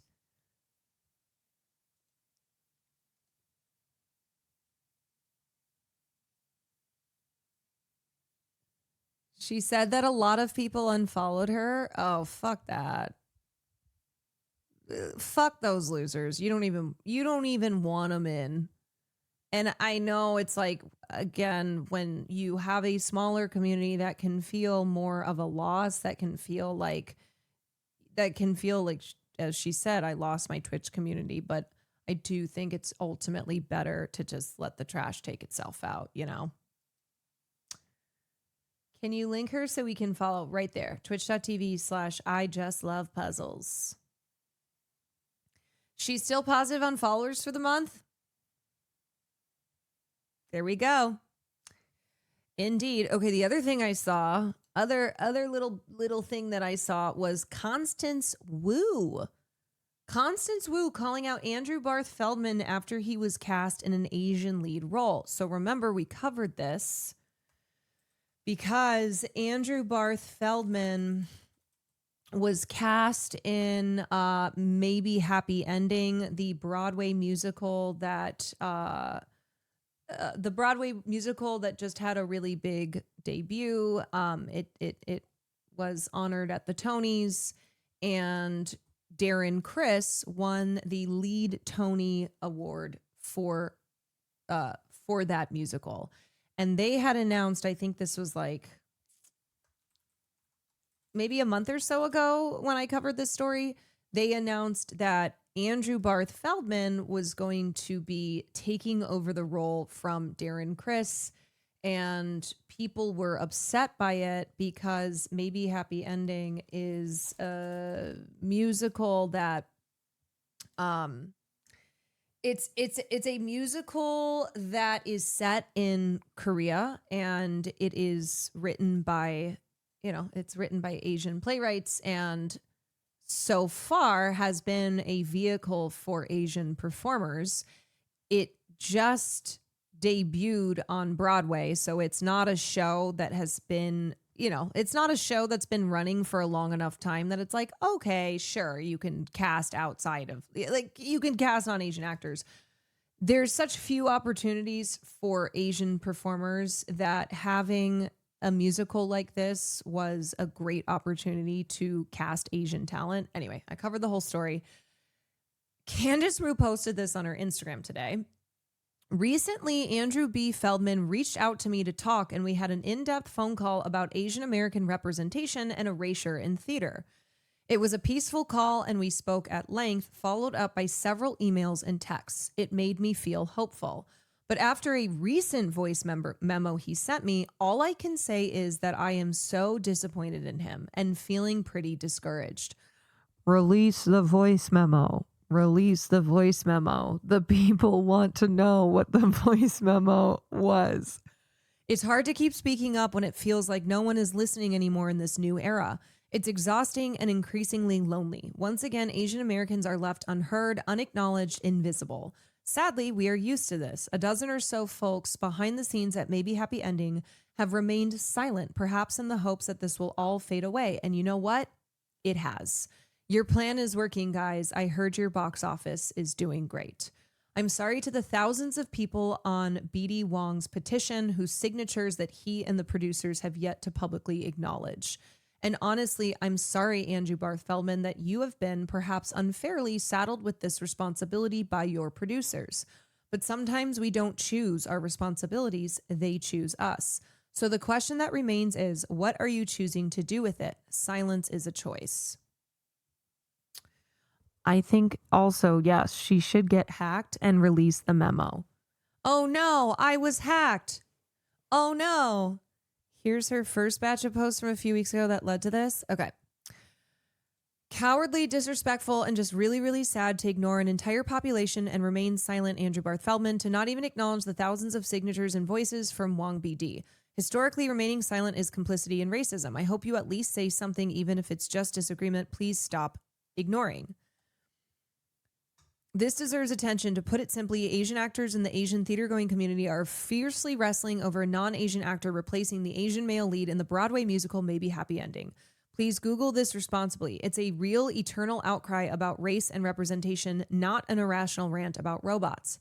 I posted this long-form essay about it, casually asking my followers and friends and theirs to attach their names for support. The essay makes no demands. It's a detailed articulation of our point of view. Here are the 2,400 current names. They are useless unless shared. We're basically begging to be heard. Many in our community are valiantly articulating their feelings about this. That part is wonderful. The response to such things is always dismissive. I've seen it many times. There's been no authentic counter that encourages progress. It's easy to clap back in today's tweet culture, but it helps nobody. We want an authentic, productive conversation. Maybe, and then this is another post, maybe ignoring it will be a lot less drama and headache for you personally, Andrew Barth Feldman. I get it, but sometimes it's worth it to suffer a bit of discomfort to at least acknowledge the voices of a population of people who have not had the racial privilege that you were born with, for your own integrity, if for nothing else. You can respectfully disagree, and the way to start that is at least acknowledging the existence and pain of voices on the other side. Yeah, you might encounter some drama on the other side of that disagreement, but it's worth it for your own integrity. We are worth it. Please stop ignoring us. You know what I have to say about Candace Wu? One thing about Candace Wu is that she will pop off, and I do appreciate that. I think we just broke I Love Puzzles. Oh, did a bunch of you go follow her? Good. Or did I say Candace? I'm so sorry. Constance. Let me say that again. Let me say that again because obviously Candace Owens has been all over my fucking timeline. One thing about Constance Wu is that Constance Owens. No, Constance Wu will pop off. And she is correct. And I appreciate that. Like, look, she is one of the most famous Asian actresses in Hollywood. She did not need to do this because inevitably this will cause backlash for her. That's how that goes. She is directly tagging Andrew Barth Feldman in multiple posts to the point that I guess he obviously saw it and was like, okay, I need to talk to her. So they had a phone call where they had a phone call where Constance talked to him at length about why the casting is hurtful and problematic and that there are so few opportunities for Asian performers, both on screen, but especially on stage. And it seemed like he listened. And then apparently he sent a voice memo and it was shit. And as somebody who has been in this position, I know, editor, if you make a clip of this, let's make sure that I get it right. As somebody who's been in this position, I know how frustrating that is to provide the emotional labor to be the person who's like, let me educate you on this. Let me explain why this is upsetting, why a lot of people are outraged. I am doing that work for you. And to have someone initially be like, oh, okay, I see you, I hear you, hashtag muted and listening, and then turn around and basically throw it in your face. It is exhausting. We are very tired. We are very tired because it's like, what's the fucking point of doing this work? What is the point of providing this labor? You don't care. You do not care. And so don't act as if you do care. There are so few leading roles for Asian men on Broadway. It's not like they're dying to cast an Asian dude as Jean Valjean. Right. And it's like, oh, okay, because Darren Criss just won the Tony, because maybe Happy Ending was very successful on Broadway, that's it? So Asians get one, it's like, oh, now we're going to immediately cast a white actor in this role that is one of the few opportunities for male Asian Broadway performers. Why? I guess you'll just cast the rest of the cast as well in white roles because who cares, right? What the hell? Sure. I love when they add them all the flowers to the good sis. Me too. Asians did all the work to make it successful and you get none of the fruits of that labor to carry on. Right. Exactly. And because maybe Happy Ending was so successful, it means that more people are going to be wanting to see the show. That's what happens. A show does very well at the Tonys. People are like, oh, I want to go see that show. That show is the one that Darren Criss won the Tony for. That's the show that won Best Musical. So it is a good, winning awards, winning accolades helps more eyes to, helps more eyes to be on your show. And so now this could have been an opportunity for another Asian performer, maybe one who's not that well known yet, to come into a popular, successful show and have a lot of eyes on them. What do the Asian writers have to say about this? I can't remember when I covered this. I can't remember if they had said anything about this. Apparently, the overwhelming sentiment on the Broadway subreddit is that Constance Wu is bullying Andrew Barth Feldman, which I think is just so bullshit. It's so annoying. All of the mycodrama Chinese production companies in LA won't cast anyone but the most straight white people possible. They've actually told us they will not cast anyone but white people for leads. It's very frustrating because the stories could be anyone. Yeah, I mean, this is the story of my life. Like, I just have so many examples from my own life that I know this frustration personally, where a lot of times when you are not white, you are not considered for roles that are not specific to your race or ethnicity. But then when there are roles, when there are characters that are specifically meant to be Black, Asian, queer, etc., you have people who are not that then coming in and getting those roles as well. So you're like, what the hell are we supposed to do? If you're not allowing us to play these roles outside of our identities that are keeping us from from broadly having opportunities, but then also we can't play roles that are specific then to our race and ethnic identifying markers. Like, what are we supposed to do? Gma is crying. Thank you, Caroline. She was so worried about what would come from the Charlie Kirk fallout. Oh, no. Tell her. Oh, she would like to say thanks. Oh. Wait, let me see. Oh my goodness, do you see it? The beautiful Caroline is talking about you and how you lost followers due to the bullshit right there. She's a gem and encouraging everyone to come follow and support. You have love from all angles, Gma Dart. Thank you so much. Thank you, Caroline. I love you so much. Thank you. Oh my goodness. We love Gma. We love Gma. And like, here's the thing, y'all. When somebody is standing up and saying the right thing, and when they're standing on business, there's a level 10 hype train going on. That's so sweet. Love that.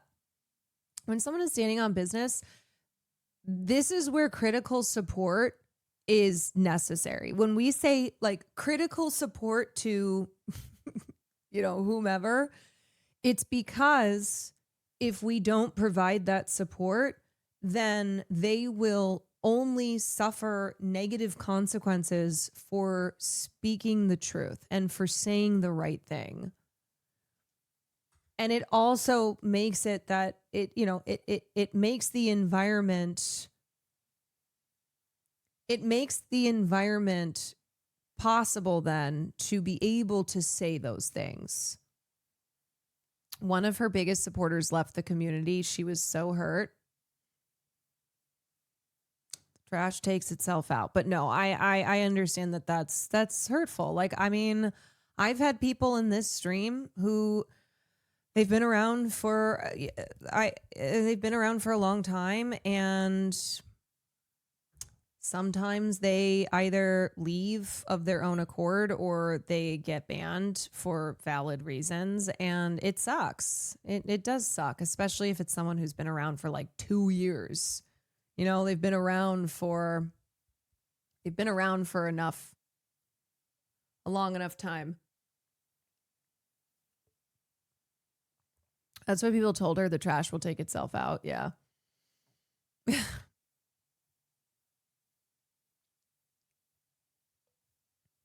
Good job, y'all. Good job. October. You know what I'm really curious about?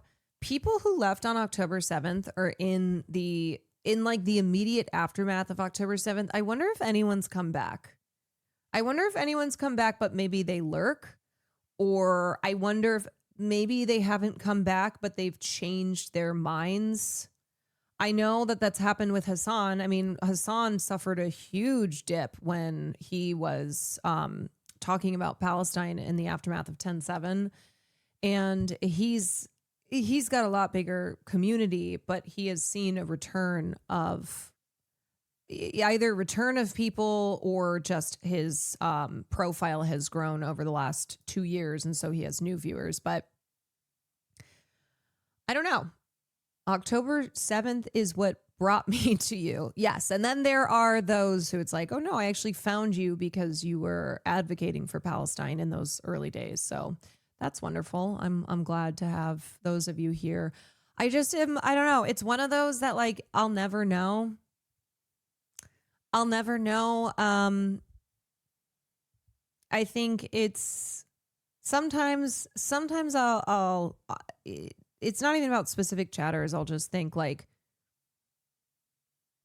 I'll think, who have I lost in this community that I'm not even aware of, or I if I were to see their stream name, I'd go, oh my gosh, where have they been? Like sometimes I think about that. Sometimes I think like, what's been the final straw for people? Maybe it was 4 hours of talking about how sexy Robert Redford is. If that's the case, good riddance. Be gone. Goodbye. If that was the final straw, not even just like, okay, I'm going to go do something else, but like, I am no longer going to be a member of this community. I am gone. Well, don't let the door hit you on the way out. Watch an old VOD and look up the usernames. Yeah, I mean, no, but also I sometimes I'll see an old clip and I'll see a username. I'm like, what happened to that person? And I hope that it's like they just got busy. Yeah, we need a Where Are They Now chatter edition. Yes, I need a Where Are They Now chatter edition. Good night, Mr. Sonic Jen. I hope that like they just got a new job, or they got busy with their job, or I don't know, something happened in their life that is positive, or if it's not positive, it's like not something negative related to me. I know, like, we miss Ronald. Ronald got a job. I don't think that's necessarily a positive thing. I think Ronald is being crushed under the responsibilities of this job. But Twitch is also horrible at keeping people in the loop. Sometimes it just stops showing streamers. That's great. Love it. Wonderful. How many people left because we didn't talk about how sexy Robert Redford is enough? Yes, that's a good point. I was just like a Sunday film day Andy for a few months, but then you played with Chris and Sammy and Sam, and I was like, oh yeah. You're like, maybe I'll pop in on days that aren't just Sunday. We need a video like this, but for your stream. Where are they now? This is so good. Okay, never mind. This is awesome. Thank God we're watching this. Swift Stratos. Let's see if the users are still in here. Hossie, please look at the Nazi pillows. You have to finish what you began. There's nothing funnier than Trump talking about like anti-Jewish hate right next to a 1488 Michael pillow ad.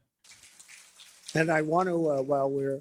The fuck is that water? Wait, so does he actually remember these chatters' names, or he just like picks a chatter from an old video and then sees if they're still around? Like he snipes a chatter name from an old VOD and then is like, all right, let's see if they're still here.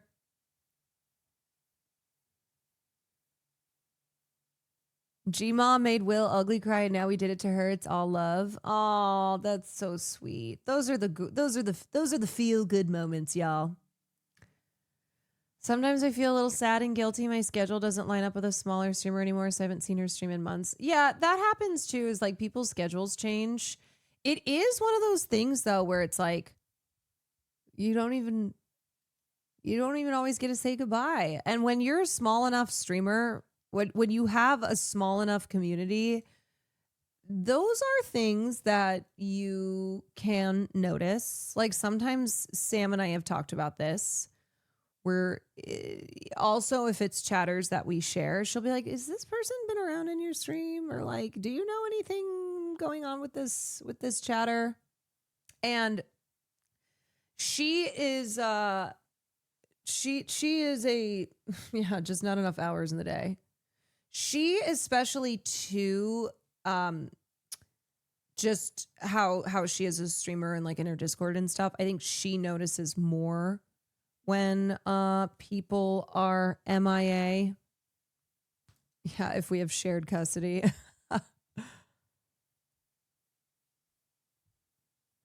But yeah, that is why I do like to throw in a morning stream here and there so I can see the people who are not able to make the streams at night. So I'm going to have to get up in the morning and do 4 hours of a Robert Redford tribute. Oh no. I'm going to have to wake up in the morning so that my morning chatters, so that my EU and East Coast and people who can't make it at night can be a part of the tribute.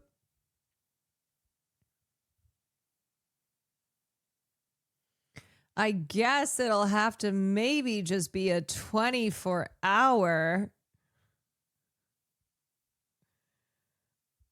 24 hours.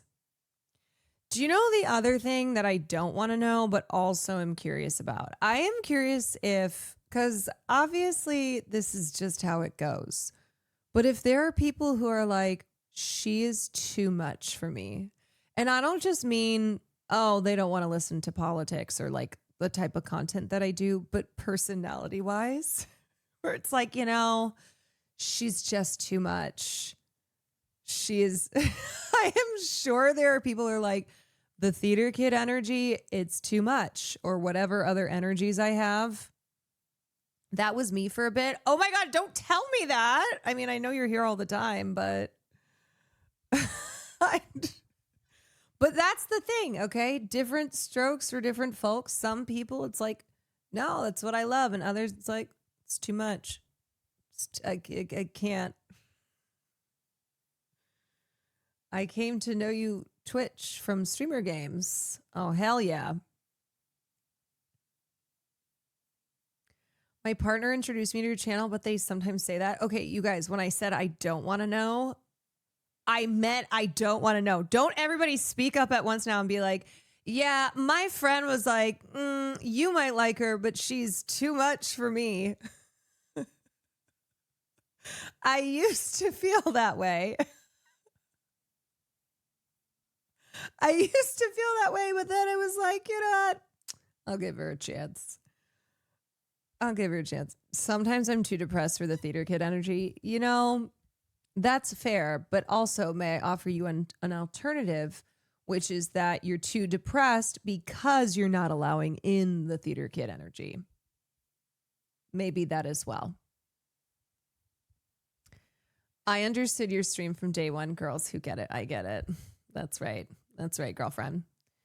Thanks for the support to Gma. I also saw your comment on Twitter clapping back at Mr. Beast for putting down a creator. I did do that. I have claimed credit for him deleting that tweet. Thank you for that. Also, you gained a follower. Well, welcome. Welcome. We love Gma. We also love shitting on Mr. Beast. These are things that are true here in this community. I love chatters now who are just like, no, we love you. My friend and I are new viewers. We love your energy. Oh my God, does everybody hate me? Oh my God. Everyone just thinks I'm too much. People cannot stand me. If only there were people to tell me how much they love the theater energy. If only.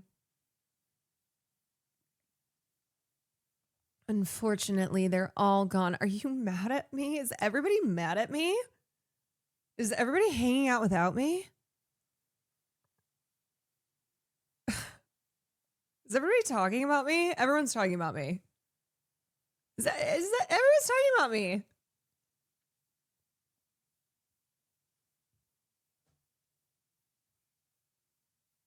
If only she would burst into song. Notice how nobody is saying you're not enough.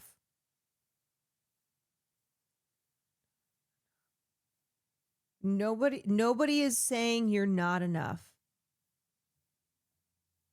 Nobody is saying, why can't my brain comprehend that? Nobody is saying you're not enough. Oh, yeah, I see now. Oh, I am Kenough. That's true. Yeah. Yeah, that's true, dude. That's true. That's true, dude.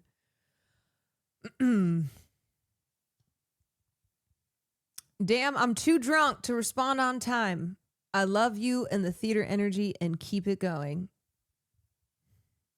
Well, I was going to stop, but now that you said that, I just simply cannot. I must keep going.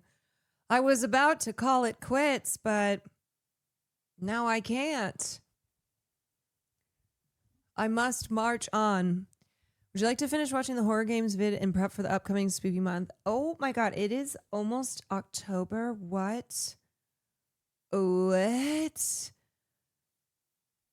Yeah, I definitely want to finish that video. I want to finish. I just, you know what I need?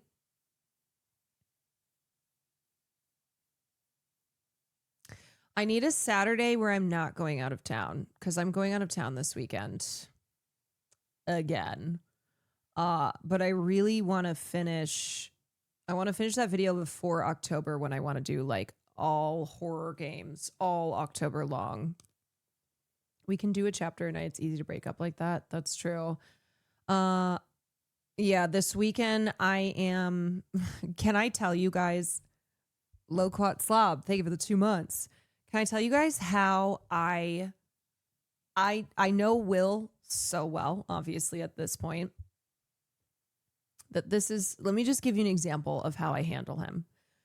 So I booked this weekend for his birthday present. He said a couple months ago that he wanted to go see Prodigy. And Prodigy is playing at Portola Film Festival, Portola Music Festival in San Francisco. So Marsh, Noah J, a couple of our friends are going. And I went, oh, this is the weekend after Will's birthday. He hates his fucking birthday anyway, so we're not going to celebrate on the day. Perfect birthday plan. So I booked everything. I booked our flights, hotel, bought the tickets. And then, of course, right after that, he's like, well, I don't know if I can go because I'll probably have like a sponsor. I'll probably be busy this. I'm like, no, see, this is called I already booked this weekend. And so you clear your schedule because I already booked this weekend. Okay. So we come back from the wedding. And prior to that, all weekend long, I was like, yay, aren't you so excited to go to Prodigy, one of your favorite groups? And it's going to be a fun weekend and you don't have any responsibilities. It's just about you enjoying yourself, listening to music. He gets back from the wedding, just birthday, immediate stressors, podcast, sponsor. And he does the very Will Neff thing, which is to just start getting really overwhelmed and stressed out and negative and self-hatey and all that. And he's like, I can't even go. I'm not even going to go to Portola. Like, I can't go see the Prodigy. I just need to go to the gym. I was like, okay. I mean, you can go to the gym this week. Like, that's fine. He's like, I just need to go to the gym. I'm fat. I need to work out. Like, all the things that Will Neff says. So today, because I know too, though, that he'll say something like that in the moment and I just have to wait. He was talking about how yoked he was for it on Sunday night. Real human beings, this is how it goes. Okay. This is how it goes. It's very hot and cold. 1 second, oh, so excited about Prodigy. Next second, I can't go. I just have too much going on. I'm fat. I have to go to the gym. He said he had nothing to look forward to. Do you understand? Do you understand now? Do you understand now what I have to deal with it? Yeah. Oh, he's been mentioning looking forward to it on stream for a while. Okay. Yeah, he'll go, I have nothing to look forward to. I have nothing good in my life. I have nothing positive. All I do is work. All I do is work. All I do is work. And then I'm like, hey, I have this really fun weekend that I planned for us. Like, I spent a lot of money. I've booked everything. I've taken care of it. So today I already knew that it's called mental illness. Yes. It's called mental illness. So I walk into the room and I already know too that he's not feeling how he felt on his birthday because it's no longer his birthday and this is just how it goes. And I was like, all right, well, I guess I don't need Sam to watch Farley anymore and I should probably see if I can sell these tickets on the internet. Like, even if I just get a little bit of money, at least, they won't totally go to waste. And he went, oh, what do you mean? I'm like, well, you said that you just can't possibly go to see Prodigy, one of your favorite groups, this weekend with some of your best friends. And so I'm just gonna, I just need to cancel the hotel and I need to cancel our flights. And then I need to just offload these tickets. No big deal. Not a problem. And of course he's like, oh, I mean, I think I can, like, I think I can go. It's like, oh, no, it's totally fine. Like, I'm sure you have things to do. You have to go to the gym for 100 hours. So no biggie. Not a problem. I just want to take care of it now because it is approaching in a couple of days. Yeah, that's called reverse psychology, y'all. That is called reverse psychology, but also that is called just knowing how to read William Nefferson. And he's like, no. I think it'll be okay. I think it'll be okay. I was like, okay. All right. Well, just, I would like a little bit of a heads up so I can cancel if I have to cancel everything, that I can cancel it in time, rather than just like not showing up this weekend. And also our friends who are going and are very excited for us to be there. I would like to give them a heads up and let them know that we will no longer be going. If that is the case, if that is what happens.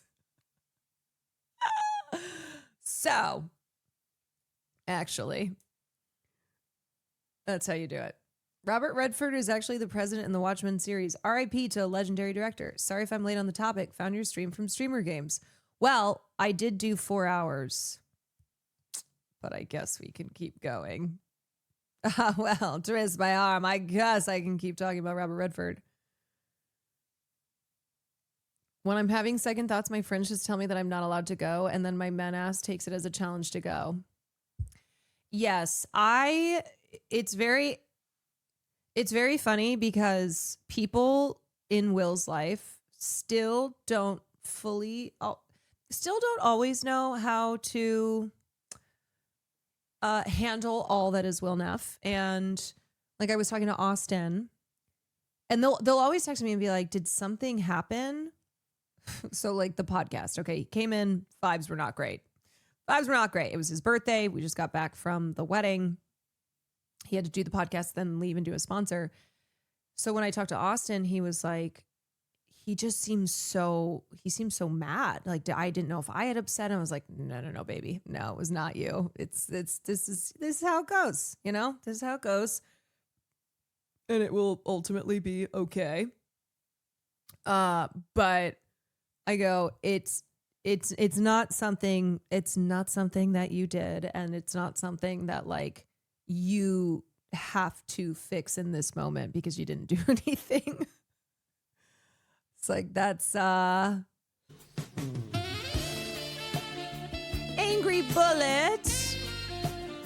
Aw, shucks, Angry Bullet. Thank you for the 10 gifted subs. Appreciate ya. Fear is the worst combo of mental illness. There are a lot of there's a lot of dynamics on that podcast, and I am always behind the scenes. I am always behind the scenes just handling stuff. Yeah, we've got different autism spectrums, mental illness, socially unaware, Hassan Pikers. I am the emotional producer of that show. Truly.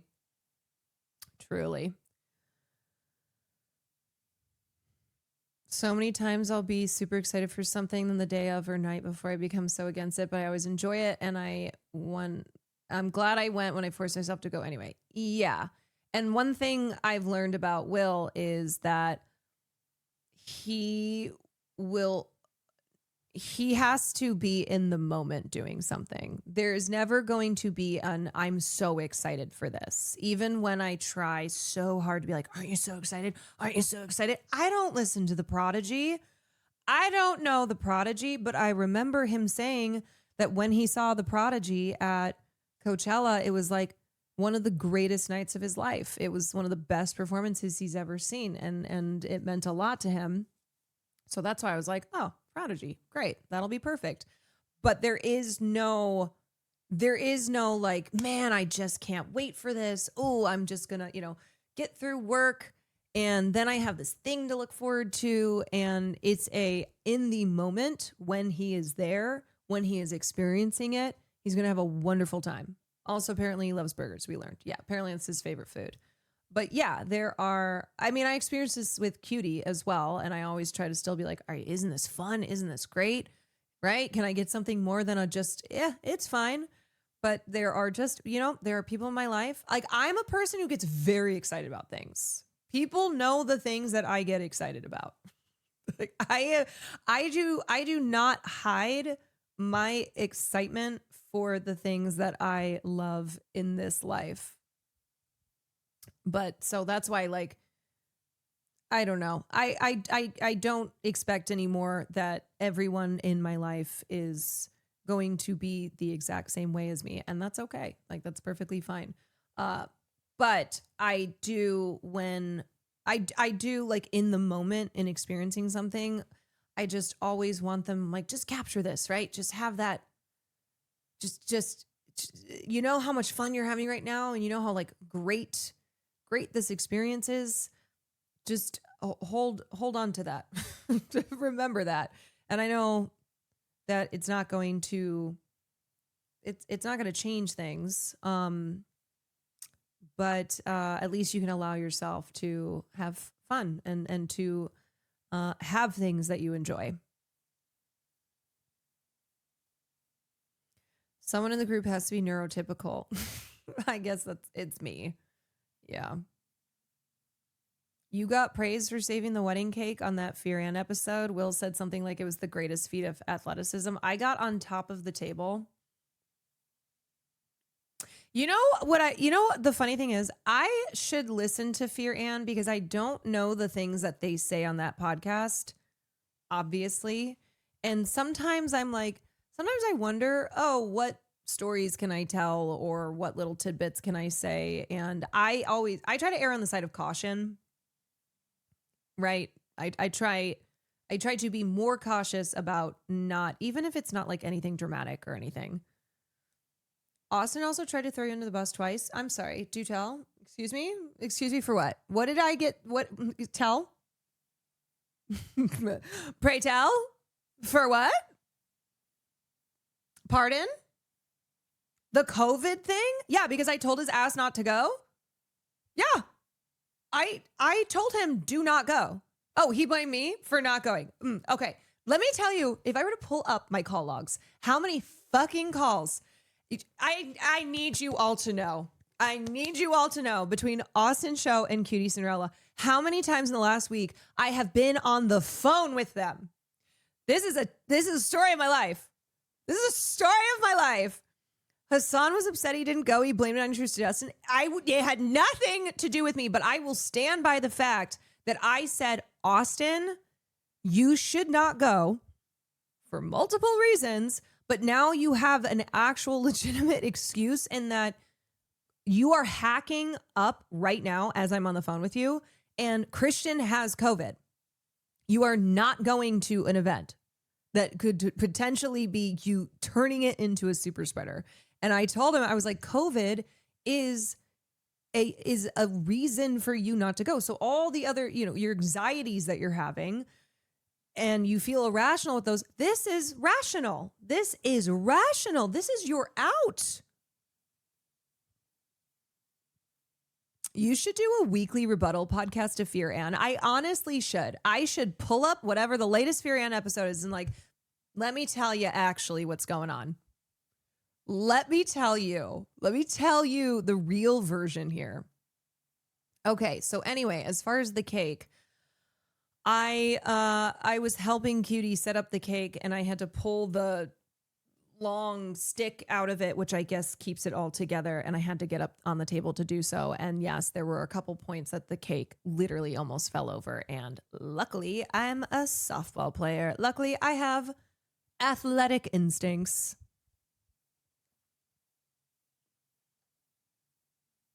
Now we know who the COVID super spreader is. Well, if his ass had gone and if people got COVID, I would have been like, Austin show. You and Marsh should do that together. You know what? That's actually a great idea because I know Marsh pops in. I know Marsh pops in on stream sometimes to just comment on a Furion episode. I should call in one of these days and be like, okay, let me tell you. Let me tell you what it is. Let me tell you what it's all about. I should be paid. You know what? I should be paid for the amount of times that I am on the phone with members of Furion. I should get some type of fee. This is unpaid labor that I am providing.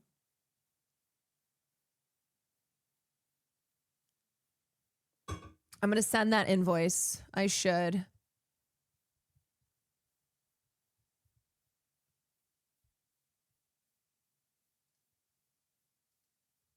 This is time. No. You got to tell me, what did your father say? Did he not understand? Did he think I was lying? He just went. Is that what he didn't think I was telling the truth? No, he didn't. No, his dad did not do that. Advised by Caroline in particular. Don't try to shift the blame over to other people. Are you trying to throw? Okay, are you on the phone with more than 2 out of 4 of them often? 2 out of 4 of them I am on the phone with probably every single day. Thursday night, I will tell you, I was on the phone with Cutie, Austin, Hassan, multiple times with Austin, not just the from like the 48 hours prior to leaving for the wedding, and then the 24 hours post wedding. I have been on the phone so many fucking times. I think I'm just gonna get rid of my phone. I have decided. Cutie talked about you calling her about the anxiety attack. Wait, Cutie talked about her calling me.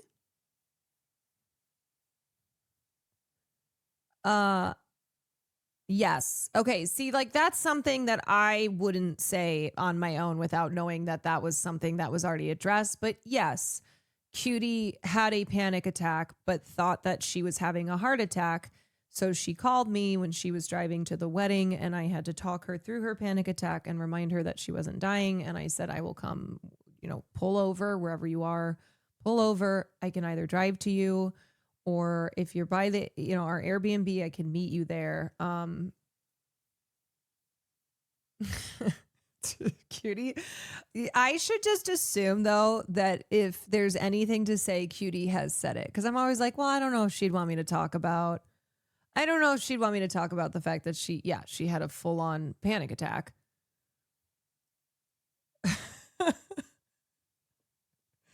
and yes, I did walk her through that, but she's talked about shitting her pants on at least 4 podcasts. That is also true. No, she made the right decision. Okay, wait. I was advised by Caroline in particular. Don't try to shift the blame over to other people. Are you trying to throw my girlfriend? No, she made the right decision. She made the right call, right? I think. I don't know. I don't know. Maybe I can go back. Little bitch. Leave him alone. Maybe next time. No. I don't know. I thought it was a responsible You're gonna give decision. him indigestion. Look at him. He's stressed. You get married multiple times throughout your life, right? It's not that significant. I talked to Marat, and he told me, make the decision that you think is the right one. I won't hold it against you, and make it up to me by getting your pilot's license, is what he told me. You've known Marat for what, 15 years? What do you think that means?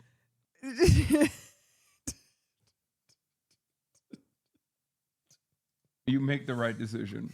Oh What do you think that means? Leave him alone. Do you want to know? Yeah. Oh, he's so. Can I tell you that it has made me have less anxiety? So like I have normal anxieties, like normal level of anxiety, not any like anxiety disorder. I almost feel as if any anxiety I have somehow squashed. I just shoved down. One, because these two here have enough anxieties for all of us that I'm like, you know what, I'm good. But also because I am like, yeah, I'm good.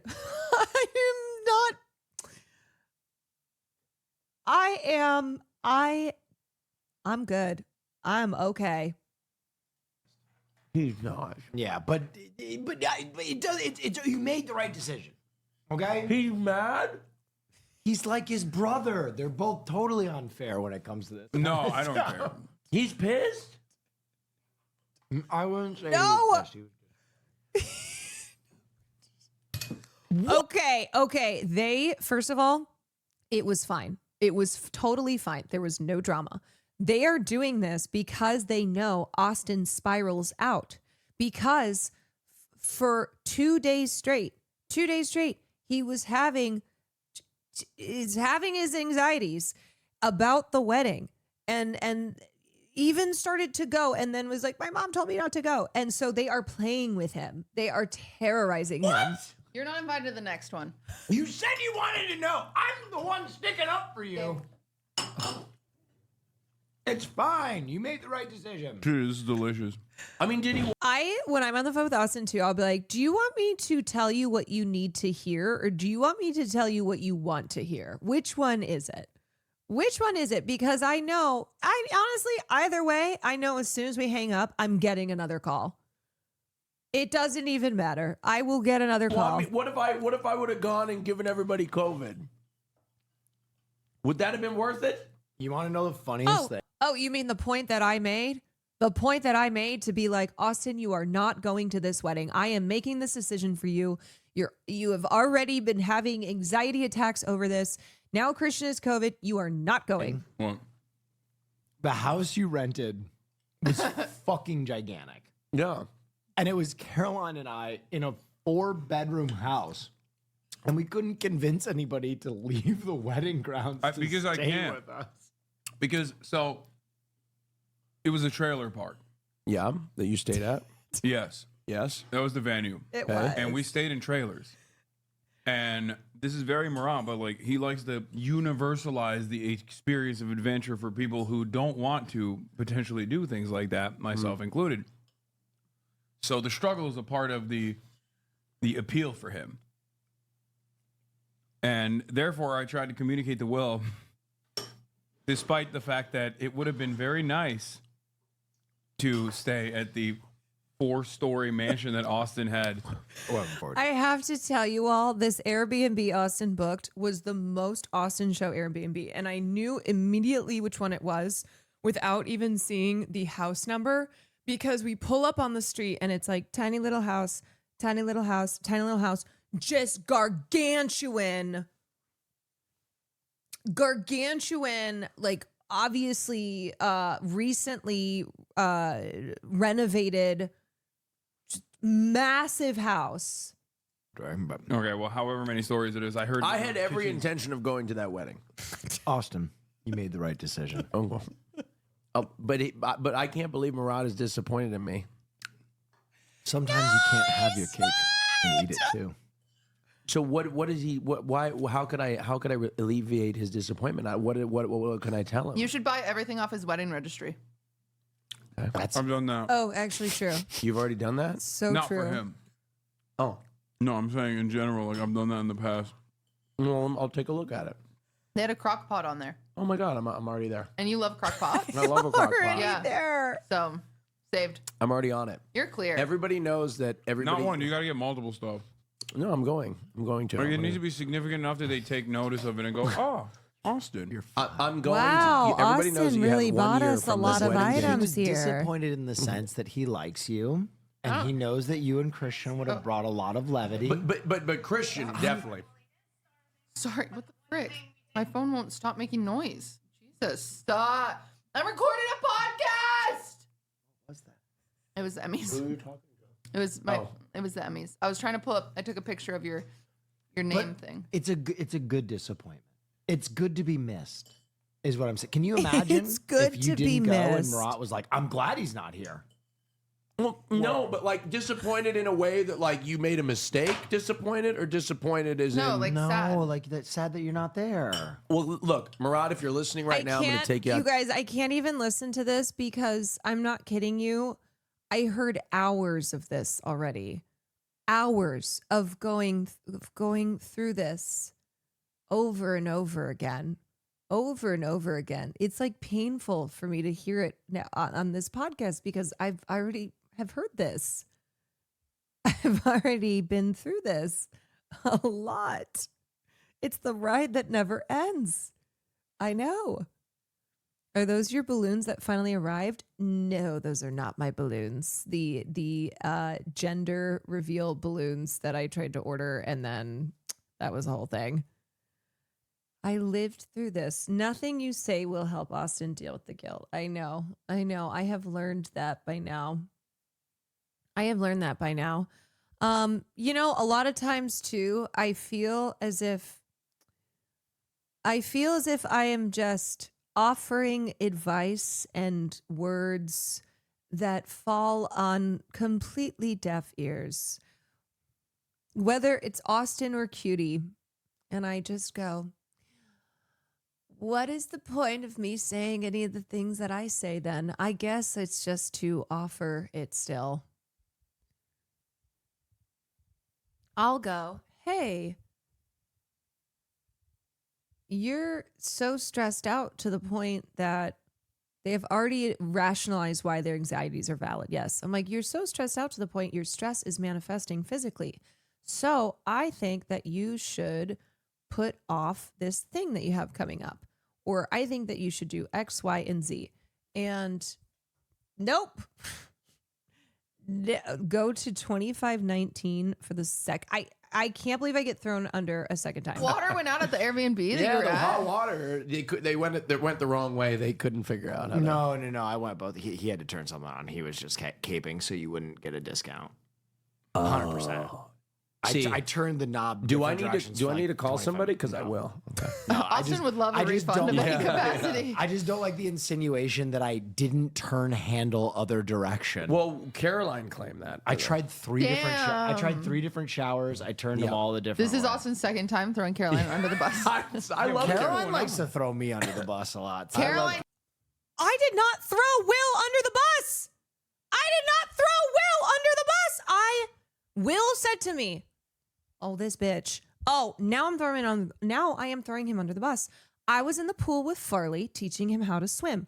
Will went to take a shower because he had to go to the wedding before me because they were taking photos. He goes, I can't get hot water. So I go, oh, let me call and figure out what's going on. I call and the guy says to me, yeah, when the water heater, whatever, was installed, it was like put in backwards or something weird. He goes, you kind of have to, you have to finagle it. And it seems strange, but if you put it on cold, you will probably get hot water versus if you put it on hot, you're not going to get hot water. And I went, okay, great. I'll go try that. I go into the shower. I finagle it. I put it too cold. It starts warming up. I'm like, okay, great. I don't think anything of it. And so when Austin asked me, hey, did you get the water figured out? I was like, oh yeah, the guy said I just had to put it to, I had to do the opposite. I had to put it to cold. I got it all. We're good. That was it. I am the theater kid here. I am the least dramatic of these motherfuckers. That was it. I did not throw Will under the bus. I did not have some like conspiracy theory that they were actually lying and they like turned on a button and then it worked. I just went, oh, okay, I turned it to what? Great. There's the hot water. Perfect. Let me go back to teaching my son how to swim. did tell me. Uh-oh. This is not, listen, when we're going to say this lightly. Okay. But that Will Neff believes that his birthday is cursed. Oh, And she told me some stories, and it might be cursed. And Oh, so, yes, Will, Will's this is birthday. your time. But This- also, Will has said this. The only reason I say Will's birthday is cursed is because he said this. And for a long time, I was like, no, I don't believe in curses. I don't think that's a thing. And finally got to a point where I went, you know what? Sure, your birthday is cursed. You hate your birthday. We don't celebrate your birthday. Blah, blah, blah, blah, blah. All the things I used to try in the past where I'd be like, oh, let me set up let me make your room all cute. Oh, let me do cute little birthday things. No, waste of time. Yeah, quoting the man himself. It's like, oh, I'm sorry, you can't quote men these days without getting called, I don't know, a terrorist, like supporter of people getting gunned down, or like, boyfriend hater. Oh, I can't just quote men in their own words. Sorry.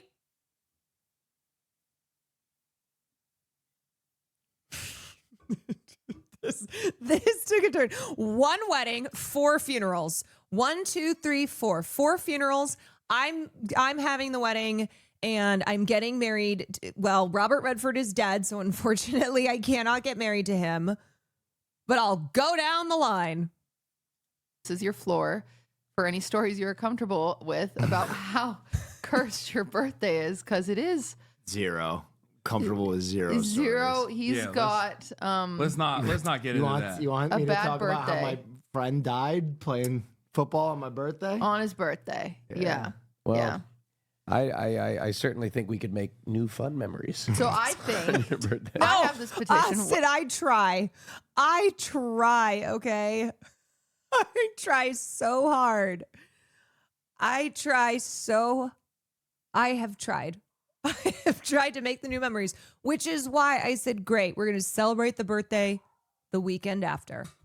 Birthday is getting celebrated the following weekend. Why don't you choose a different favorite day and make That was your Caroline's birthday? suggestion too, which I think that's not how that works. Okay. No, you want to know why I suggest that? Because his mom has tried to suggest that to him for 36 years. That was me backing up his own mother. His mother, since he was a child, said, William, we can just change your birthday. William, your birthday doesn't have to be September 14th. William, let's just change it. And so when he told me that years and years ago, I went, okay, yeah, why don't we just pick a different day for your birthday? If you're saying your birthday itself is cursed, but see, that's not the thing, okay? Let me tell you the difference. It's not the day of September 14th is cursed. It's that Will despises his birthday. So no matter what day it would be on, he would act this way. But I think he uses my birthday is cursed as if there's some like otherworldly elements that are controlling the day, as if it's like there's no free will here. There's no free will here. Yeah, Jets fan claiming curse valid. Okay. So even if we were to move to a different day, it is not the day itself. It is the fact that it is his birthday. No free William. You're not listening to women again. So My suggestion. Oh, weird. That's on. Is that That's Hey, really weird. Hey, Twitter. Twitter, get him. Him specifically, Yes, not him. not him. Yeah, Not him. I like getting that That's one. what I need right now. I wasn't getting enough flack. Oh, come on. Come after me, but I'm gay. I need to go. I need to like now be watching every single thing these people are part of so I can set the record straight. So I can be like, let me give you the real version, okay? Let me tell you what's actually going on here. All right? The neurotypical person here is going to tell you exactly how things are. Actually, Ellen, that isn't true. Actually, Ellen, let me tell you what's really going on. Alone, please. Right. Like when Cutie came into my chat and went, oh, yeah, sorry, I said on my podcast on Wayne about it that I don't have any friends and blah, blah, blah, blah. And I'm like, she goes, I didn't mean it. I was just throwing a self-pity party. I go, Oh, okay. You don't have any friends. So what does it mean when we are on the phone constantly? What does it mean when she said you and Sam ditched her? We all know how that podcast went down. We all know that Cutie Cinderella had 2 fucking podcasts. 2 podcasts. She was not going to add a third. They farmed it as a TikTok short. You know what? I am here from now on. I am here to actually set the fucking record straight. I am done dealing with these people. I am done dealing with all their bullshit. Okay? And then people be like, "Oh, that's so sad. Oh, that's devastating. This poor person has no friends. Oh, just like me for real." And I'm over here like, "Oh, yeah? Oh, really?" And I need to have a rebuttal pod to just everything, though. Just rebutting everything.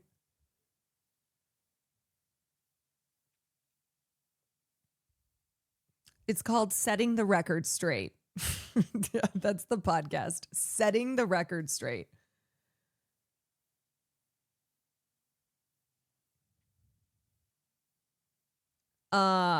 And also she did run away to Utah. And I said to her, "When are you coming back?" And she was like, "Maybe never."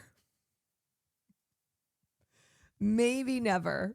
And I went, "Okay, well." I guess I can make a trip out there if that's what if you live there now forever. Okay, what is 1310 for them praising? Yeah, I need something good here. I need something good here to break up the crashing out of Fairyland. Cutie Cinderella's cake was fabulous at the wedding. Oh my But God. I have to give Caroline Kwan credit for the most athletic thing I've ever seen Caroline do in her entire life. Cutie, uncharacteristic to her, full of adrenaline from racing out to the desert. Tip And post panic attack. the cake over.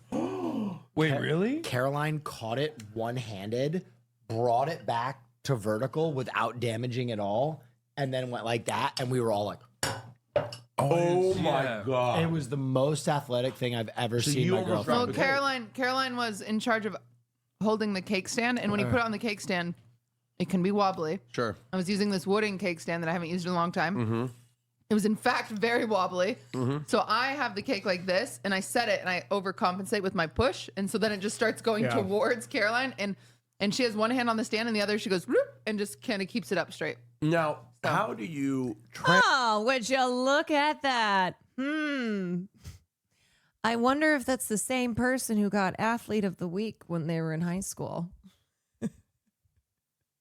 I wonder. There's a reason. There's a reason for that. Some would say the savior the entire wedding. Yes, because here's the thing. Cutie Cinderella raced out to the desert, had a panic attack on the way there, thought she was dying, all so that she could make sure that the cake, that the wedding cake got to the wedding. Can you imagine if that wedding cake fell? Can you imagine if for all of that, there was nothing? It would have been a disaster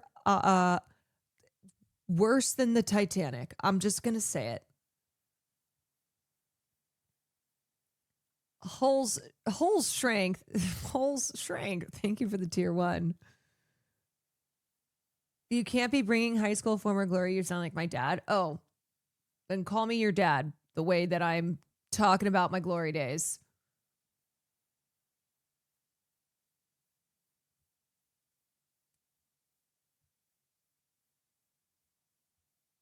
The only person dating a jock on Fairyland is Will Neff. There we go. There we go. transport a cake? Dude, she had like a bank vault for it. She did. She had something called a cake safe. Yeah, it's called a cake Which safe. apparently costs I don't know if I recommend $400. it. It was my first time using it. But it worked. I mean, It worked, but it shouldn't. I shouldn't have. I usually don't have to do as much cleanup. The reason I had to do a lot of cleanup because it was like a very long drive and it was hot, and so the cake was like melting. Sweating. But it's a $400 box. It was this cool. Cake safe. We can't see Gabe. They made you look. Because I go into like this canyon and I'm like, oh my god. Will calls back. He's like, hello, and I'm like, I'm just like crying. Oh, this is her. Right? As you were saying. So then I'm freaking out. They don't get it. The call drops with Caroline. Oh. Because I go into like this canyon and I'm like, oh my god. Will. Dude, and it scared the shit out of me because I was on the phone with her. She calls me. She's like crying and is like, I can't breathe. I'm dying. And I'm trying to talk her through this. And I'm like, pull over. Like, you need to pull over. If there's a gas station, pull over there. Otherwise, just pull to the side of the road. I will come to you. And then it just drops. And so I'm like, what the hell happened? Not great to be on the phone with someone who's in the middle of a panic attack talking about how they're dying and then just nothing. And I like tried to call back, send text messages, wasn't going through. So I grab like, Will, like, please see if you can get Cutie on the phone. Will calls back. He's like, hello. And I'm like, I'm just like crying. Oh my God. I'm not going to make it. I'm freaking out. My heart is exploding. Will's like, What did you say, Will? it's okay. I said I was coming to get her. Yeah. He's like, well, come get you. Just stay where you are. Where are you? And then I go, wait, I'm fine. See, and then No, what happened was, so he gets her on the phone again and she is still having a panic attack. He's like, okay, I'll come get you. I turn to him and I'm like, Will, you are in the wedding. Like you can't go.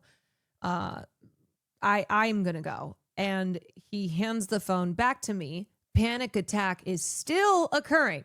Okay. It was not like, oh no, panic attack is still occurring and probably was at least a couple more minutes minimum, a couple more minutes. And then when I finally went, okay, so the plan, we established the plan. The plan was that she was going to go to the Airbnb. I was going to meet her there. And then I was going to bring her an aspirin because she's like, aspirin, blood thinner. Like, that's good. I was like, okay, sure. I'll go get you an aspirin. We'll bring it there. And then as we're talking through the plan and I went, okay, how far out from you, from the Airbnb are you? Because I need to leave with enough time so that I can meet you there because I don't want you waiting there by yourself. Then like we get to the end of this and then she goes, no, I'm going to come to the venue. And I said, what? Are you sure? Because there's a lot of people here. It's very hot outside. I don't know if this is the environment that you want to be in right now. And then I guess just talking through that entire plan, she went, no, I'm okay now. I'm fine. I'm fine. And then she starts laughing and I was like, okay. She was like, wow, that was crazy, huh? I'm like, yeah, that was pretty wild, but at least you know now that you weren't having a heart attack and that you were having, you were panicking. I go, but I am concerned about you driving back tonight. I'm concerned because you might still, you know, it might be like when an earthquake happens and then there are subsequent shocks, not as big, but that's what happens. And I said, I'm concerned for you to be turning back around and driving another 2.5 hours back with the aftershocks, possibly. So I had found somebody. I had found somebody who's works on Hassan's team, and I was like, okay, might need you to drive. Might need you to drive Girly Pop back home. You typically get hit with extreme exhaustion after a panic attack. Yes. Yep. The adrenaline drains. You feel very exhausted. You just want to curl up and go to sleep. It all came back down to normal. Yeah. You just needed to get it out. And then I stopped. I definitely don't think it was a good idea. She made it back safely. It was fine. But I don't think it was a good idea regardless for her to have had that happen and then the adrenaline come down and then drive back. Like, just for the record, I don't support that. I did not support that decision, but it ended up being okay. Stopped at a 7-Eleven and I got an aspirin just in case I was having a heart attack. Good. Just in case. See? And then I went in my Austin car and I going. took the aspirin. Oh, that's why you were like, oh, I took aspirin. I was like, what? Why? Yeah. Yeah, you need in to, case I just was in having case. a heart attack. She needs to get through the wedding before she goes to the But hospital. then I go inside my car and I take the aspirin and then I go, well, what if I'm allergic to the aspirin? So I go inside and I buy a Benadryl just in case I'm allergic to the aspirin. Good. Yeah, but I just knew I was going to spiral Good. down the, yep. You need to be. You I need to know, check all the it boxes. sucks. Have you ever taken aspirin before? Yes. Okay, so But you're- you never know. Austin be like, yes, good, excellent. That's how we do it. You never know when you develop an Don't they give allergic it to reaction. babies? Like, Yeah, I Yeah. did take a baby aspirin, but you know, you got to just, Yeah. you just got to, it's like one of those things. You never that's know. like definitely yeah, it's like not. cutting off the hydra. You never and know. then, Yeah, you know, yeah. I just got. I had to get there. I think totally it get was, it. it was there. The cake wasn't there. You know. 100%. So I get there, but it's been a long drive, so the cake is melty. Oh, Like fuck. it's just buttercream. She also put her dress, she shows up and I was like, okay, do you need to go change? She's like, nope. She said, yeah, but I'm gonna do it right here. Just throws her dress over. So I'm like pulling down her pants as she's just putting this dress on in the parking lot. I'm like, we can go to the bathroom. It's totally fine. We can go inside and get some privacy here. Nope. Just dress over the edge. Nope. Just take the clothes off. Everywhere, and they wanted a desert. I don't trust Cutie and Ostomy left alone together. As you are right to not trust that. Or when I get the phone call and it's like, oh, I have to go. I'm gonna call Cutie or I'm gonna call us. I'm like, no. No.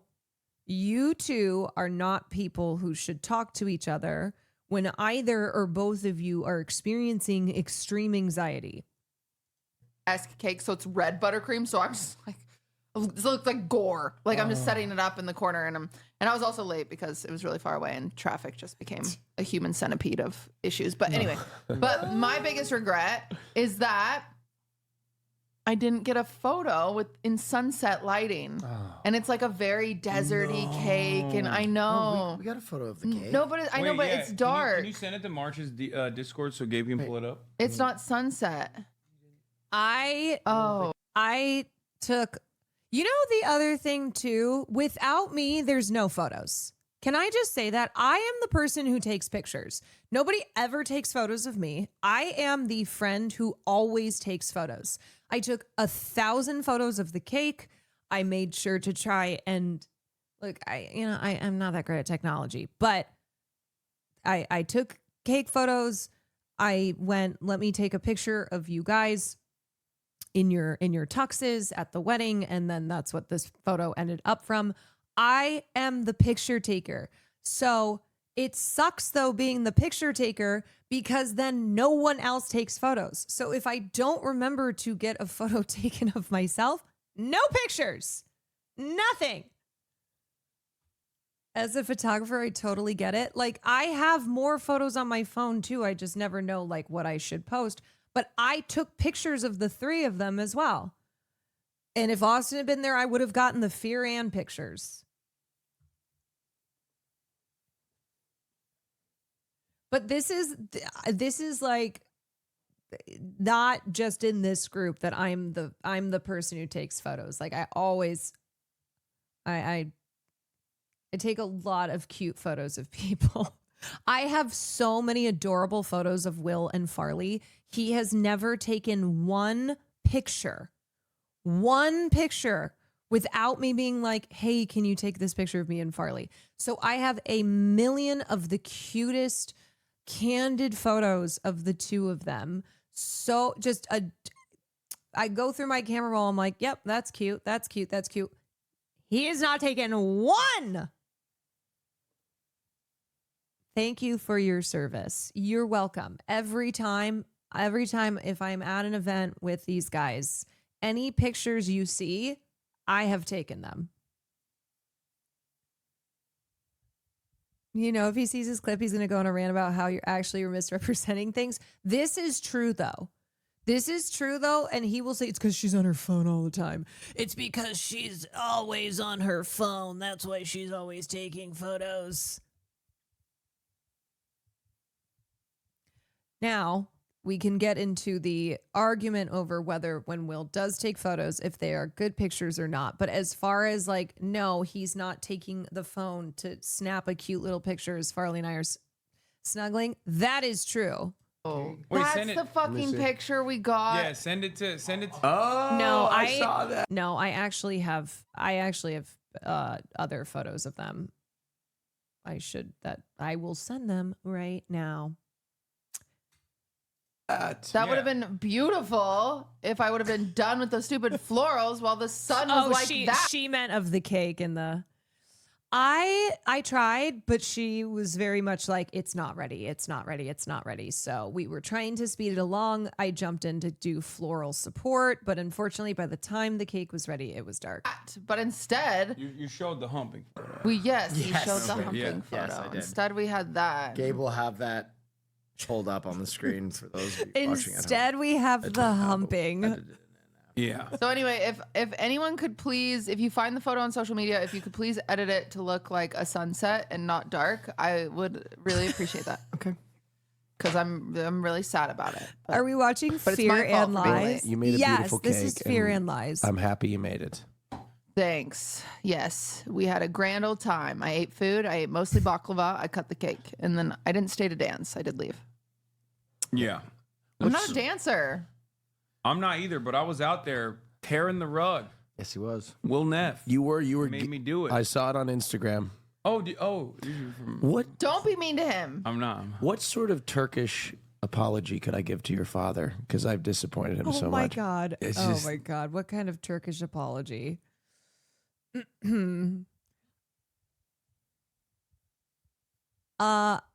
Also, I know this is getting old at this point. I was the one who made sure that we danced. Okay? Because it was his brother's fucking wedding. And I turned to Will and I said, "Where's Hassan Piker? Why is he not on the dance floor? Little cousins are out here. I was teaching. I was like trying to show the young ones. Here's a couple dance moves. So, no, I am the reason that his ass was dragged out to the dance floor. I said, you guys need to dance. It's time to dance. Caroline, you work too hard. I just, you know what it is? It's because I know how to do social situations. When it comes to social events, I know how to operate. So I'm like, hey, look, let's get some action going here on the dance floor. Let me get some pictures here.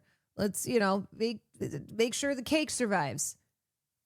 I have a PhD in social events.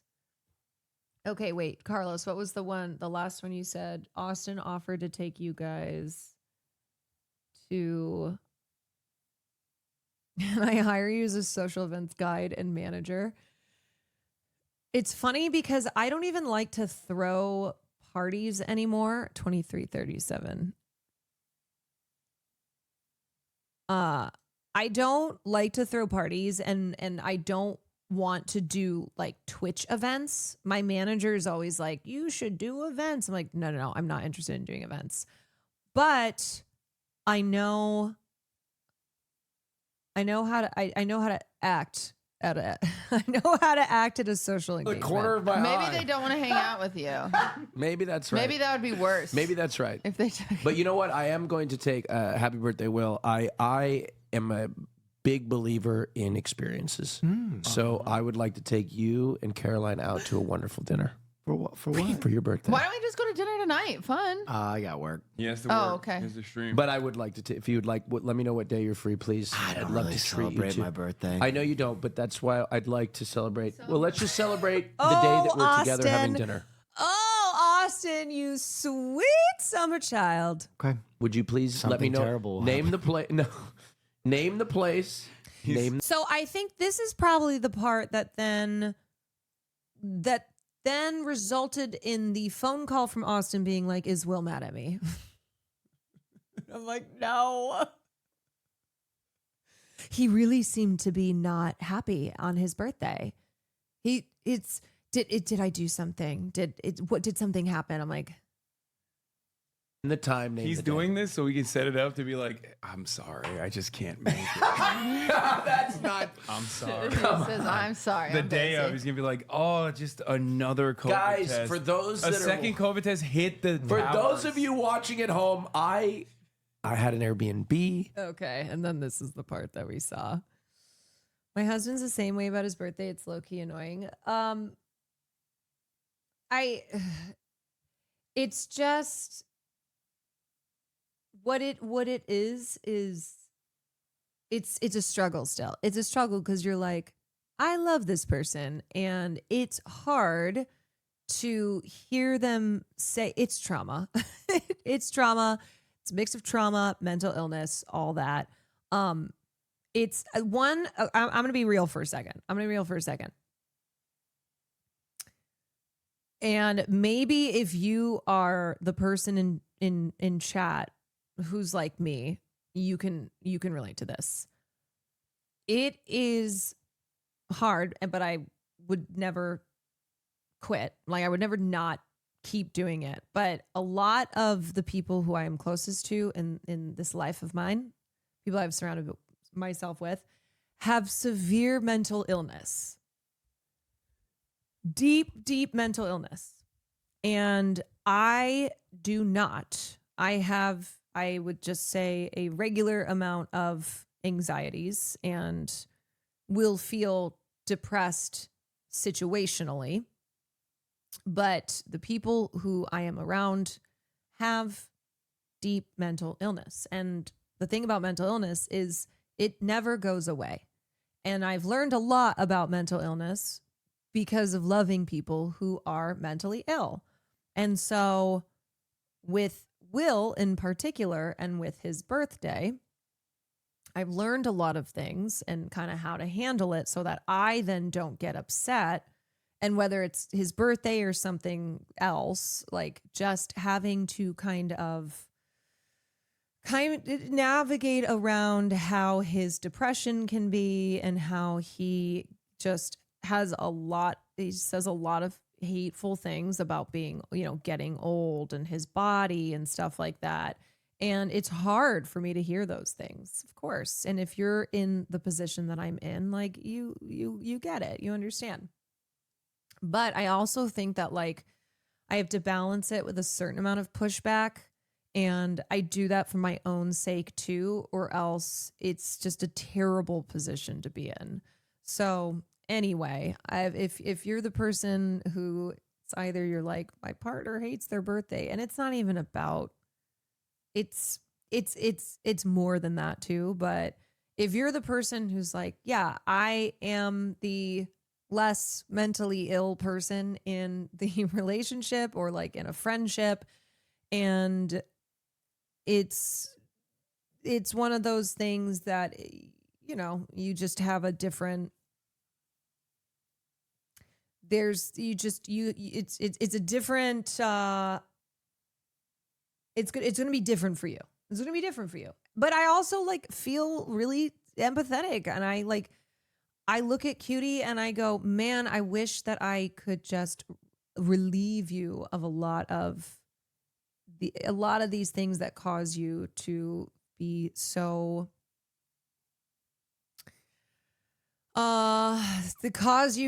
like constantly in pain and spiraling out. And I'm like, I wish I could take that, but also I don't know. So it's one of those that, like, I don't, and I'm not like, man, I wish it were me. I wish I were the one that, like, I was having to call people and they would have to, listen to me and try and guide me through stuff. No, I don't. I would never wish that. And so ultimately I'm like, I feel I am happy to help I'm happy to be the person to, like, try and be the helper,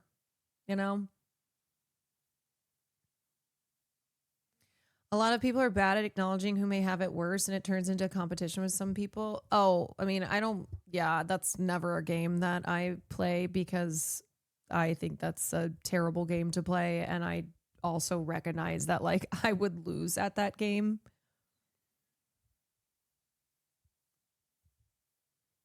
Speaking as one myself, mentally ill people are hard to deal with. Sometimes you seem like you do a good job though. And I think it's one of those that like it can feel awkward to kind of talk about, right? And people are like, "Oh, so you're saying that it's their fault for being mentally ill?" And it's like, "No, of course not." But I do have to balance the like, okay, I'm empathetic. I understand you have this, your brain chemistry is wired in a way that's out of your control, but also having to push back sometimes, be firm and be like, okay, I'm not going to feed into this too, though, because I also know that these are rationalities. So I don't think it serves you well if I like tell you what your brain is wanting to hear, even though it's not what you want to hear, but what you think to be true. And I can't tell you that that is true because it's not.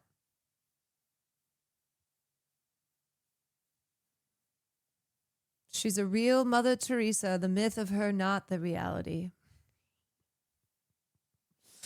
Oh boy.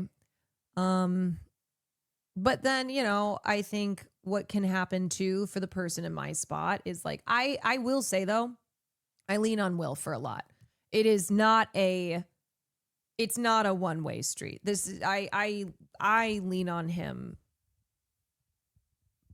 a lot as well, even though I don't have mental illness in the way that he has. But I know for other people, if you're the person in the spot who it's like, okay, well, I guess I'm the not mentally ill or less mentally ill person in the situation here. And so I feel like I don't get to have any problems, or I don't have anybody to, listen to my problems in the way I do. I know that can be hard. So you have to find a balance that does not ignore your own feelings and your own struggles, because even if you don't have mental illness, it doesn't mean that you still can't have things you're struggling with, that you can't still like be dealing with stuff as well. I've been on both sides of this equation at different points with different people. Yeah. Yeah. So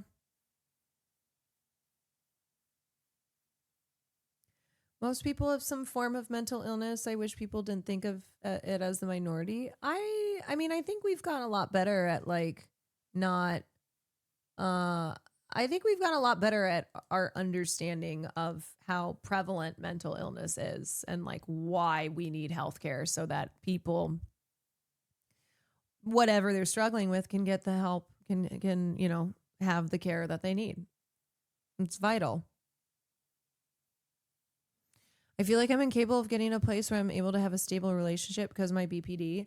Well, I will tell you, there are three people in my life who have BPD, and they all have been able to have relationships. So it is something that you have to like find what works for you to keep your BPD in check, so it doesn't get to a point that like it becomes destructive or is having a really, really just overwhelmingly negative impact on your life. It's not a one size fits all, unfortunately. I know you know this, but yeah, it is something that like I want you to know it is possible. It's you absolutely can have a stable relationship, but like that does require you figuring out the best way to handle your BPD.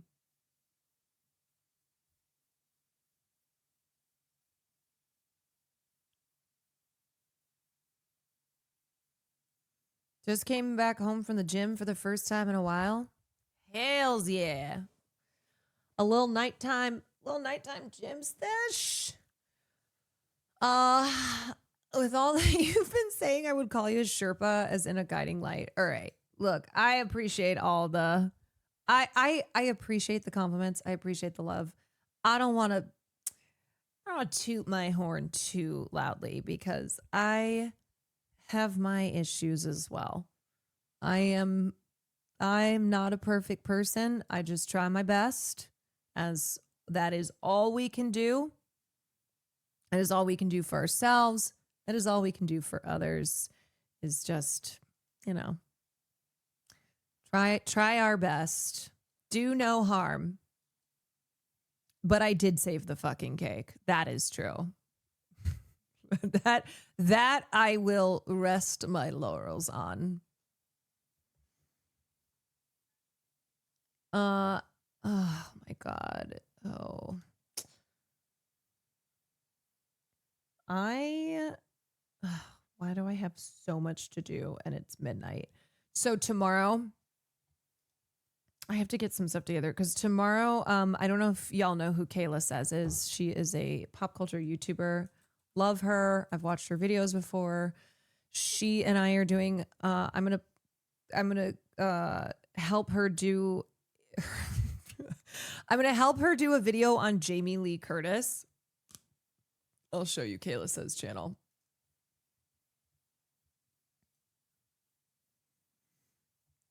She does like how the internet fell out of love with YouTube videos. That's one of her things.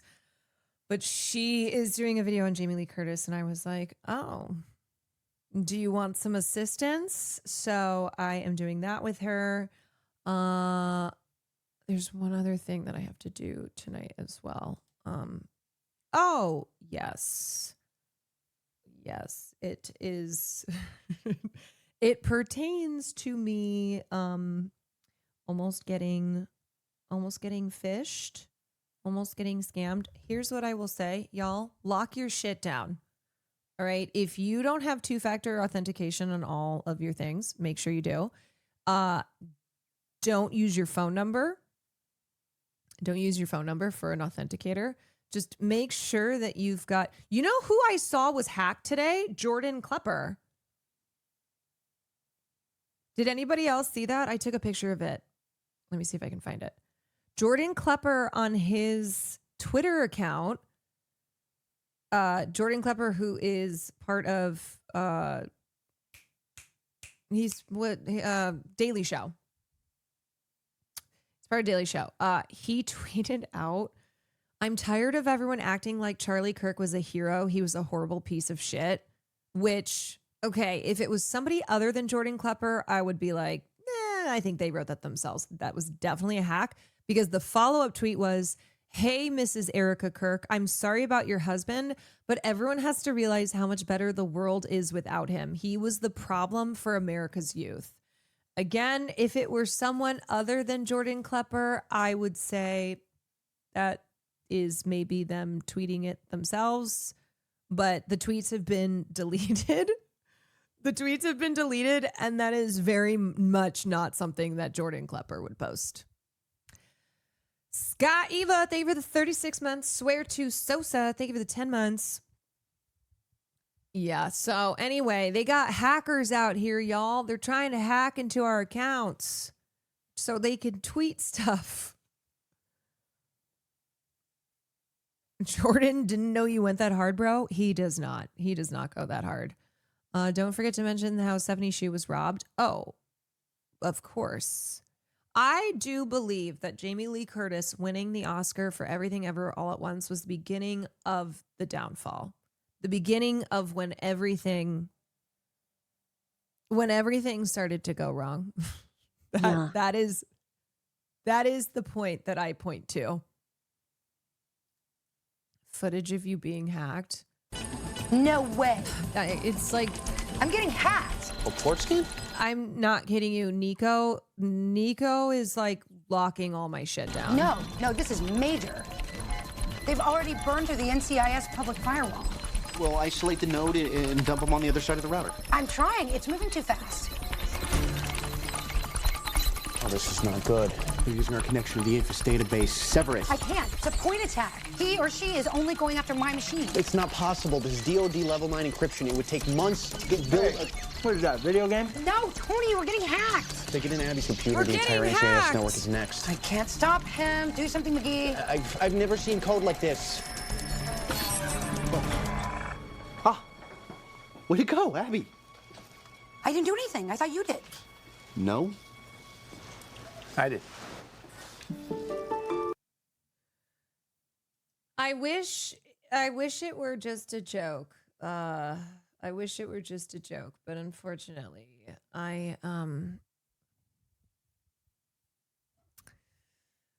all I will say is that phishing schemes have gotten better, okay? They know how to trick you.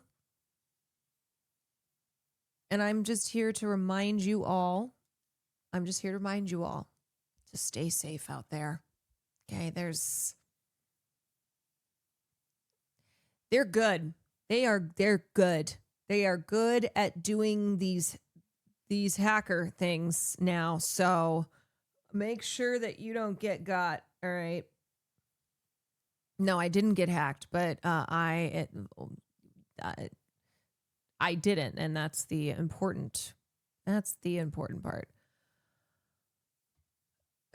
Just unplug it. Can I submit a suggestion for film class Sunday? You're viewing of 4 weddings and a funeral made me think of Coherence. We already watched Coherence. Great film.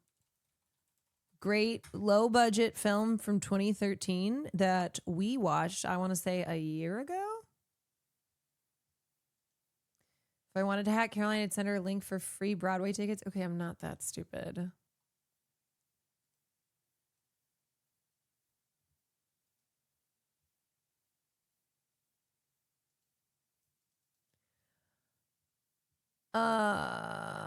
Okay. All right.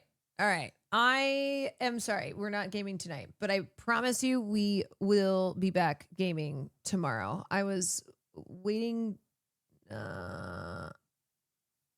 I was going to see if Will wanted to play a little bit of Borderlands, but I think he's playing this other game. No, I'm Not Human. And I'm going to go work on some other stuff now. So that's going to be it. But I promise that I will bring gaming back tomorrow. We will finish the video before...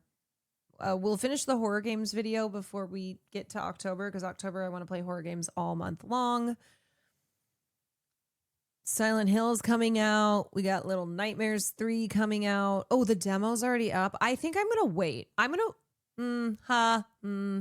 No, because I want to do like all October long. But then I also have my birthday at the end of the month. I'm like, maybe I just fucking do it on my birthday too. I don't know. But yeah, I've got a lot of gaming in the future. So get excited. I can't believe it's already going to be October. That's wild. All right. I'm going to send you guys to, are you going to Rust? Well, here's the thing. Rust starts on Friday. No. Wait, Rust starts on Thursday.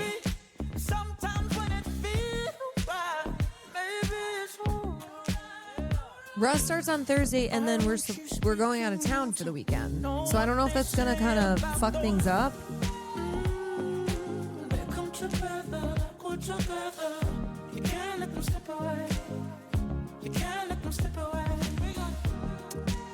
Sam was considering if she could get an invite. She'll get the invite, but she's like, I don't want to do it. I don't want to ask to be invited if I'm not going to play a lot. Which I get too, because now I'm kind of thinking that as well, where it's like, I don't want to take someone's spot in the server if I'm not going to play. If I'm not going to play a ton, if I'm going to be gone for a couple days, and then usually when I'm gone for a couple days, I come back and I want to like catch up on stuff. So I'm not sure.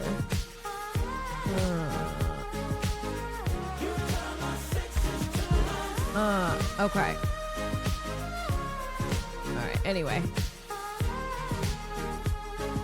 are you ending? Yes, we were just talking about Rust. It would be really fun though. I kind of want to jump in, and it starts on Thursday. Oh boy! All right, I will make a decision.